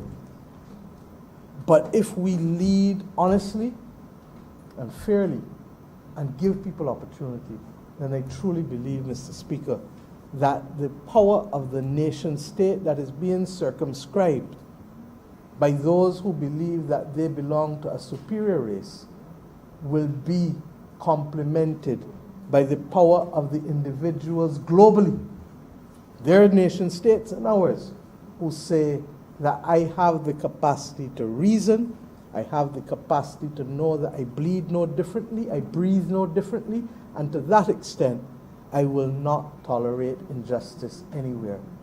I thank the Parliament of Barbados for being courageous enough in the year 2020 to have a mature discussion. It's not easy, but the blows of the cat o' nine or the mutilation that went with the institution of slavery was not easy. The economic deprivation that takes place either domestically or internationally is not easy. And therefore, the conversations that must inevitably come are equally not easy. Are we up to the task? I do believe so. Are we on board for the mission? I trust and pray so. And will we make it? It's up to us. But if enough of us get on the train to make the journey and to undertake the mission, then I believe that there are those who will stand in this, not here, probably the next place, but in this chamber 50 years or 100 years from now. And in the same way we reflect on what the 1930s riots did as an expression of a determination of a people to claim their destiny, I trust and pray that those who in the future will look back at this moment in time and say, in spite of the risk of retaliation for simply speaking your mind and for simply embracing a philosophy, the people in the Parliament of Barbados stood up and took a stand. I'm obliged to you, sir.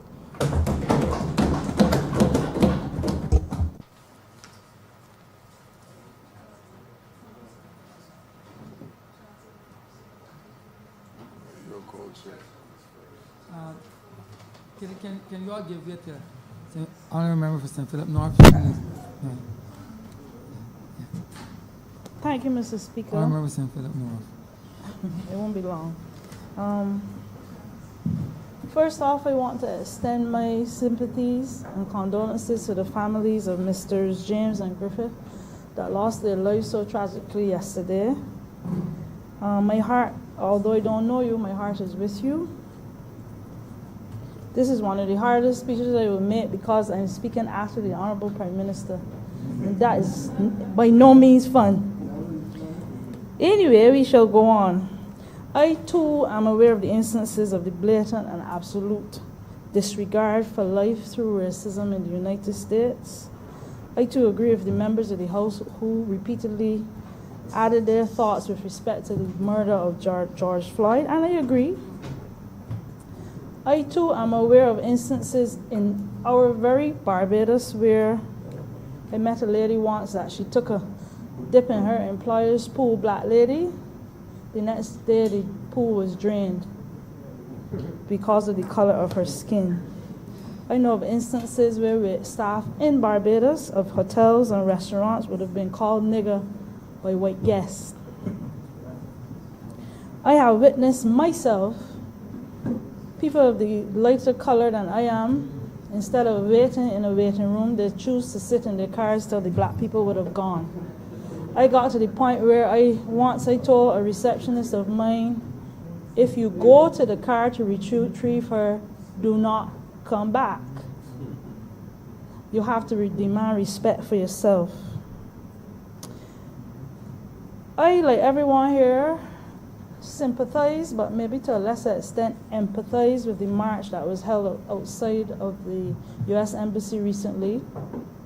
I understand it, I support it to some extent, but But there are deeper issues there. Maybe I would have chosen another day when the staff would have been at work. Maybe I would have dealt with issues that would have been confronting Barbadians and the rest of the Caribbean.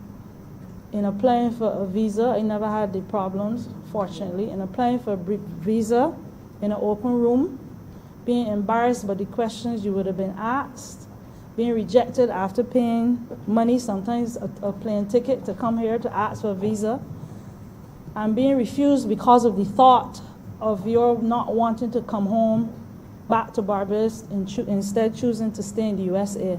I, for one, believe that any person coming out of the US should ask for a visa to come to Barbados and not the other way around.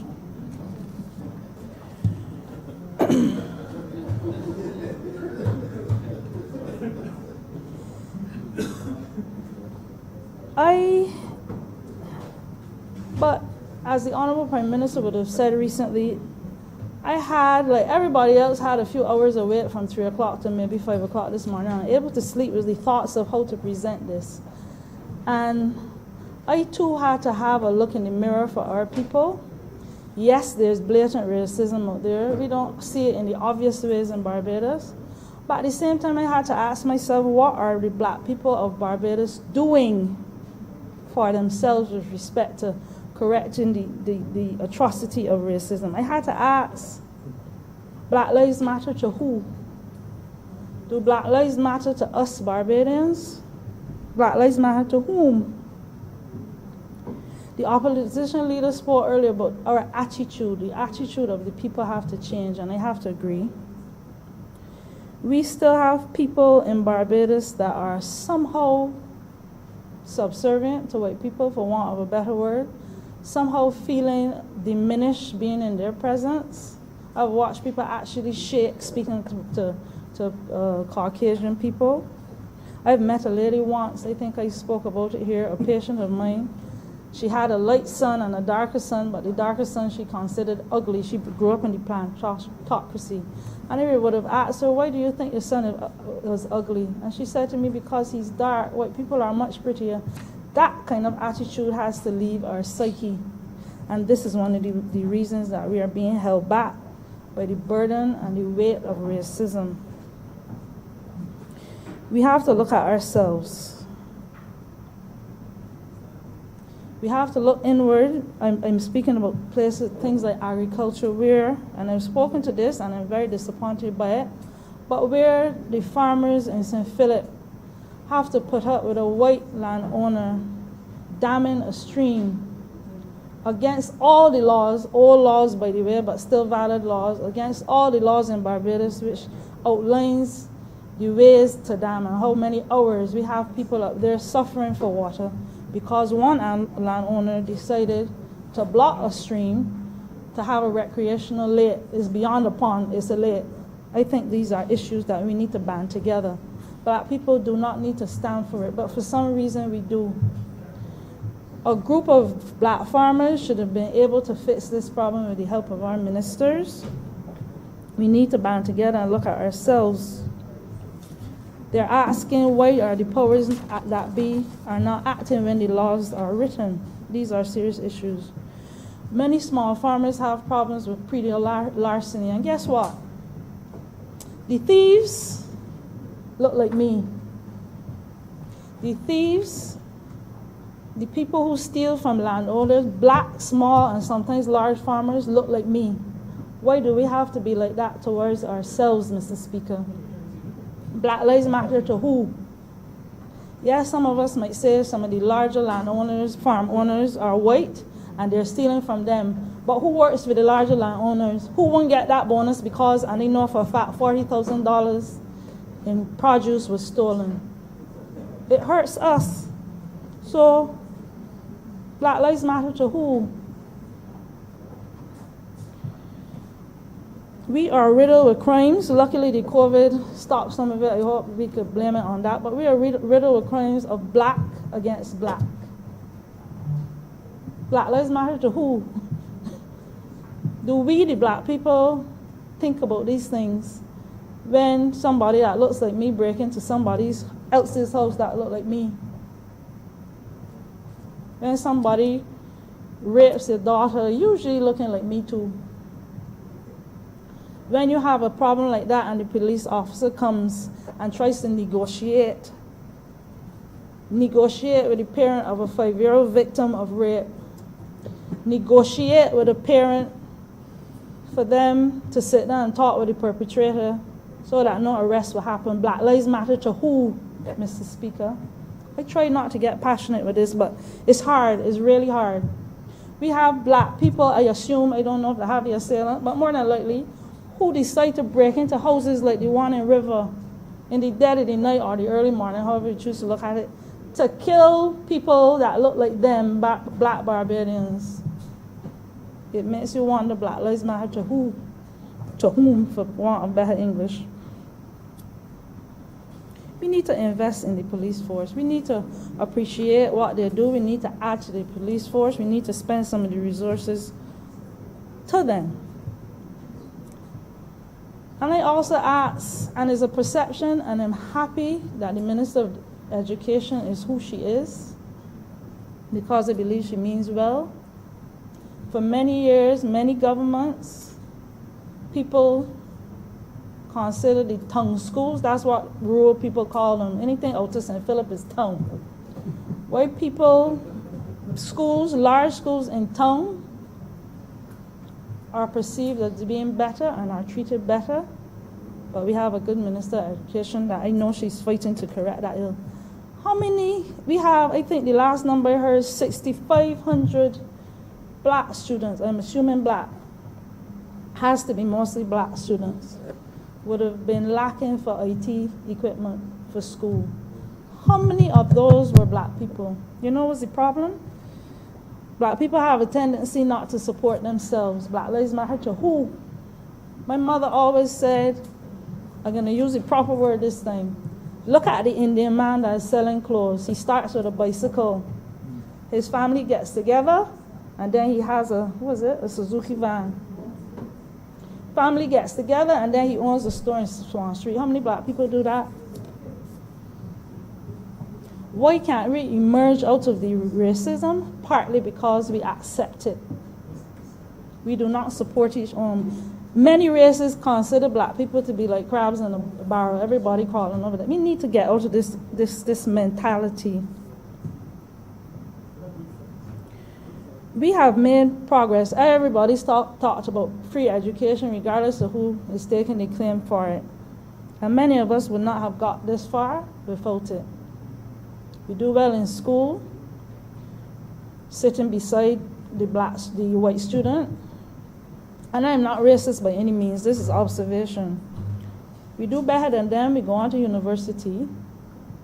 A lot of them play the fool. I knew some. But at the end of the day, a friend of mine used to say, their bread is buttered with ham. We go away with scholarships or whatever, get an education, a good education. Come back here, not a job in sight. But yeah, the best job you could get is something under your qualifications, and the man above you is the manager, white, because that's daddy's company. Why can't black people own more companies and hire our own? Black Lives Matter to who? To whom? The impact is looking down on me, so I have to be correct. I remember I will admit it, I was never brought up in a home where I felt it, where I felt that I was beneath anybody.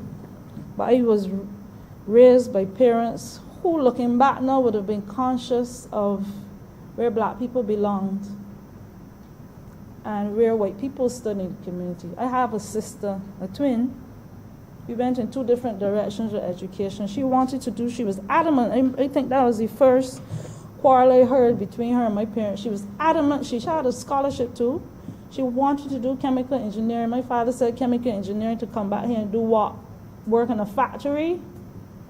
It was real for him that even though she comes back with those qualifications, the white class owns these places. She changed her career that same day for the better. He brought us up to be entrepreneurs, and as at this point, I have to give kudos to the Honorable Member for St. George South and the Honorable Member for Christchurch West Central for the initiatives that they are bringing, and I am very grateful. Black people, black children, black young adults need to see these things happening for us, because Black Lives Matter to us. Thank you. And then we speak about, with all of that, we speak about brain drain. But if you could find a job overseas that will pay you twice as much as you could come back here and find, the brain will have to be drained. Because the truth is, if I were in that position, I'm not sure what I would do. If I could study nursing and then can't get a job and have to work at a gas station or be a cashier. I have people that did accounting and are cashiers in supermarkets. Because Black Lives Matter. I'm going to take my time. I don't want to miss anything I wrote. Then we have businesses here, black-owned businesses, white-owned businesses. But at the end of the day, we saw COVID. COVID brought many small businesses down to the ground nearly. And many large businesses also. The market was opened up. Some of the small vendors, food vendors, vegetable vendors did well, but you know where the rush was? Chefette supermarket, restaurants. Non-black owned establishments we are willing to patronize rather than our own. Black Lives Matter to whom? These are the things that are in the mirror when you're looking at the other people behind me. We have establishments, I don't want to call the names again, maybe, that treat their black staff badly. How could you, in good conscience, prefer to throw? I know all the health regulations. I know it. How could you, in good conscience, opt to throw away good food at the end of the day rather than giving a single mother the leftovers to take home? I have known people who have been fired for this. Believe it or not, food that will end up in the toilet the next day. Funny but true. Think about it, it's true, food for thought. Sir, I run a breakfast program. Truth is, I do most of the cooking myself every morning, 5 days a week for entire terms, a year and a half now. I reached out to the black business owners in St. Philip North, in town. I think I got a favorable response for one. I am feeding black children in this country, and I cannot get a donation from black business owners in Barbados to help feed my black children. But the white man might give me one. Black Lives Matter to whom? If we do not respect and appreciate our own, what is the fight about? How long will the fight last? Because it seems this happens every, 2 decades? I was not present for Martin Luther King and had Malcolm X. Every few years this is happening. We got George Floyd now.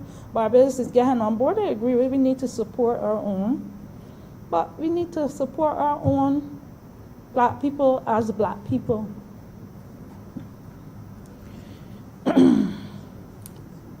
So a couple members mentioned the banks and the opportunities open to the banks, and they won't belabor that because it was mentioned already. But thank God for credit unions that were designed to help people like me to save, to get loans, to get mortgages. Kudos to them. The honorable member for St. Michael Southeast already spoke about housing. I have people in my constituency, if I show you pictures, house in pieces, on property that is not their own. You reach out to organizations, you reach out to ministries, cannot get help. Cannot get help. And I do not intend to go to the next elections to houses like that in my community. Haven't got a clue where to go yet, but I'll get it worked out. We have to support our own. We have to. Recently, and I meant to write an article on this, but this is how much Black Lives Matter to some that look like me. The newspapers, a couple of them were flooded with pictures of one of my opponents. I'm confused. I'm not sure who my opponent will be. Real confusing. Honorable member, don't think you will have any in the next Problems. election. I don't think you have any in the next election. Thank you, sir. Ceteris paribus, all things being equal. Thank you, sir. But they saw it fit to put pictures of people that look like me, handing them hampers. When black people like me have the dignity, I would not be doing that. Honorable, trust me. I'm good. The person who you saw handing out or delivering those hampers will not be a candidate in the next election. Sir, this is why I said I'm confused. I'm very confused. Because next week it might be another one. Nevertheless, that's using my black people.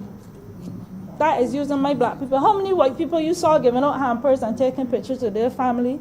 How many Indians doing it? Not one. Our black people cannot be sacrificed for votes. Our black people we have to move them out of the mindset that they need to contact the representative, political representative, to get a job somewhere, to write a letter to even apply. I am sick of complaining about this. A person with the qualifications do not need me or should not need me to apply for a job in any ministry. Anywhere.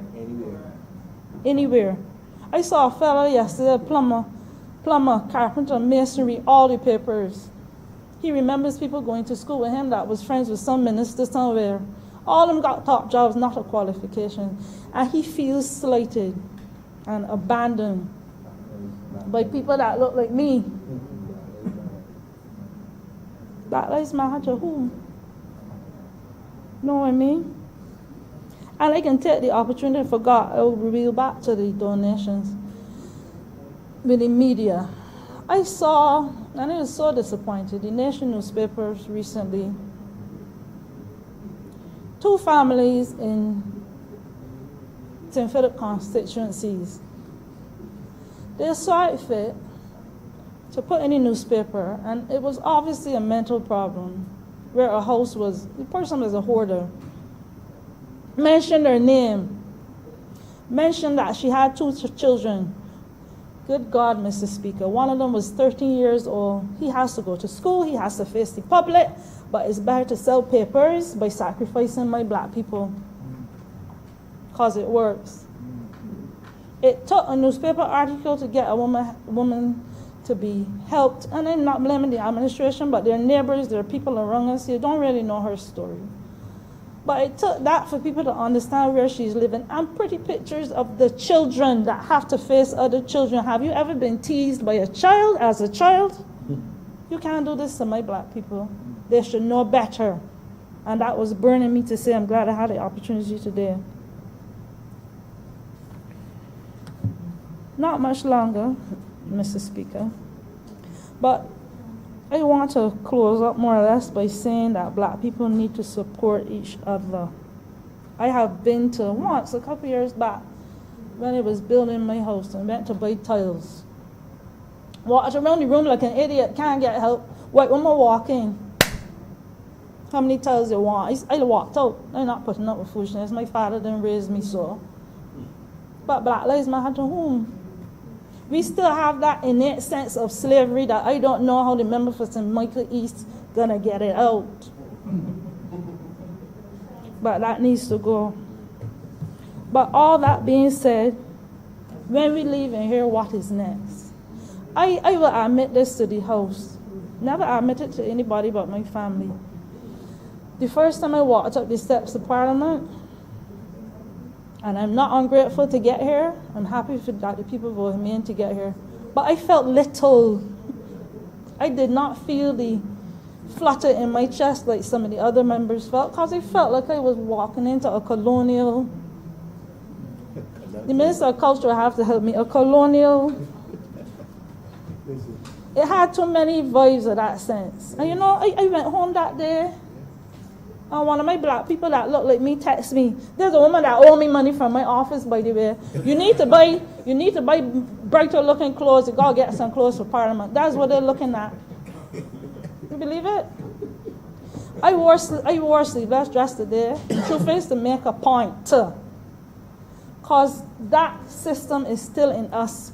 Where all of the men here, calls, I'll forgive y'all, have to wear suits and ties in hot Barbados, the tropics. We're outside is 30 degrees, 32. You know why? Because we still have the white in our heads. My great-grandmother was white, so I'm not racist. But when will we get out of this?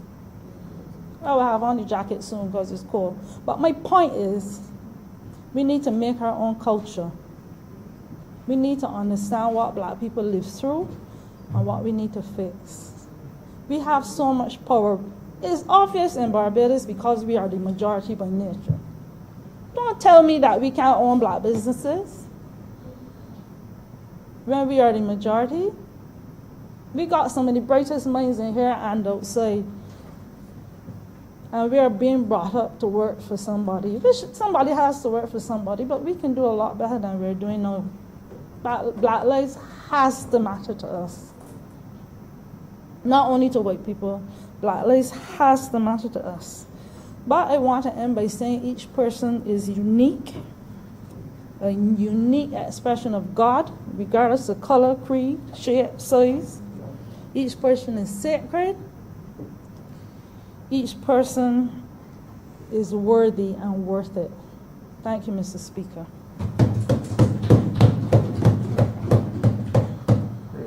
Thank you. Honourable Member for Christchurch West Central. I want to thank you, Mr. Speaker, sir. And I know, first of all, I want to lend my voice in extending condolences to my good friend, the reporter, photographer, Christoph Griffith, and Mr. Glenroy James, who were involved in a travesty of sorts yesterday.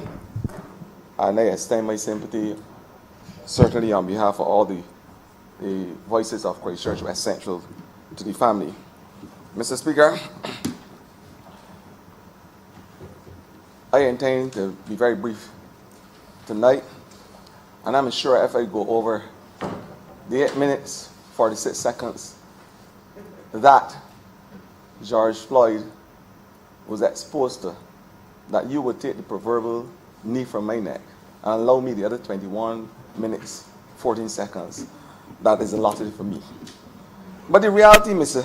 Speaker, sir, is that, and it's unfortunate, that we, in the third decade of the 21st century, is faced with a debacle where the question of color, class, race, creed, religion will lend itself to debate across the world.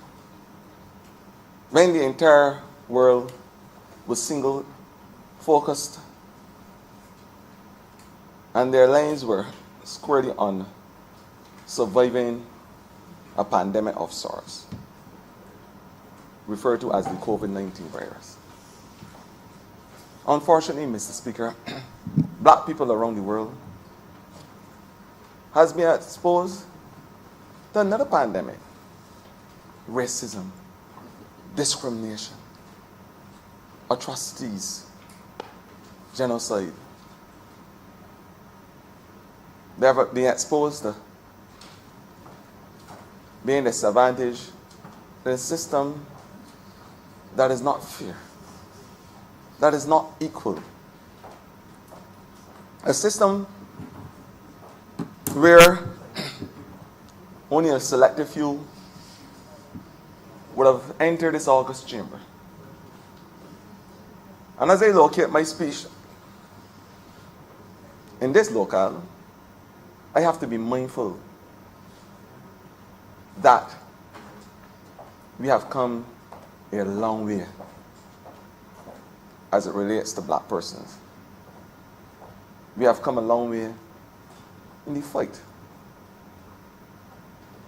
And through the echelons of history, Mr. Speaker, sir, the reason why this conversation has become so worldwide is because one particular color and race has been put squarely under the microscope. And As Minister of Youth, I want to take this opportunity to thank the young persons in this country who has break the barriers as it relates to understanding the importance of marching, the importance of staying and fighting for something they believe in. We have a different group of young people, Mr. Speaker.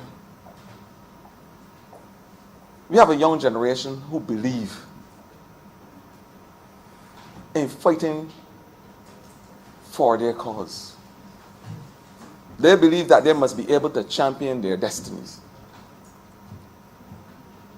They understand the idea of breaking the barriers. They understand the meaning of intestinal fortitude. They understand the meaning of blackness. And the reason why they have to redouble their efforts and fight the extra fight and go the extra mile. We have a group of young people who understand that in order for Barbados to be able to live beyond the horizon as we know it, that line which has significance as it relates to our history books, and as the Member of Parliament for Christchurch South alluded to earlier, a line that Christopher Columbus claimed that he discovered the countries in the Western Hemisphere. And I say claim, because as the member rightfully alluded to, and he's correct, when he elucidated to say it, that you can't discover something that was already there. So when we revisit history, we must understand that our young people must not see this line as a barrier. The line that separates the sea as we know it from the sky must not be seen as a barrier for them to explore the world. And we must provide equal opportunities for all our people, irrespective of race, color, class, or creed. So my simple message today, Mr. Speaker, is not only that Black lives matter, Mr. Speaker, all lives matter. All lives. And it's my clarion call to ensure that all Barbadians understand that whether black, blue, brown, or white, that we are fighting for the single existence for Barbados. And Barbados will not be defined and should not be defined by race, by classism, by economic ability. The only way we are going to survive as a country is if Barbados is defined by the collective efforts of every single Barbadian. That is the only way. And so to this extent, we now have to protect, Mr. Speaker, the unborn child, those who will lead the charge for Barbados over the next 100 years and beyond. As a poor black boy from St. Andrew, bordering on St. Joseph, come from Fruitful Hill, St. Joseph, and it has it's a rustic area in Fruitful Hill, St. Joseph. So somebody called me Jean Black Boy. Everybody know Jean Ford, a lady who's very vocal on all the calling programs. That's my mother, and I'm proud of her too as well, as a poor black woman. Well, Mr. Speaker, I often refer to myself as a Christchurch Josephine, a man who came from St. Joseph and arrived in Christchurch. And the epicenter, of course, of Christchurch, West Central, a constituency I am dearly proud of. And I want to say to you, Mr. Speaker, sir, that there are a lot of poor black young persons in Christchurch who are voiceless, who sometimes go off track, Mr. Speaker, who need that guidance. And I want to be an example, not only as an MP for those youngsters, but some person who would have walked that same journey. And I'm saying to them, once they keep on track, do the right things, fight the good fight, as we saw in the marches recently, that we can lift Barbados all together as a country. And I want to say, Mr. Deputy Speaker, Mr. Speaker, sir, this government, we have put measures in place. Because if you draw this philosophical line in the sand, there is no party that has championed social democracy in Barbados, none like the Barbados Labour Party. When it comes to the fight for the disadvantaged, those at the bottom of the spectrum, Mr. Speaker, sir, the Barbados Labour Party. And you can go back to all of the laws that we have passed in terms of social reform, and you can see that the Barbados Labour Party has a tangible stake in the lives of ordinary Barbadians.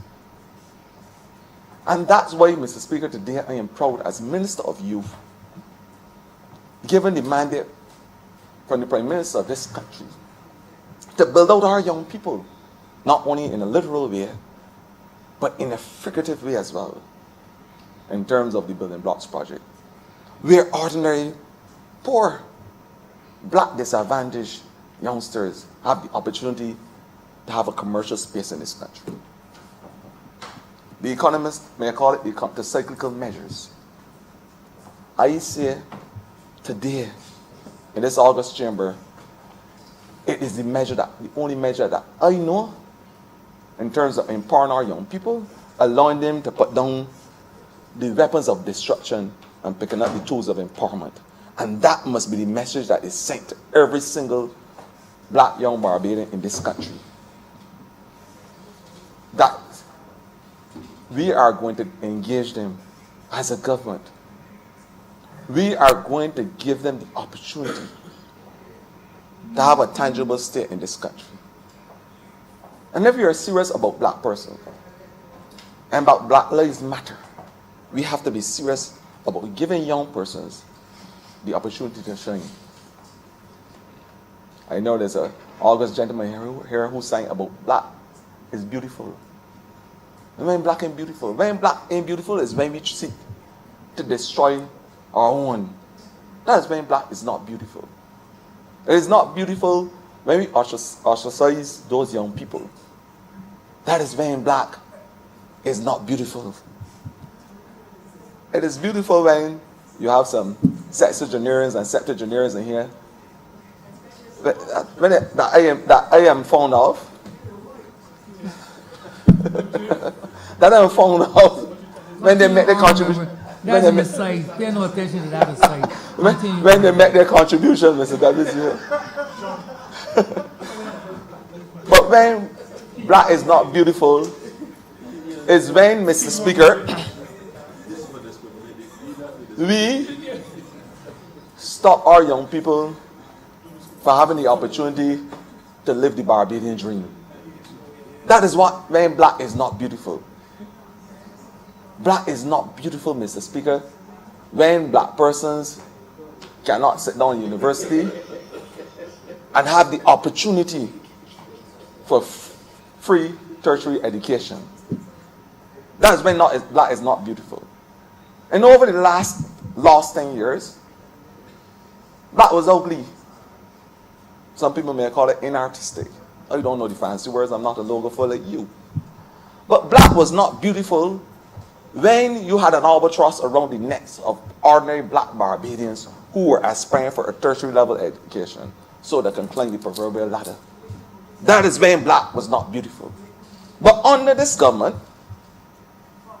And under my ministry, I have a mandate to make sure that black is beautiful. And that any color is beautiful, for the matter of fact, once you are a young Barbadian aspiring in this country. That is a simple message. But there has always been a fight with this particular race. A fight.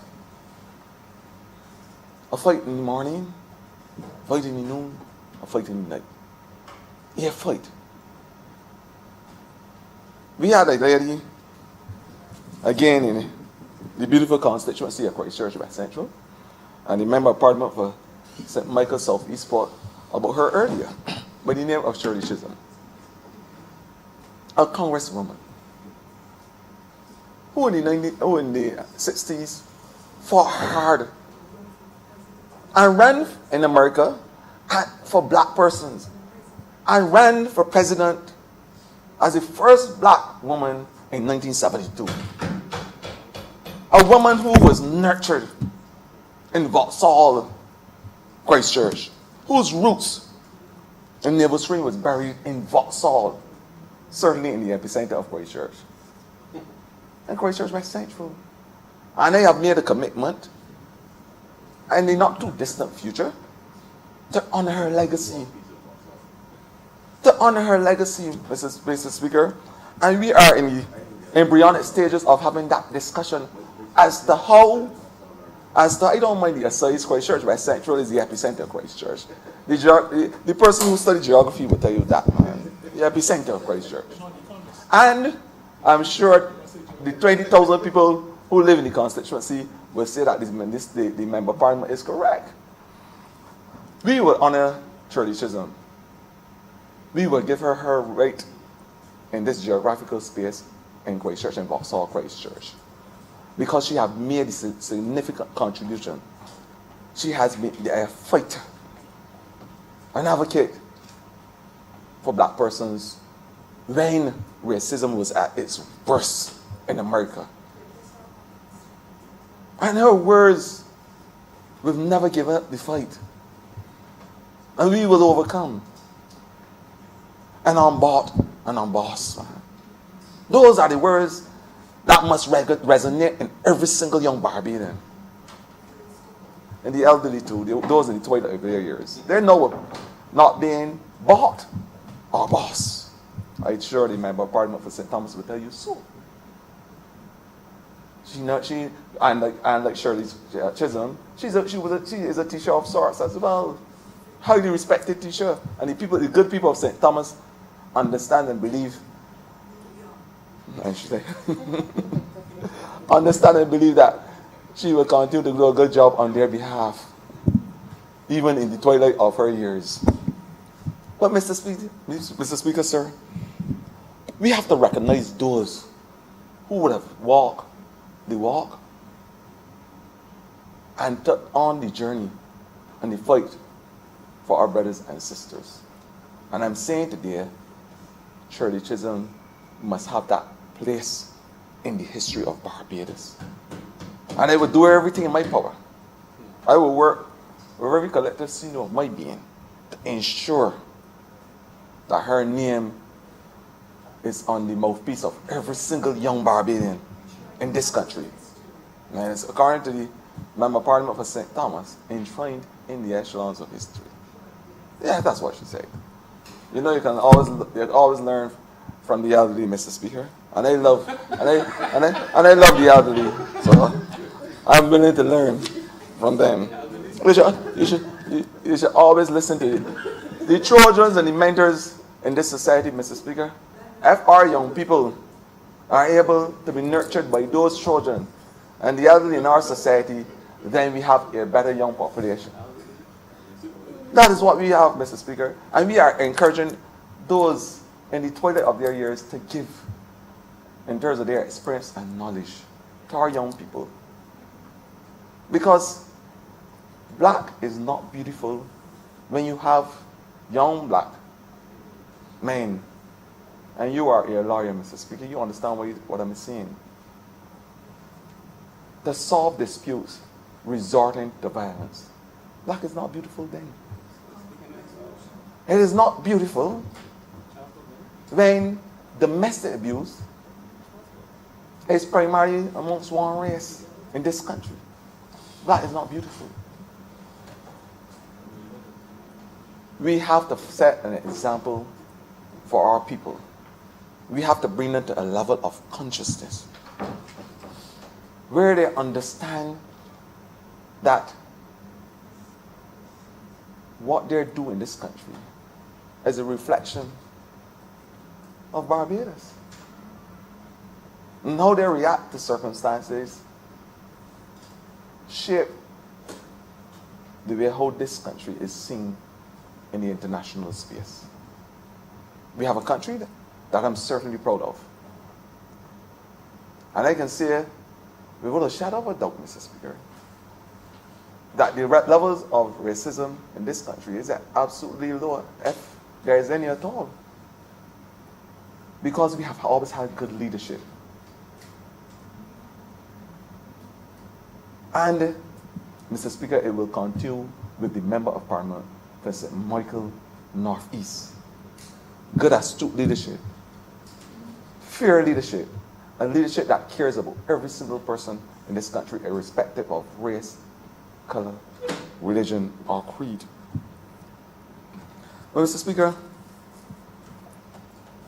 I am happy today to be able to call you, Mr. Speaker, as a black Rasta man. And I say so, Mr. Speaker, because it bothers me when in this country the police force has an archaic rule where the police women who wear dreadlocks must remove them or put on a wig so that they can fit into some type of norm, so they can be Europeanized in this country. When we talk about black being beautiful, these are the type of things, institutional changes, that we must make if we are going to be serious. Because black is beautiful when a young lady is able to wear her hair in its natural way, Mr. Speaker.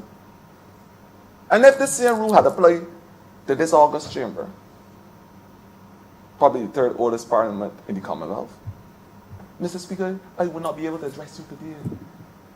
I say it's wrong. I say so without apology. And I hope that we move with a pace to get this rule changed.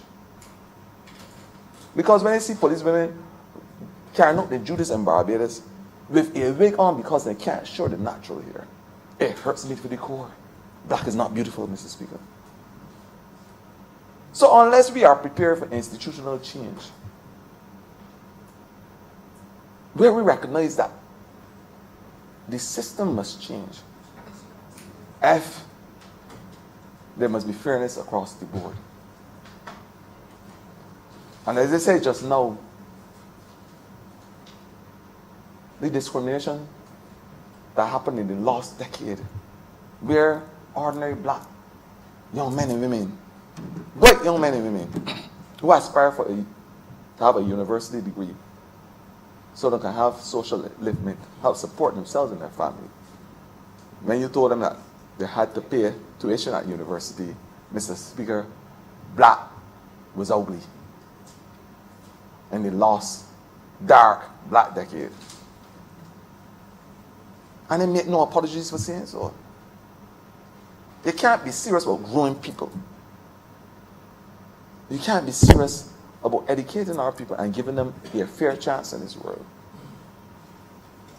When you climb the ladder, you kick it from under your feet so that others cannot progress in this country. Black is not beautiful then. We have to be serious about this level of consciousness. Not only about the color of a person's skin, Mr. Deputy Speaker, Mr. Speaker, sir, but about a systemic change, where we recognize that a lot of our laws are archaic and anachronistic and needs serious review, so that every single person will be able to live their true identity and express themselves in the way how black persons are genetically inclined to.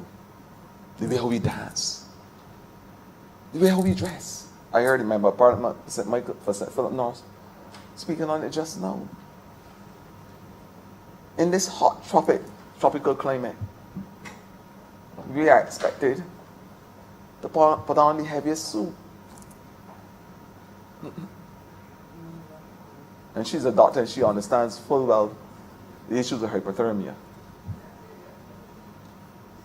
and dehydration. We can't be serious when we are talking about black persons. Well, Mr. Speaker, as I said, it will be very short. We have a number of speakers to elucidate on this matter. But I want to leave you in this country in the words of Marian Anderson, and she was a gospel artist, American lady, a black American lady. And she said, no matter how big your country is, a nation is, no matter how big, it is no stronger, Mr. Speaker, than its weakest people. It is no stronger, Mr. Speaker, than its weakest people. And we know who the weakest people is referred to here.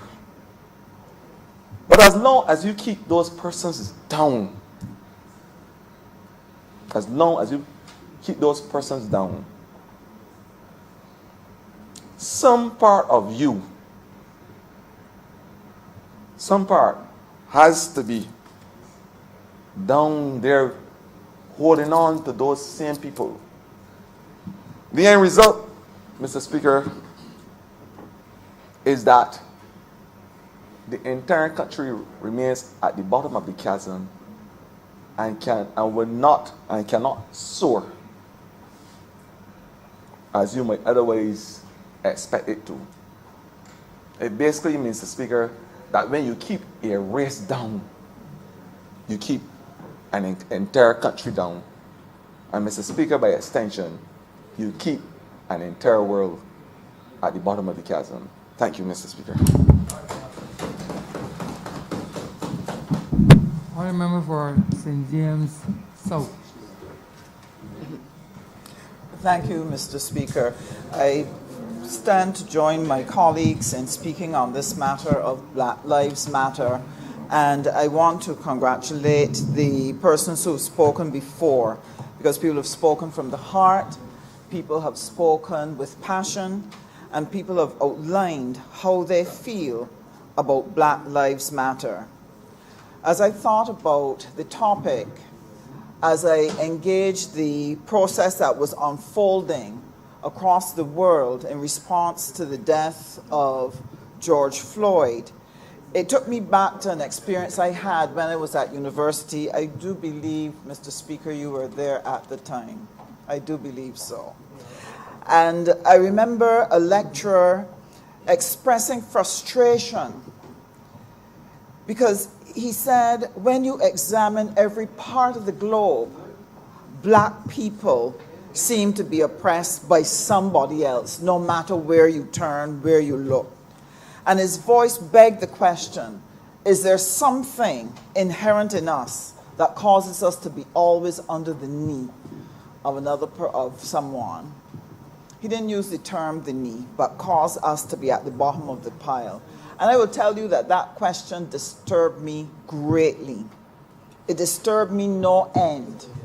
And I remember purposing in my heart that one of the things I would do with my life was to dedicate myself to helping people to break free, to thrive, to prosper, to have opportunity, and to have a space in which they can be all that they can be.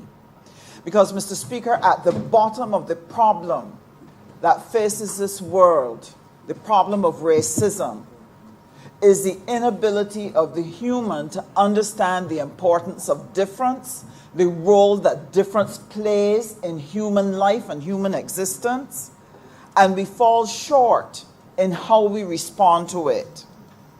Indeed, difference in the earth design is not an accident, but a very deliberate program designed to assist humans to be their best self. One, to create a place for each one of us to be needed because there's something we can bring nobody else can.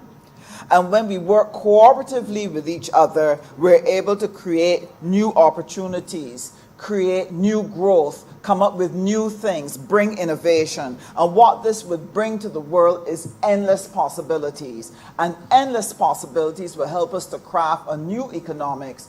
We can shift from an economics of scarcity to an economics of abundance that recognizes that if we can develop the potential of every single human being, humans would always be innovating and creating, and that we would all be able to benefit from that which we create.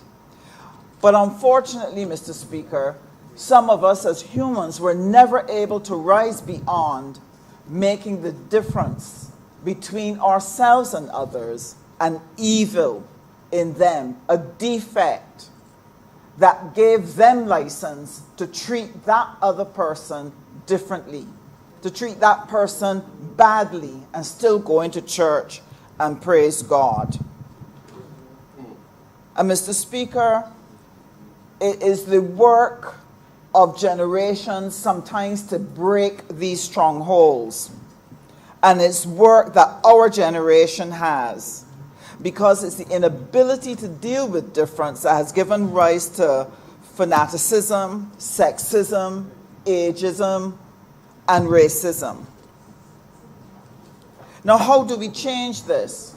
Martin Luther King Jr.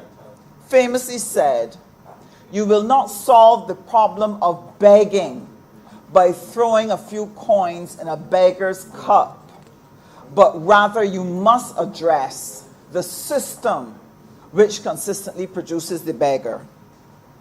And that is the work of our generation. Whether we are dealing here in Barbados with our health systems, how do we change how people eat so that they live healthy lives? This is one of the reasons why our ministry is not just the Ministry of Health, it's the Ministry of Health and Wellness. What are the changes we're going to bring to education? Because until we help people change how they're thinking, we cannot get them to prosper as we would. The question we have to ask each system is, how best can you serve the humans that you have been designed to serve? How can we best adjust what we're doing in the civil service, for example? How can we build systems that serve the people of Barbados, that help them to prosper and thrive and be their best self? This is the same question we have to ask in business. How can we shape business to help the consumer to prosper?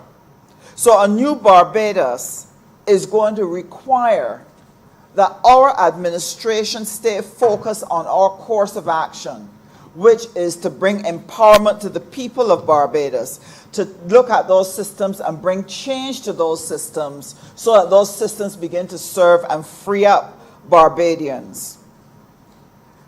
One of the things that I think has captured my mind as I pondered and watched the video of the policeman with his knee on the neck of George Floyd, the casual, indifferent way in which it was done, as though this was an everyday occurrence. To me, it took my mind back to the work which is assigned to me. That is the work in the Ministry of Foreign Affairs and Foreign Trade. Simply because it exemplifies what is happening at the international level, in the international arena.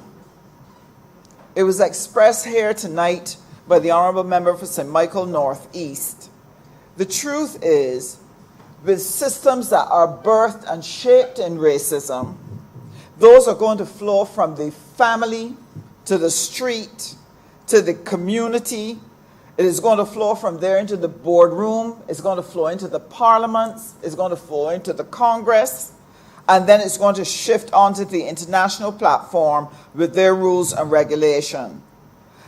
And sir, that entire chain that wraps the entire world system around is what is causing brown and black people in communities and in countries, causing them to gasp for breath, saying, I can't breathe.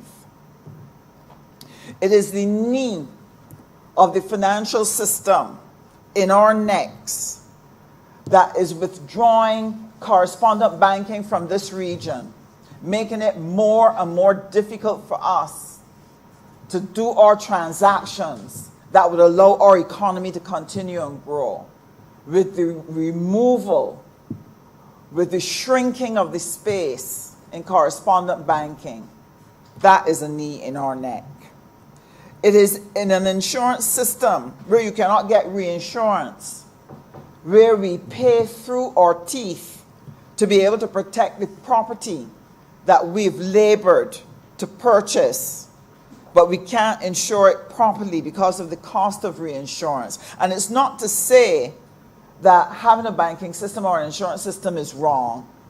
I'm saying that however it is organized, however it is fashioned, whenever you look, the brown and black people of the world suffer the most from the administration of those systems because they were not designed to protect us and to prosper us. And sir, we see this at the international level, and whether you're talking about these small nations that have embraced international business, who now find themselves part of an international system that says to them, your business is illegitimate, you have to stop it because we say so. They bring rules and regulations that when we seek to meet them, whenever we meet them, they change the goalpost again. From the time we've come into office, we have been chasing behind those regulations. You see it, sir, in the demands that are made of us. Whether they're standards that they insist we must meet, regardless of whether we have the resources, regardless of whether we have the technical capability, and we must meet it in specific time frames, Mr. Speaker. So whether it's about our airport, that if it doesn't meet a standard, they're going to blacklist it. Whether it is about our port, whether it's about our tax system, everybody now wants to dictate and narrow our space for sovereignty, where we cannot choose how we're going to deploy our resources to benefit the people of a country, but we have to keep responding to these demands that no matter how fast you meet it, they change the goalposts and we're back in trouble again. That knee is constantly in our neck and we can't breathe. So, Mr. Speaker, it makes it extremely hard. For example, we are now looking at 2 schemes that we've established to support the formation of enterprises, to enable them to export. But there's a concern that these 2 schemes might not be compliant with international requirements. And our division in foreign trade is examining to see whether or not this is compliant, because without these schemes, it's going to be impossible for our enterprises to have sufficient capital, to have sufficient guaranteed credit, to be able to borrow that they can grow and export. So while we work hard with the Youth Entrepreneurship Scheme, with the Block Entrepreneurship Program, with the trust funds, with the Financial Literacy Bureau, without the capacity to give support to businesses and business people who, because of the same racism in history that shaped the economic landscape, that prevented us from participating in the wealth and benefiting from the hard work which we put in to build these nations, when we try to equalize the foundation that they can compete by offering credit guarantee, the international system says no, because it is not compliant. On the matter of subsidies, again, Mr. Speaker, you see the same problem. That countries are not supposed to subsidize various sectors because they say it would distort trade, it will unfair other entrepreneurs elsewhere. But that rule in practice is a rule only for developing countries, because when we put in subsidies, we are deemed not compliant, they haul us before the various agencies, and we find ourselves in problems. Yet developed countries across this globe, the big and the powerful, offer subsidies to their entrepreneurs, Mr. Speaker, and distort trade in a major way that makes it impossible. I think some of the most egregious are the agricultural subsidies, which make it impossible for farmers in developing countries to be able to compete with goods that are going to be so much cheaper than theirs, so that they not only cannot export, they have difficulty holding their own domestic market. And what does that do? It makes it impossible for these small nations to create food security, which is what we've been pursuing, recognizing how important it is that every country has food security. But according to The Economist, agricultural subsidies undermine the capacity of these small nations to be able so to do. In the writing of Peter Shelton, it consigns thousands to poverty and hunger. I think one of the most painful things for me this week was to read an article which has stated that in 2015, Britain finished paying off the £20 million loan that it took out in 1833 to compensate plantation owners for the loss of their slaves. So when in this chamber we talk about a parliament being used as an instrument of oppression, there was nothing more grievous to us than that. That here we were, the oppressed, the beaten, the tortured, the mutilated, the imprisoned, suffering for hundreds of years. And when it was ended, reparations were made, not to those who suffered, but for those who could no longer torture and imprison. And by 2015 of this century, they finished the loan. Now, Mr. Speaker, I'll be honest. When I thought of that, it did upset me. But then it brought to mind my colleague, the Honourable Member for Christchurch East Central, because it means that Britain was able to get a loan of £20 million, which in today's world would be £2 billion, and they were able to get a loan for 183 years. Imagine that. And we cannot get such a loan to help us out of our own problems. They cannot find it in their heart, in their human heart, to sit and do reparations properly, to do reparations in a way that demonstrates that they understand that they've done wrong and that they must do restitution for that which they have done. Sir, I want to be able to salute and honor those who on being in the lockdown, watching George Floyd, for the moment had their hearts and minds captured by the scene that unfolded before them, that horrified them that this was being done in their name, that their nation could allow and tolerate such behavior. And I want to congratulate the people of America who have recognized that this is wrong. And I want to thank all those who stood up in the fight and who have identified with it, black, white, brown, coming from all walks of life. I want to salute the NASCAR competitors who stood with Bubba, and the athletes who were about to play a game and took the knee on behalf of Black Lives Matter in United States and had to have their eyes affronted by the spectacle of a plane flying over with White Lives Matter, as though that was in question or that was in doubt.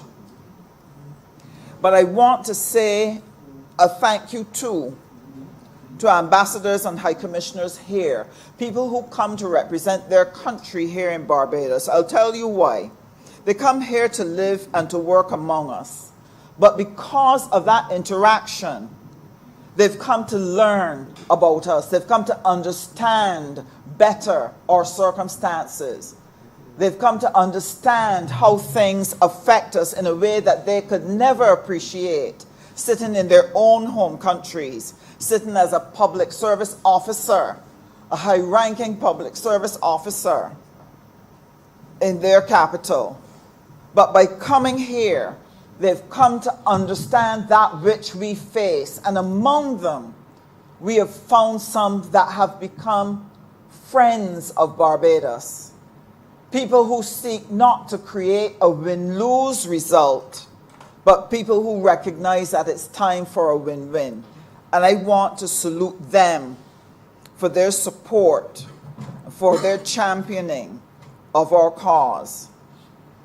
We need to have those who are challenged wherever we are, regardless of whether it's in the UN, whether it's in the OACP, OECD, IMF, World Bank, wherever they're champions, we're asking you to help to make that shift so that we can breathe again. I want to end by sharing about what is our responsibility then to ourselves and to our own generation. One of the things that has become clear to me by being involved in international trade, I realize that we have to stop playing the game as it is laid out. We have to stop playing in games that we cannot win. We have to stop looking for human saviors who do not come. We have to start questioning what is put in front of us, the rules, and start pushing boundaries. To break out from this does not require us to hate another person. What it requires is for us to recognize that we can look and establish what would be our own game and our own rules. It is about loving and affirming and celebrating ourselves, celebrating our design, our smarts, our intelligence, our creativity, our music. And that can only happen as we keep changing education, as we keep lifting up what is beautiful about ourselves. It is about the work that the Honourable Member for St. Philip West has been tasked to do, that culture must go beyond our music and our arts, but it must be about our values and the type of Barbadian that we want to shape. Sir, it's about telling our story loudly, proudly, carrying it across the world while enjoying the stories of others. It is the only way we're going to change our economic fortunes. Because if you do not celebrate that which comes from out of you, how can you offer it to the world? How can you stand behind it and fight for it to give it a place at the global table? We have to transform how we see ourselves so that in a result that would come as we do that, we would begin to see in Barbados a global fashion industry. We will see that black belly sheep industry taking off and having a wonderful leather goods industry that we can market across the world. We will be producing tropical healthy foods that we can entice others with. And we can have an educational system that will help us produce people who will globalize our proud heritage. I want to commend CBC, Mr. Speaker, for that Sunday evening program called My Community. Well designed, well packaged, pulling out the gems that we can celebrate about ourselves. We have to become the solution. And there are a number of things that we need to do to be a part of our own solution. One of the first things we have to do is to make our money work for us. And the financial literacy program will assist in going a long way in teaching us the things we need to do with our money. But I want to encourage Barbadians.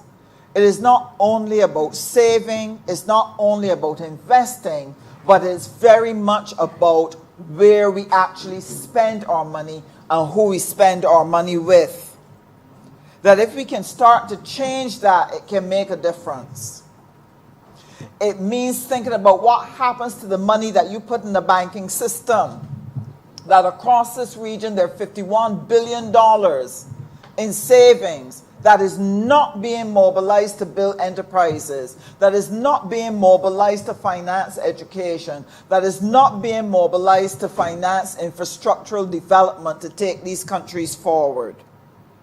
That's another knee in our neck. And I want to encourage every Barbadian that when we have the opportunity to put bonds out on the table to help support the development of the country and to advance CSME, to build the production capability for us to be able to strengthen our economies, I want them to take courage and invest in those bonds so that our money can do more than sit on a bank and catch a few pennies of interest, but rather it can create a future for their children, and that it could create a future for their old age, so that when they retire, they can retire in a nation that functions well and is capable of taking care of its elderly. So I want to encourage every single Barbadian. We have to work together, but you need to understand the plan.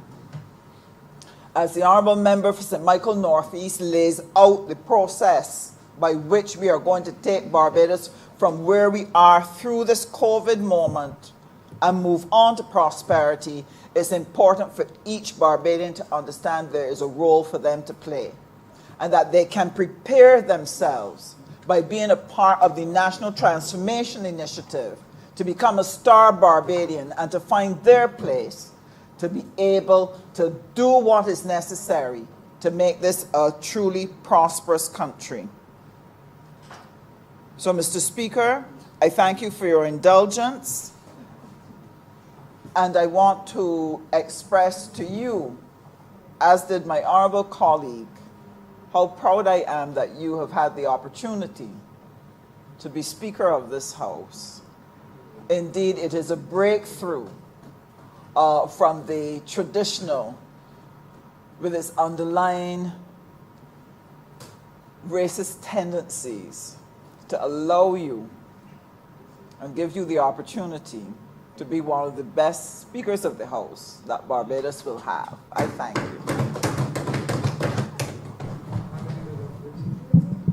Mr. Speaker, I beg to move the suspension until 8:30 p.m. 8:30.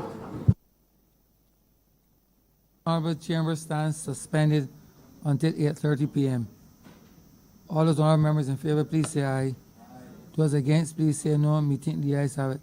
This honorable chamber stands suspended until 8:30 p.m.